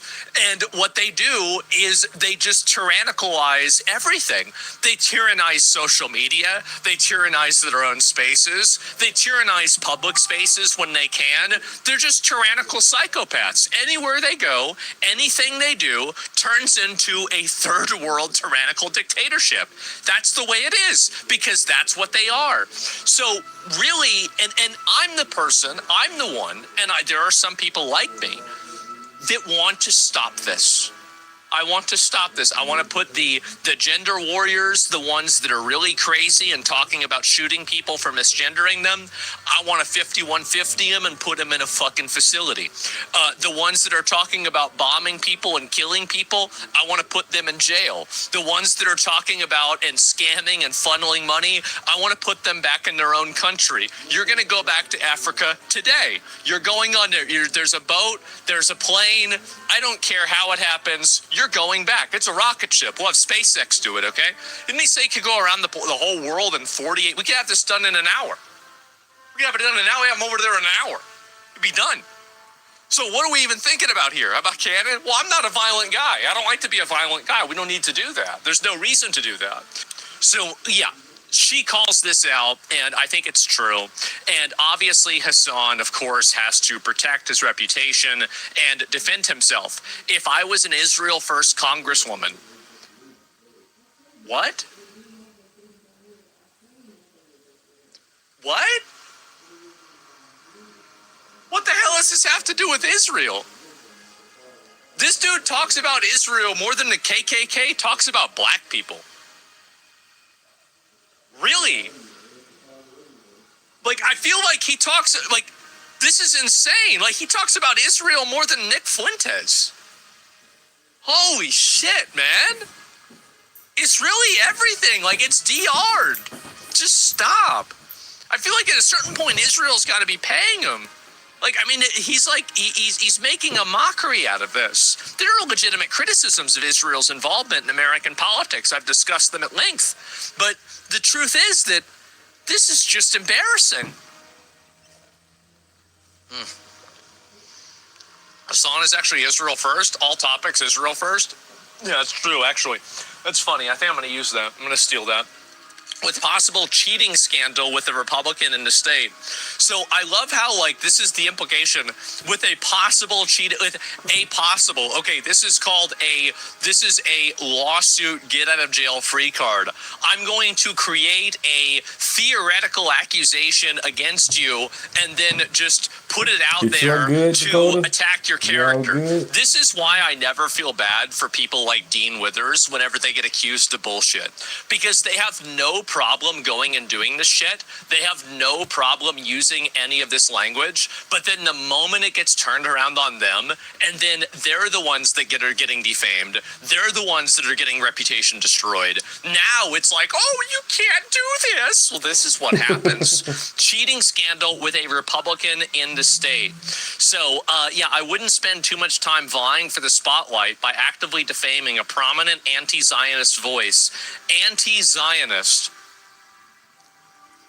You're not an anti-Zionist.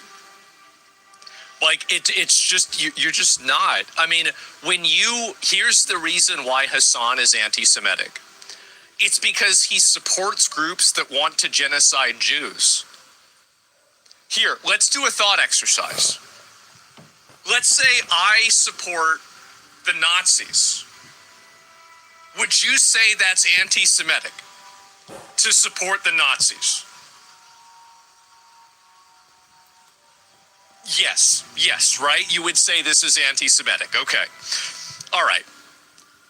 So why? Well, it's because of the Holocaust. The Holocaust happened and the Nazis killed a bunch of people, a bunch of Jews. So now Hassan is supporting another group of people that wants to do another Holocaust. They say it. They say it. This is, and I'll just real quick. Does Hamas call to kill Jews in their charter? We'll pull this up and look at it here and say it probably. Yeah, exactly. I mean, this is it. It clearly says this. It's already Article 7. Here we go. Yes, the original Hamas covenant does. It explicitly quotes a hadith that describes Muslims fighting and killing Jews as necessary precursor to the day of judgment. So here we go, right here. Reframes. And so look at this here. Oh my God. Wow. Does call for it. Does in 17, does not. There it is. The question is, why do they hate Jews so much other than religion? It's a land dispute. It's a Middle Eastern land dispute removed in 2017 for political reason. Right. Oh, how many Jews are in Palestine, right? How many Jews are around Hamas? They're killing all of them. So anyway, asked about the Houthis and Hezbollah. Yeah, let's see here. What about the Houthis and Hezbollah? Sorry, I don't know how to spell it. I'm bad at spelling. Take a look at this. Thought I wouldn't talk about the sand wars. Well, but unfortunately, the sand wars are in America. They're trying to make this. The sand wars are in America. Yes, both have foundational ideology and rhetoric that target Israel for destruction and include explicit anti-Semitic elements directed at Jews. Israel, the hated enemy, has befought the hated one.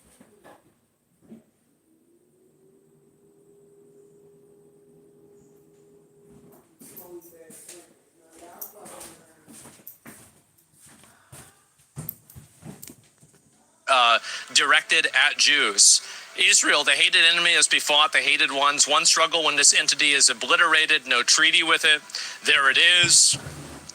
It's primarily on Zionist entity rather than blanket religious call to kill all Jews worldwide in the exact style of 1988. However, the document and subsequent rhetoric treat the conflict in religious and existential terms. So there it is again, the Houthis. This is the Houthis' official slogan.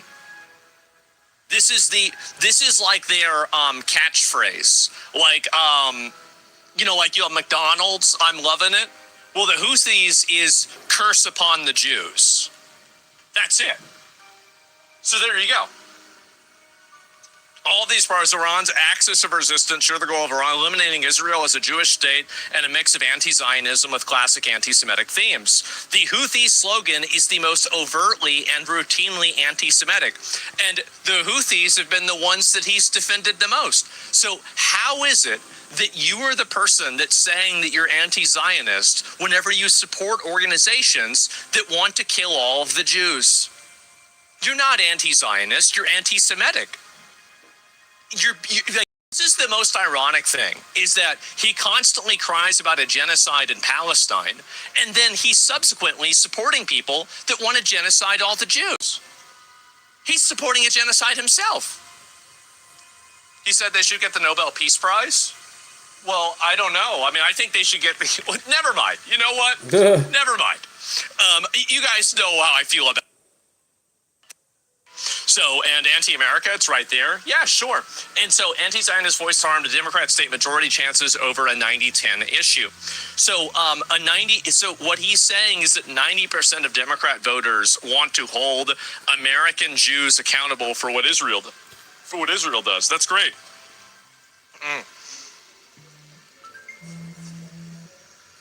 That's always a good thing to have. And then not Hassan Piker daydreaming about being me. As if, keep dreaming, pal. There's only one of us hurting the chances of the Democratic majority in November, and it ain't me.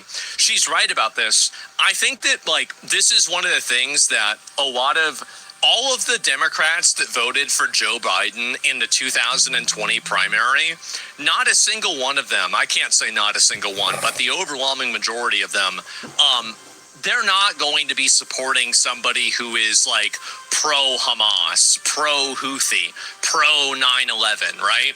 They're not going to be okay with that. These are your Southern Democrat, James Tallarico. The Bible says that we need to have open borders. The moment that you include this vilest, jihadi bullshit, you're going to lose them. And by the way, Joe Biden was the president. And he won the I don't want to argue about the election. I think he won the election. I think people are crying over nothing. But I'm open to evidence of the contrary. I think it's bullshit, though, at least from what it seems. I don't want to get off topic here. He won the primary, for sure, right? We all pretty much agree that he won the Democratic primary. That's the biggest block of Democrats. And you're completely alienating them with third world sand war, identity politics. That's what you're doing. They donate to a child killer. Americans are crazy. Yeah, but it's an American child killer. It is. And it's also women doing that. So you can't really, you can't say, I mean, like, oh, wow, women got together and did something silly. Oh, okay, well, what is it, Tuesday? Okay, I mean, like, of course. Duh. Sure, of course that happened. So, E-Cook, yeah, just all brain deterioration, I know. Cole, welcome to the chat. Cole 383. What is it? Cole 338. Welcome to the chat, Cole. Welcome.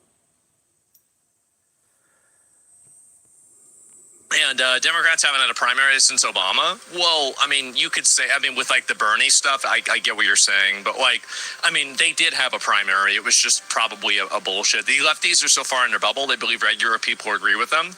Well, they do wield power in a very effective way. And I do want to say, it's like, you know, I always use the metaphor of, you remember in Game of Thrones season 1, whenever Robert Baratheon was like, what's stronger, 5 armies or 1 army?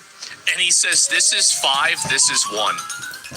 The truth is that, yes, the DSA and the leftists are not the majority democratically, but they are so motivated and they are so outspoken and they're very active, they're hyper mobilized, and they're really fanatical, right? And I don't mean this in a negative way. I disagree with them, but they are fanatical.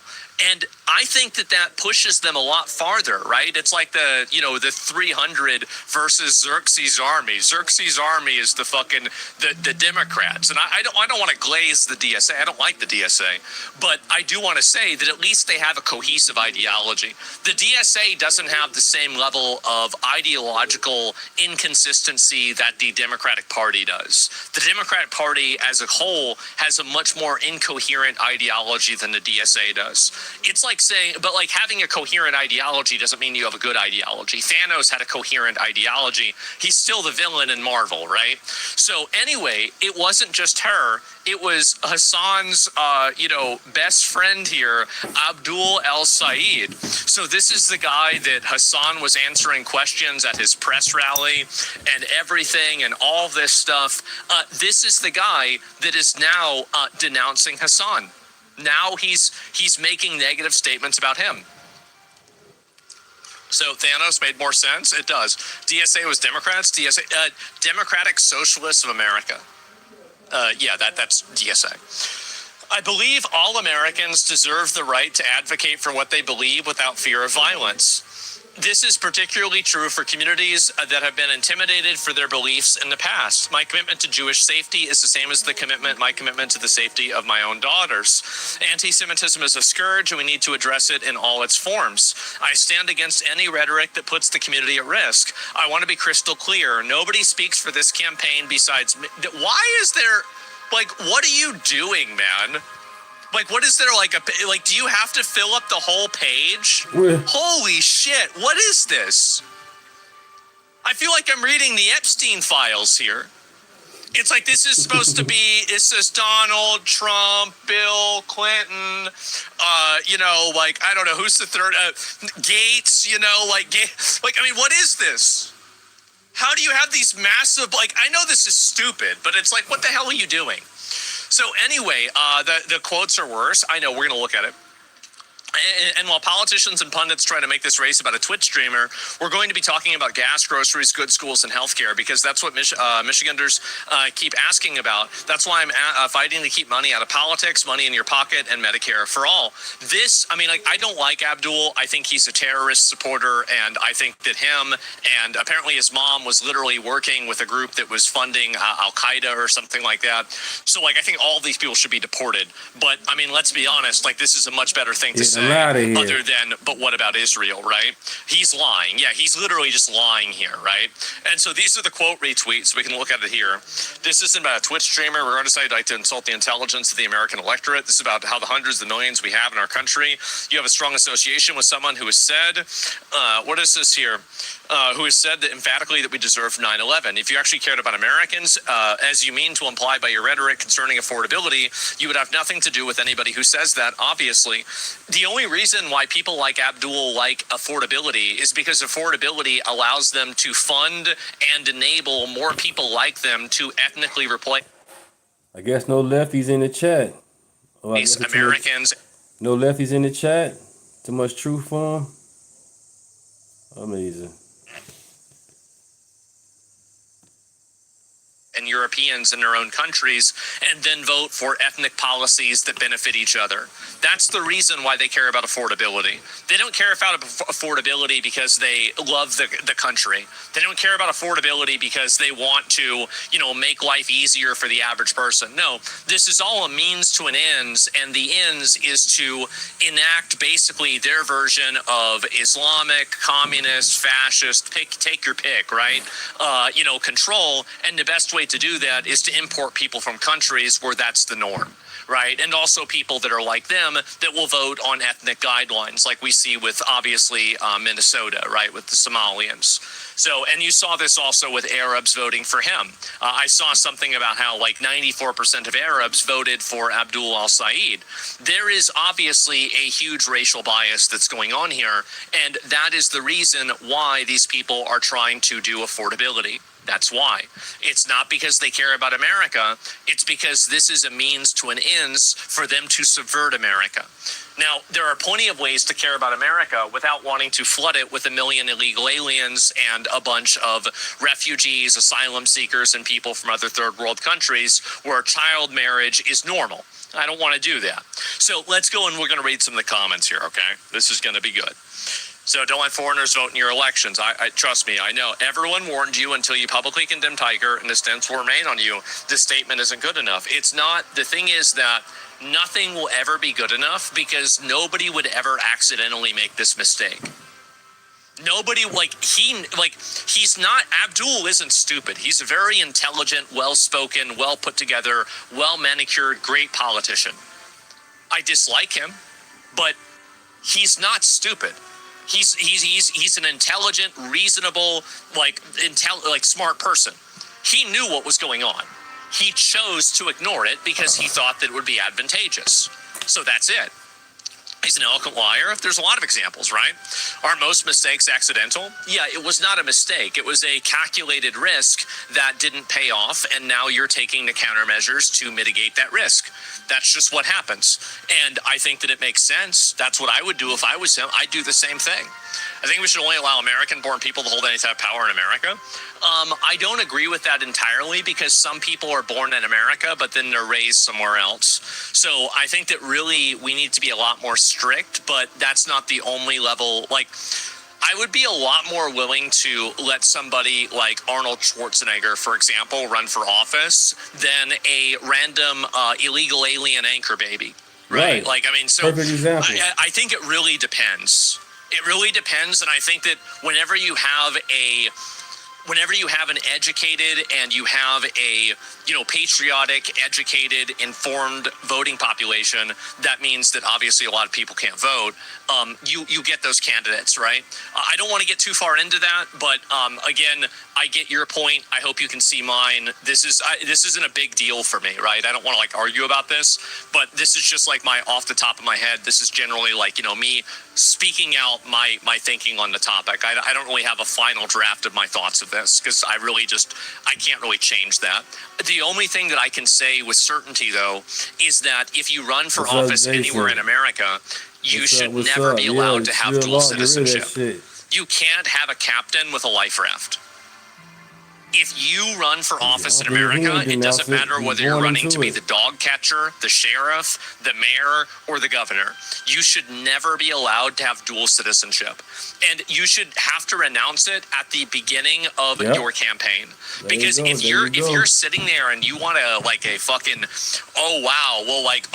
if I lose? If you're not willing to go all in to help the country in order to run for office, which is what you're supposed to do, then I don't trust you enough because you're worried about losing your citizenship in another country. I don't trust you enough to run a country. I don't. Which country has the most dual citizens? I bet it's probably America does, right? Maybe it's India or China by just volume.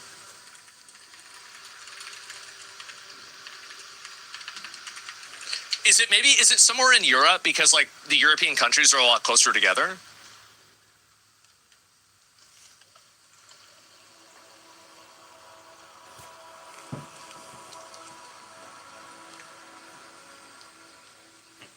United States. Yeah, that's what I kind of figured, right? Okay, yeah, there it is. How about per capita? How about per capita? Some people don't know what this term is. There's a YouTuber, by the way, made a number of YouTube videos about me that didn't know what this term was. He'll learn. It's okay. They have a right to roam in EU? Yeah, the Sinshin thing or whatever. Yeah, I know. Per capita, yeah, this is a racist term. We've heard about this. United States almost certainly has the most. Okay, Switzerland is another one. I think that makes sense. Yeah, so I assumed it was the United States. Anyway, let's scroll down. Who's a good goy? Who's a good goy? Bruh, Sneeko, bro. Yeah.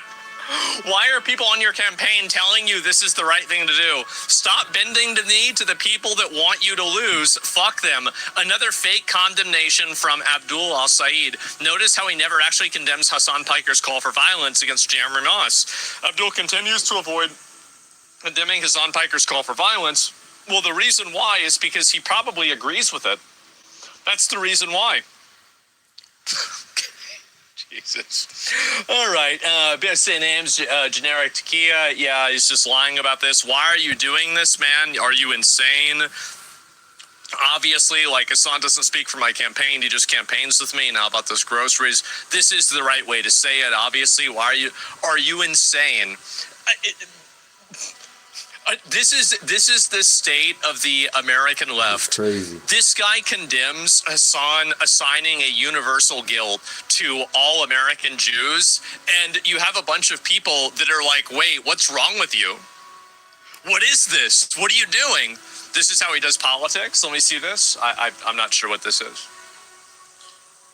So do we think JD is taking Usha back with him in time to meet Pawpaw or no? The man that stands for working people who says not only do we have law to criticize it, you're a white supremacist? Wait, what? So, basically he's saying that because J.D. Vance is married to an Indian woman, that now J.D. Vance has to accept all third world immigrants and migrants regardless of any sort of, regardless of Americans. Now, I know that, and I think that this language is actually very revealing. And what is it revealing of? It's revealing of the fact that these people's loyalty doesn't lie with their country, it lies with their identity. What's important to him, like for JD, what he's talking about, like Usha Vance is an American. She's an American citizen, and for all intents and purposes, she's an American. This is a totally different thing. They don't see things that way. They see things off of a religious, racial, and ethnic guideline. And I think that's very scary. This is what these people do. I'll take Usha every day. I don't know. I don't want to talk about the way his wife looks or something, right? But like, it's just, ridiculous. Also his dad would be racist because he's an Appalachian white man. Oh, I didn't even think about that. No. See, this is one thing that you have to understand about racist people. Racist people aren't really racist to other people that they know. They're racist to people that they don't know. So, like, for example, friends do treat you better than your own relatives.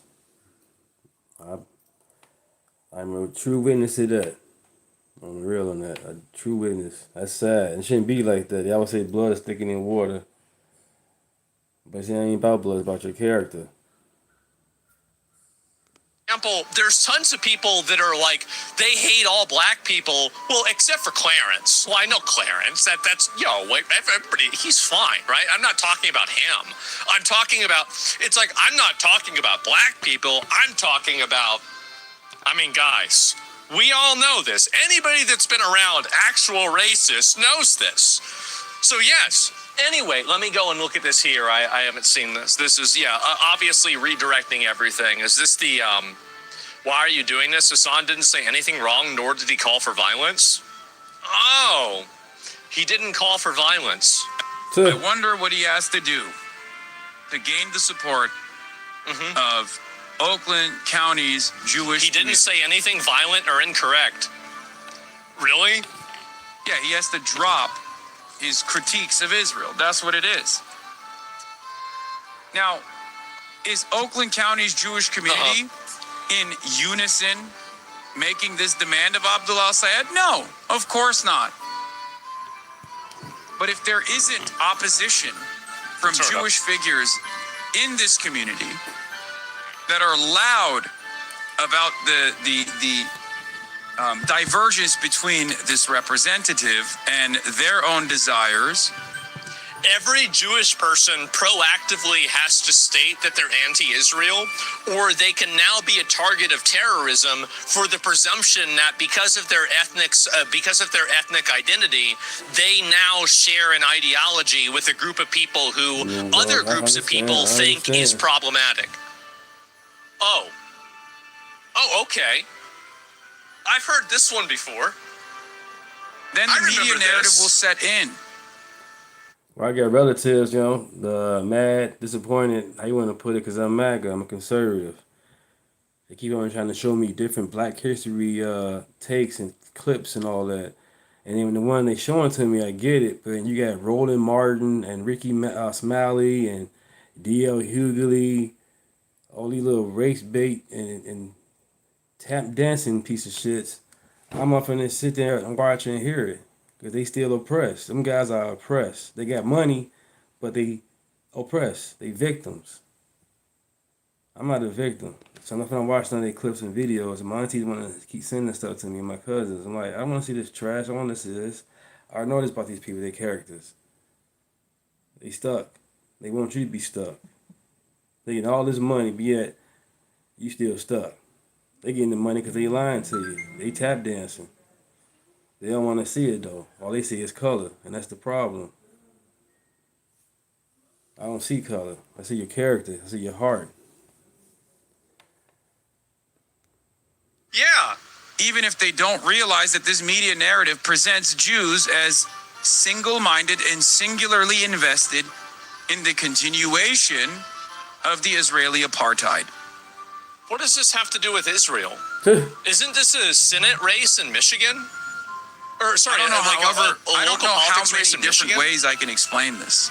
Like, what does this have to do with it? What the fuck does Israel have to do with this? Don't know. I don't know how.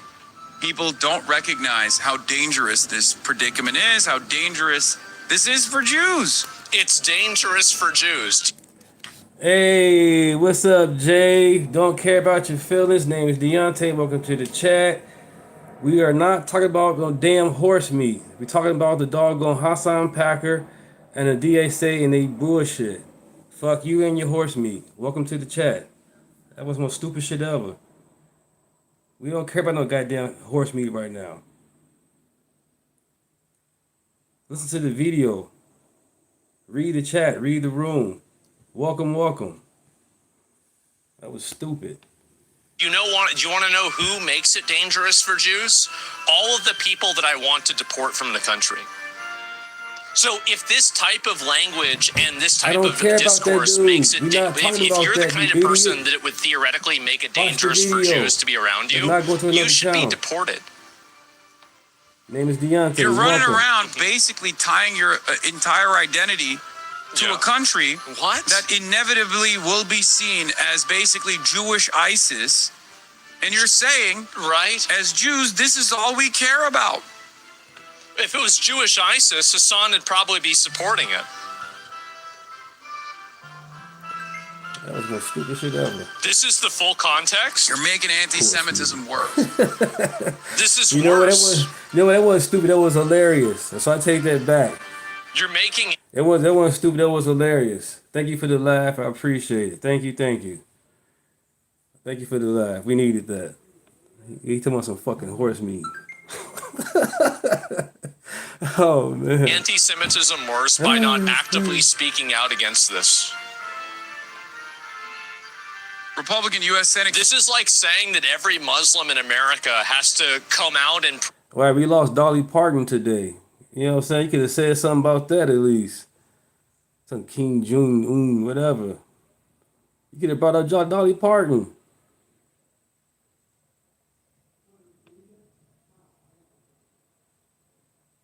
On the real, I could have brought up Dolly Parton, man. 80 years old. Preemptively say that Iran is bad. No, you don't. You just simply have to be normal. be a normal American citizen, follow the laws, be part of the culture. You don't have to. Yeah, I'm coming off a little aggressive chat. You know, let these people know we're not gonna have them jump in the chat saying anything stupid or trying to throw off what we got going on. You know, I think we're on changing the topic every now and then, but if you just want to be on some other stuff, it's no need. Get them out of here. They'll keep coming back. They'll change their name, or they keep coming back, regardless.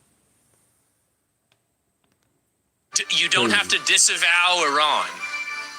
Candidate Mike Rogers is endorsing a one-year moratorium on new data centers. Look at that.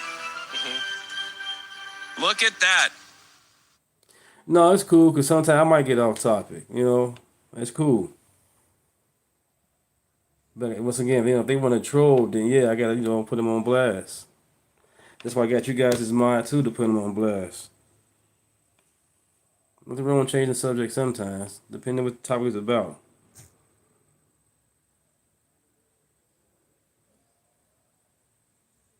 I want everybody to come to the chat because they're gonna learn something. I'm gonna learn something.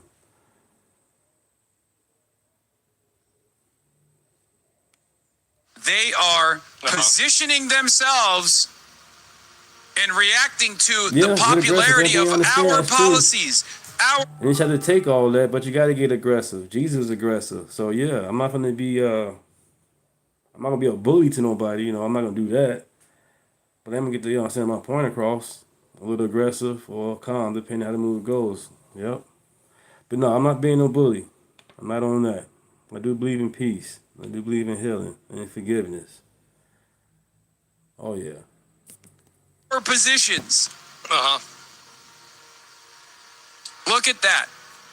Yeah, Ben Jacobs says, Ben Jacobs reports on Jeremy Moss's test. It's pretty disgusting that a Jewish American is now minding their own business, is now potentially being harassed because of something on the other side of the world. Oh, you got to. Yeah, I mean, the same thing happened with COVID and Asians. The same thing happened.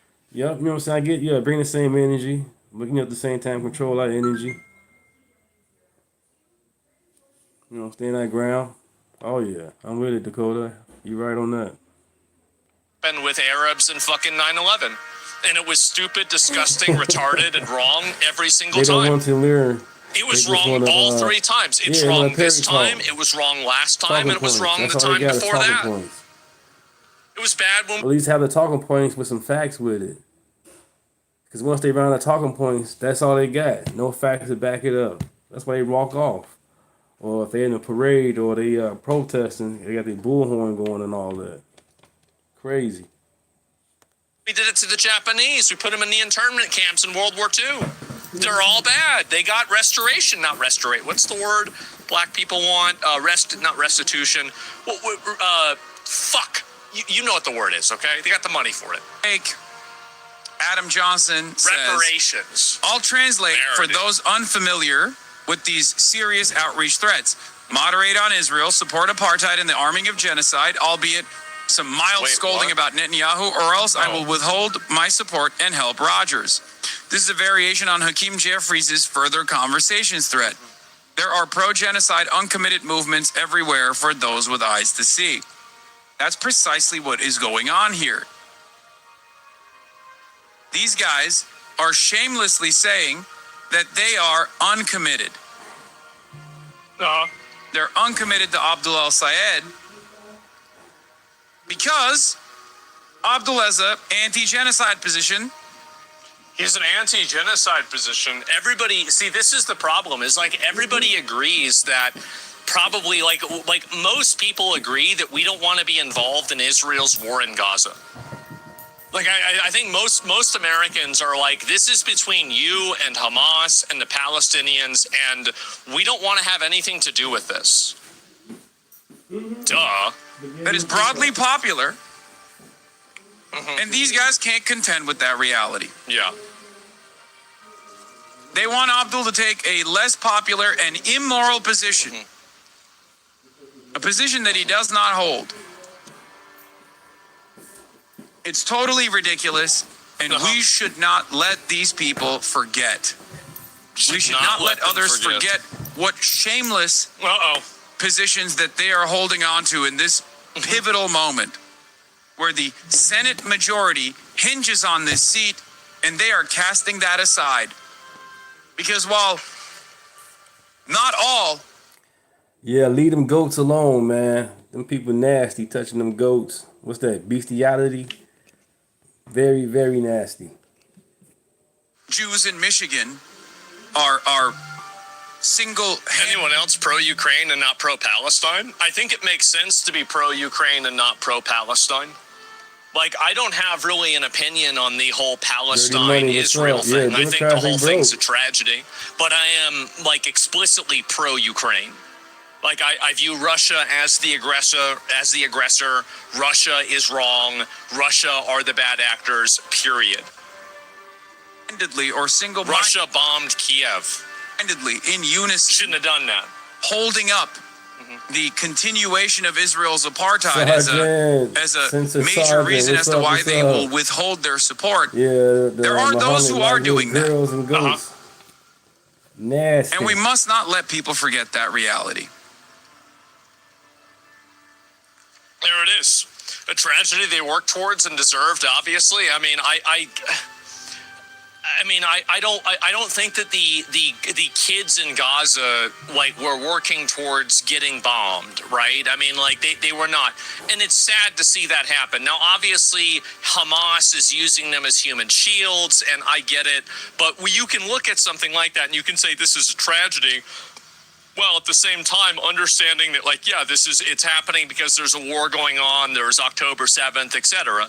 Like, you can recognize the humanity of people without necessarily saying that, like, it's just a one-dimensional thing. So I don't know really what the problem is, right? But anyway, yeah, kids are an argument, no conflict, the argument doesn't work. Yeah, sure, right?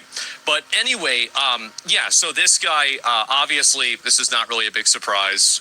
And it's already starting. Never give up to your opposition's demands. Give them an inch and they'll demand a mile. It'll never be enough. And this stench of the DC Democrat consultant advice, nothing statement that pisses off both sides and legitimizes an enemy's bad faith attack. You can see, so all of the terrorist supporters on Twitter are all angry about this.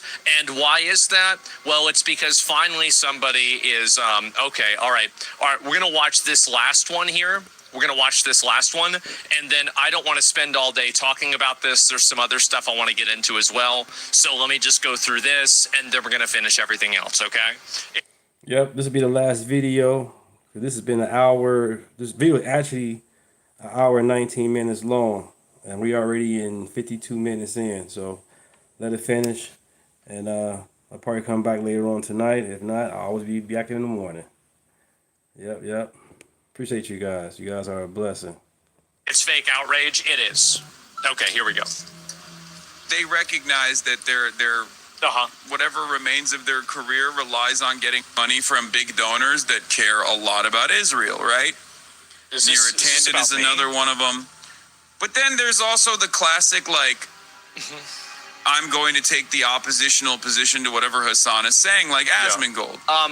Here's Asmongold. Okay. Talking about how it's really fucked up. I think this stuff is disgusting, and I think that the people that are enabling it, and the fact that he has people on his podcast that are doing this with him, and they're singing along to somebody who is promoting terrorism and everything else, the reason why they're singing about the We Are Charlie Kirk and everything else, the reason why they're doing this is because guy who recently ate a 14-day ban.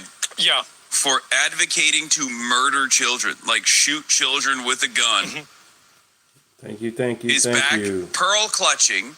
This is the person, by the way, if the kids were Israeli, Hassan would probably be jumping through hoops to defend it.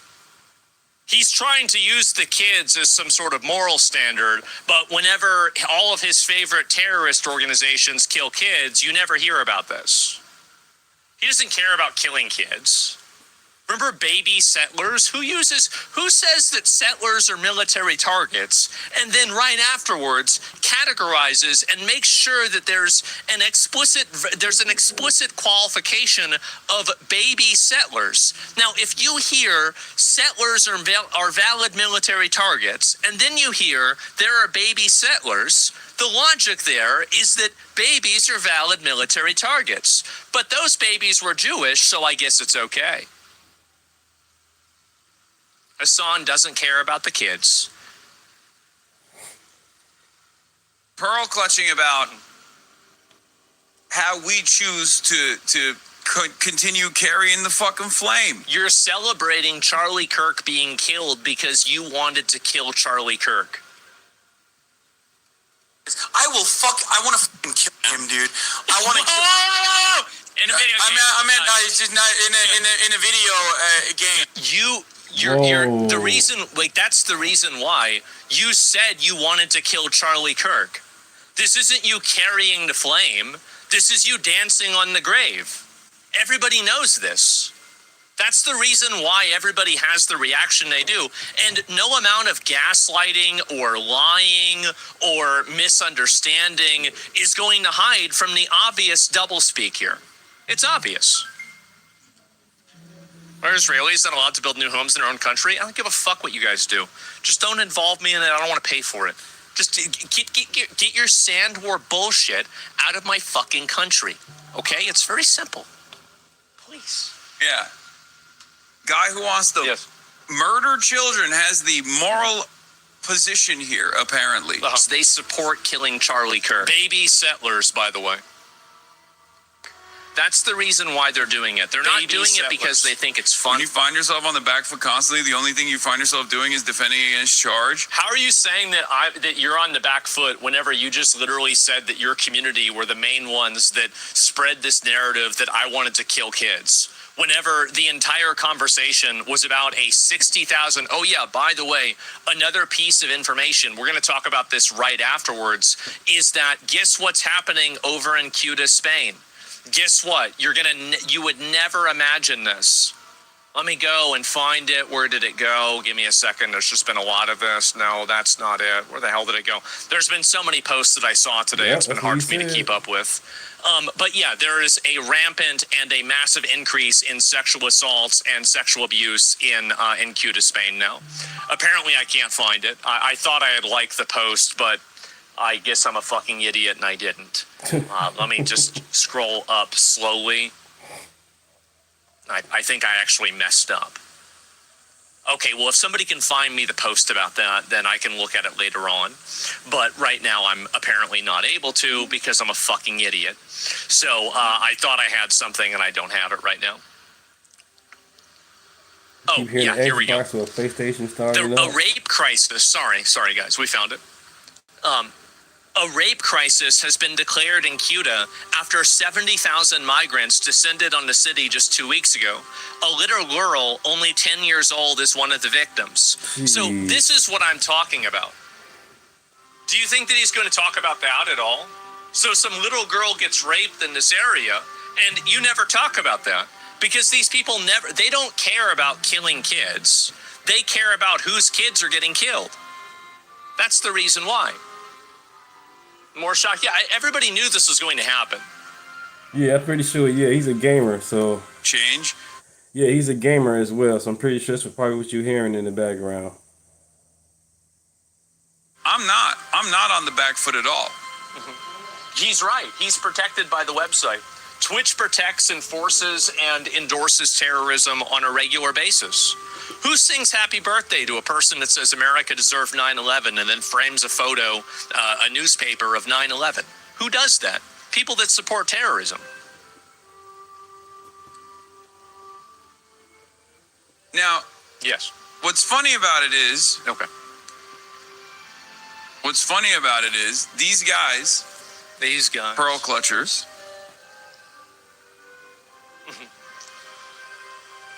they're not doing it because they want to, make it the difference between Hassan going and doing this versus somebody else. The difference is that whenever he's doing that, he's doing it because he agrees with it. He wants to see people. What? Like mayors, I want to fucking kill him, dude. I want to kill. Yep. Yeah. That's what? Wait, what? What?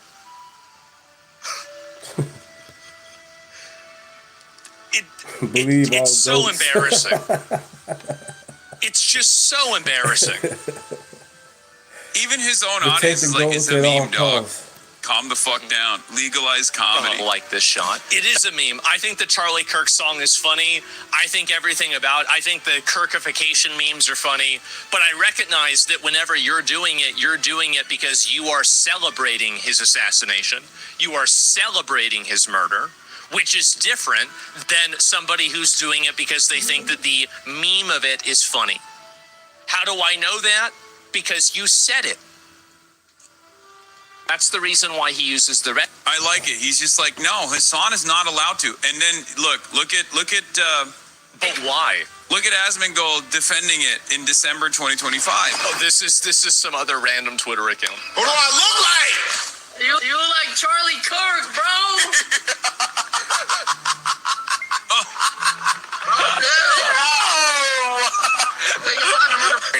He does. He does. You do. What do you mean? It does look like him. Here's my outlook. I've been making jokes about George Floyd for years. Why can't people make a joke about Charlie Kirk? Which, by the way, George Floyd was a career criminal scumbag, piece of shit, piece of garbage, trying to buy a banana with a fake $20 bill, driving around on fentanyl. And Charlie Kirk was just simply a political activist that had a family. No criminal record, no violent behavior, no resisting arrest. So Charlie Kirk and George Floyd are not equal. George Floyd was a piece of fucking garbage. The world is a better place because George Floyd is dead. He could have did better. And I would say that to anybody driving around under the influence of fentanyl. George Floyd isn't special. He's one of, unfortunately, many. Fuck, like, it's one thing to be doing it the day he gets killed, right? But like people doing it now, like this is a while ago. I loved it. This was back in December, but now even more months have passed, and now it's like, well, yeah, it's not funny. I don't like. It's not funny when you do it because we know why you're doing it. It's the same reason. It's not the same thing, but it's the same reason why it's different when a white person versus a black person says the N-word. It's because whenever a white person's saying it, it's like, well, wait a minute, why are you saying that? Like, what are you doing? And this is the difference. So yeah, it hits a bit different whenever somebody who said, I want to kill Charlie Kirk is, singing about and celebrating Charlie Kirk being killed. For obvious reasons, yes. The messenger matters. Like, I make 9/11 jokes. I love that his entire argument is, I'm not allowed to do it. Like, he just opened... Yeah. Yeah, exactly. Yeah, no, that's exactly what the argument is. No, the reason why is because you're not doing it as a joke. And everybody knows that you're not doing it as a joke. That's why you got called out on it by everybody. You're on camera saying that you want to kill Charlie Kirk. Mayors, I want to fucking kill him, dude. I want to kill In a video it's just not. Yeah, that's exactly what I mean. I mean, what are we doing? He says it too. He's like, no, everyone else is allowed to do this joke. Yeah, because they're laughing. They're laughing with it, you're laughing at it. And everybody knows it. It's just only Hassan is not allowed to do this, okay? Why? Because I don't like him. Because I don't like him. Right. That's the reason. That's the real reason. That's a real good reason, huh? Never advocated for violence against Charlie Kirk. Oh, fuck, I want to fucking kill him, dude. I want to kill In a video game. I meant, it's just not in a video.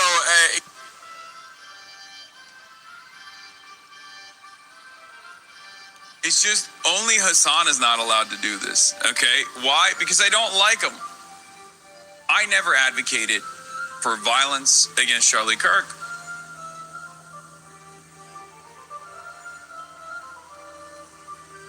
I want to kill. In In a video game. I want to fucking kill him, dude.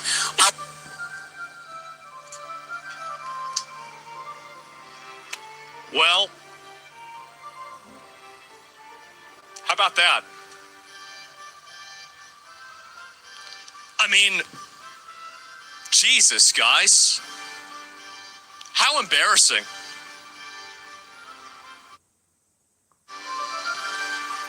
I was literally about to debate him. What the Trump administration tried to do in the aftermath. Maybe you would want to kill them after that, just like you did the next time, or the previous time, sorry. Of this, of course, and I've offered analysis on this. It's not new. I've offered analysis. I've tweeted about this in the past as well, about the Kirkification and all this shit.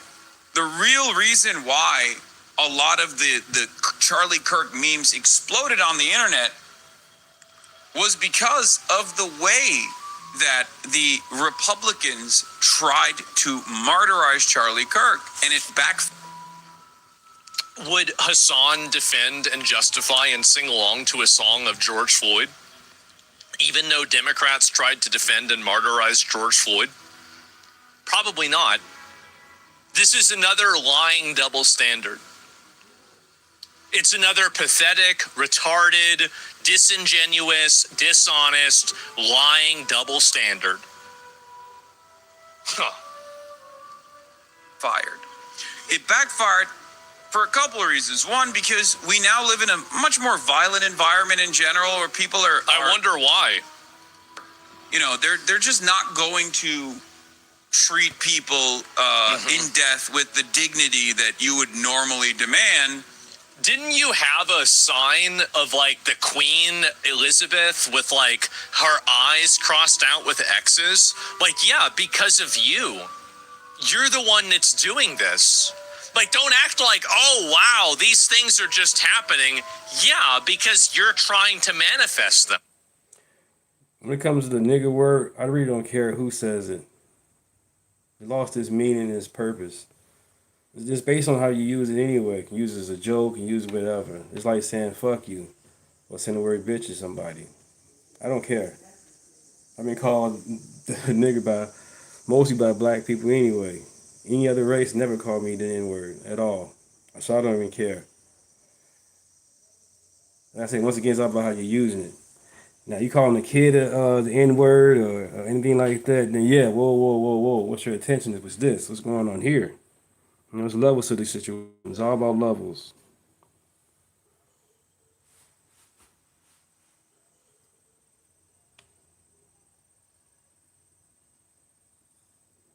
Yeah, I know it was being used as racist, but once again, my people use it as a joke for whatever reasons. I can break it down how we use the N-word. The hard R, the A, is all how you use it. I got friends that's mixed couples. They use it around each other. They got boundaries. Everybody got boundaries. You can say fuck you or fuck you. That's all how you say it. Yeah. Especially because all people are seeing is violence. They're seeing violence in Gaza. They're seeing violence in their schools, right? Mm-hmm. From there, from the perspective of like a. I mean, I use it. I don't use it all the time, but in my conversation, depending on who I'm at, who I'm around, I'm like, yeah, this nigga crazy. Man, get this nigga up out of here. It's all how you use it. And Zier. Those are the only two places that there are any violence. It's unfair for us to keep using the N-word, but we can call other races crackers, Chinese, and other crazy-ass names. That's unfair.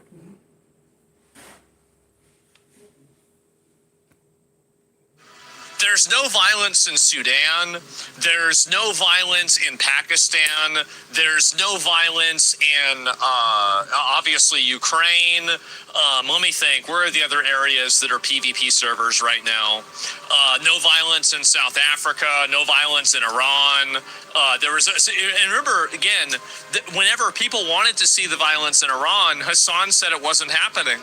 he tried to downplay the amount of murders that the Iranian government did against their own people. They had to turn off their entire internet so they could mass murder their own people for protesting against them. And Hassan said that it was poetic whenever Khamenei was talking about it. Or saying something. Isn't that sad? Now, we all have said something out of line. Nobody is perfect. Right, that's the whole thing. If you get no hatred in your heart, your words, how you use your words, you all good. Especially if you get no hatred in your heart. Because what's in you is going to come out. What's in you is going to come out. So other than that, yeah. Once again, it's all how you use your words.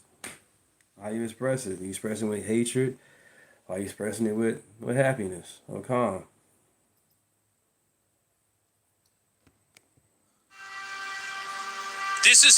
Gaza is the only place where any violence happens. Cuba, yeah, I've heard about that. We're going to talk about that after this. Growing up in this environment where there's like school shootings happening, mass shootings happening all the time. Mass shootings happening all the time. You mean like the mass shootings from people that, like, for example, there was the guy that burned the 80-year-old Holocaust survivor alive, and then a bunch of pro-Palestine activists went and tried to support him for burning a 80-year-old woman alive? Are we talking about the other Islamic psychopath that went into a bar in Austin, Texas, and started shooting and killing people, and he had an Iran t-shirt on? Are we talking about another one of the other crazy people that are doing the same thing? I mean, it's fucked up. Of course it's fucked up. Like, I mean, it obviously is fucked up. Duh. It's horrible. They cut the internet and they started playing this. Yeah, they're playing his own videos. That's the worst part. And then they're like, you know, you have to, this is different. This time it's different. And it's a dude who himself has said, you know, school shootings are unfortunately going to continue happening. That's a price I'm, you know, willing to pay for the Second Amendment. Well, yeah. I mean, like, that's true. Like, that's a factual reality. Like, if you allow people to have guns, you are going to have a situation where people that have guns are going to shoot each other. This is just what's going to happen. Like, it's just a factual reality. It's the same as cars. If you want to get rid of every car, you're going to remove the car deaths. Duh. That's what he did, right? That's what Charlie Kirk literally said. Of course, they're going to be like, all right, well, that's a little crazy. The NFL was doing a moment of silence and shit. Yeah, Asmongold was running around months after he was like, well, yeah, everyone makes Charlie Kirk jokes. It's fine. The joke is the problem. Right? But prior to that, he was actually actively doing the mass phone calls to get people fired. Mass harassment, mass doxing. And I wasn't. I am. I will continue to do this. I will continue to do this because political violence is a disease. Political violence is a plague. And it needs to be neutralized. No problem, anybody who's Russell. advocating for this kind of stuff, anybody who's promoting this stuff needs to be removed from society. Whether they're put in a mental institution, in jail, or in some way or another invalidated, it needs to happen. We can't have a civil, prosperous, just cohesive society when people think that they can just shoot anybody that makes them mad. Or stab. Campaigns to get people fired. Some of the people that got fired, some of the people that got fired, thank you guys. Thank you, Chad. Appreciate you guys. Yeah, about 9 more minutes left. Thank you guys. Saying Charlie Kirk deserved it or anything like that, right? Many of the people that got fired were getting fired because they were like, hey guys. Yeah, but George Floyd, if you had made a joke like that about George Floyd, Hassan would have supported getting you fired. He doesn't care. The reason, again, all of this is doublespeak. It's all bullshit. It's all doublespeak. Here are some of the quotes that Charlie Kirk has put out there in the world. Yeah. Here are some of the things that he defended. Yeah, that's true. But like what you're doing by saying that is you're saying that because he said things that you disagreed with politically, what you're trying to do is rationalize murdering somebody in cold blood. So like Charlie Kirk said a lot of things that many people found objectionable and problematic. But none of those things justify killing somebody. Same with Malcolm X or anybody else. Like, Malcolm X said some pretty crazy things, I think. It doesn't mean he should have been shot. Nope. We can't live in a world with political violence. It can't happen. Can we have an honest assessment about his background? Can we have an honest assessment about what he represents? No. Could you have an honest assessment about George Floyd? Absolutely not. They want to build statues of him. Don't have These people don't care about an honest assessment. They care about a narrative. Oh, man. They want to craft the narrative. They lose control of it. It gets used against them. And now they're crying. Did in American politics. People got fired for citing the guy. Yeah. Okay. Because they were doing it to justify killing him. That's the reason why. It's super simple. Coconuts are real. Catch you later. People got fired for repeating his words. It is ridiculous. Yeah, this is like, again, just because somebody says something objectionable doesn't mean you get to shoot them. This is it. And so they did build statues of him. They did. They should take down every single George Floyd statue and melt them down. Take it down. So it's insane. Louis Farrakhan spews still superstitials, and he's 93. Does he deserve to die? No. Nobody, like, we don't want to, like, the only people that deserve to die are people that are literally fucking ordering, like people like Charles Manson, right? Or somebody like Hitler or somebody like that, that's like leading a government to kill other people or something like that. And also obviously murderers, child molesters and stuff like that. Right. Those people deserve to die. Yeah, 100%. But to say that, like, just because you said something that's problematic, that now this is a green light for you to get killed, or like somehow it takes it from a 10 to a 9. No, it doesn't. No. There's a lot of people that are controversial that everybody doesn't just shoot them. That's not the way the world works. The world would cease to function if we allowed that to happen. It would completely cease to function. So yeah, anyway, what is this here? I tried, is it El Hassan? I don't know really what this is. He for saying it. He was what is this? These days, I'm gonna get fucking shot and killed. And these guys are gonna be like El Hassan, tuning in from the hospital. These days, I'm gonna get fucking shot and killed. And these guys are gonna be like, you need to stop. If anything bad ever happens to Hassan, and I hope it doesn't, I genuinely mean that, because I'm going to lose content. I don't want anything bad to ever happen to Hassan.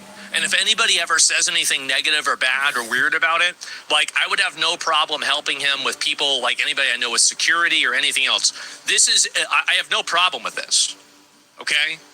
Nobody's supporting this except for psychos and retards. Right. Unequivocally.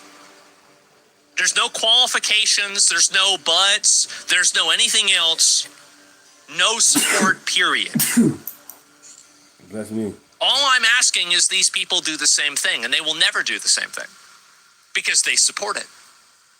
Hassan, tuning in from the hospital, talking about how how he got shot. El drama, bro. Put the news in the bag, little bro. These days. What a stupid way to frame it, by the way. What a stupid way to even explain this. Like put the news in the bag. Like, what? It's just so dumb. I don't even know what to say. But yeah, you don't believe he should at least receive legal consequences? Yeah, I think that if he cooperated with the Cuban government, then yeah, I think there should be a legal consequence for that. But that's not my opinion. That's the United States law. That's like me saying that if Hassan was speeding in a school zone, he should get a ticket. Like, yes, obviously, if you're breaking the law and you're working with a foreign government, yeah, you should obviously have a punishment for that. But I don't think I don't know if that's what happened. I'm like 50-50 on it. I think he doesn't really know. If you want me to be like the Cuba stuff with Hassan, I'm going to give you like my actual take on this. I bet the reason why he's stressed out is because he probably doesn't know, because I don't know who organized that with him, but I have an idea of who it could have been because I know the same people, right? This is like 3 levels of removal. So he might be worried that by those levels of removal, something could have happened, a mistake could have been made, and it could implicate him. A school zone, you driving that fast, and lose your license. A little kid, nobody should get by a car because you're being an idiot and get the speeds on. I'm telling you, 20 miles or 25 miles per hour. They doing motherfucking 50 and 60. Insane. So, yeah, I think it makes sense for him to be worried, but I don't think that he necessarily did this 100%, but it should be investigated because it's a huge problem. The Cuban-funded Geisa, killing their own people, that's bad. It's a really bad thing. He's an adult. He knows what he's doing. All I'm saying is that the way that these things are organized are done through multiple parties, and there are double-blind decisions that you're making that you don't have full understanding of, and it makes sense to be worried about it because you might not know every piece that's in play, okay? You might have a jigsaw puzzle, there's 100 pieces, and you have 94 of them, and it's like you kind of get it, but what if that one piece is like a dick or something? Like, I don't know. I'm not trying to defend him. All I'm saying is that, yes, very clearly, if you do something illegal, there should be consequences for it. But I'm not even saying that he did it for sure. But all of this stuff, this like baiting stuff and like preemptive sympathy baiting is so fucking cringe. Especially after he constantly advocates for violence. Constantly, over and over and over. Anyway, so let's go back. I'll look at the CUDA thing. So here we go. Let's take a look at it. This is a surprise to nobody. You reap what you sow. I disagree. Whenever he's not whenever you are violent, decisions and things that are done with words need to be resolved with words. The only issue and instance when things that are done with words need to be resolved with an action is when it's democratically decided. Like, for example, okay, we made a law against people that are, talking to minors, right? Okay, these are words, but they need to obviously be dealt with an action. So you should never transcend a verbal behavior into a physical action unless you're doing that, with a governmental force, right? Because there's a higher level of accountability there. Or active threat of murder or violence? Yeah, sure. So bombing Iran was not okay then? We should have used words? I'm going to pull you up. You're getting pulled up before we pull this up.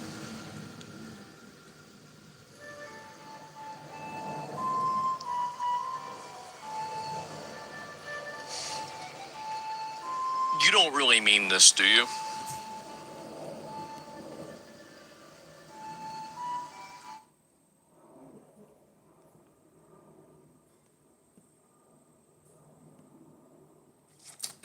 Thank you guys. Thank you so much.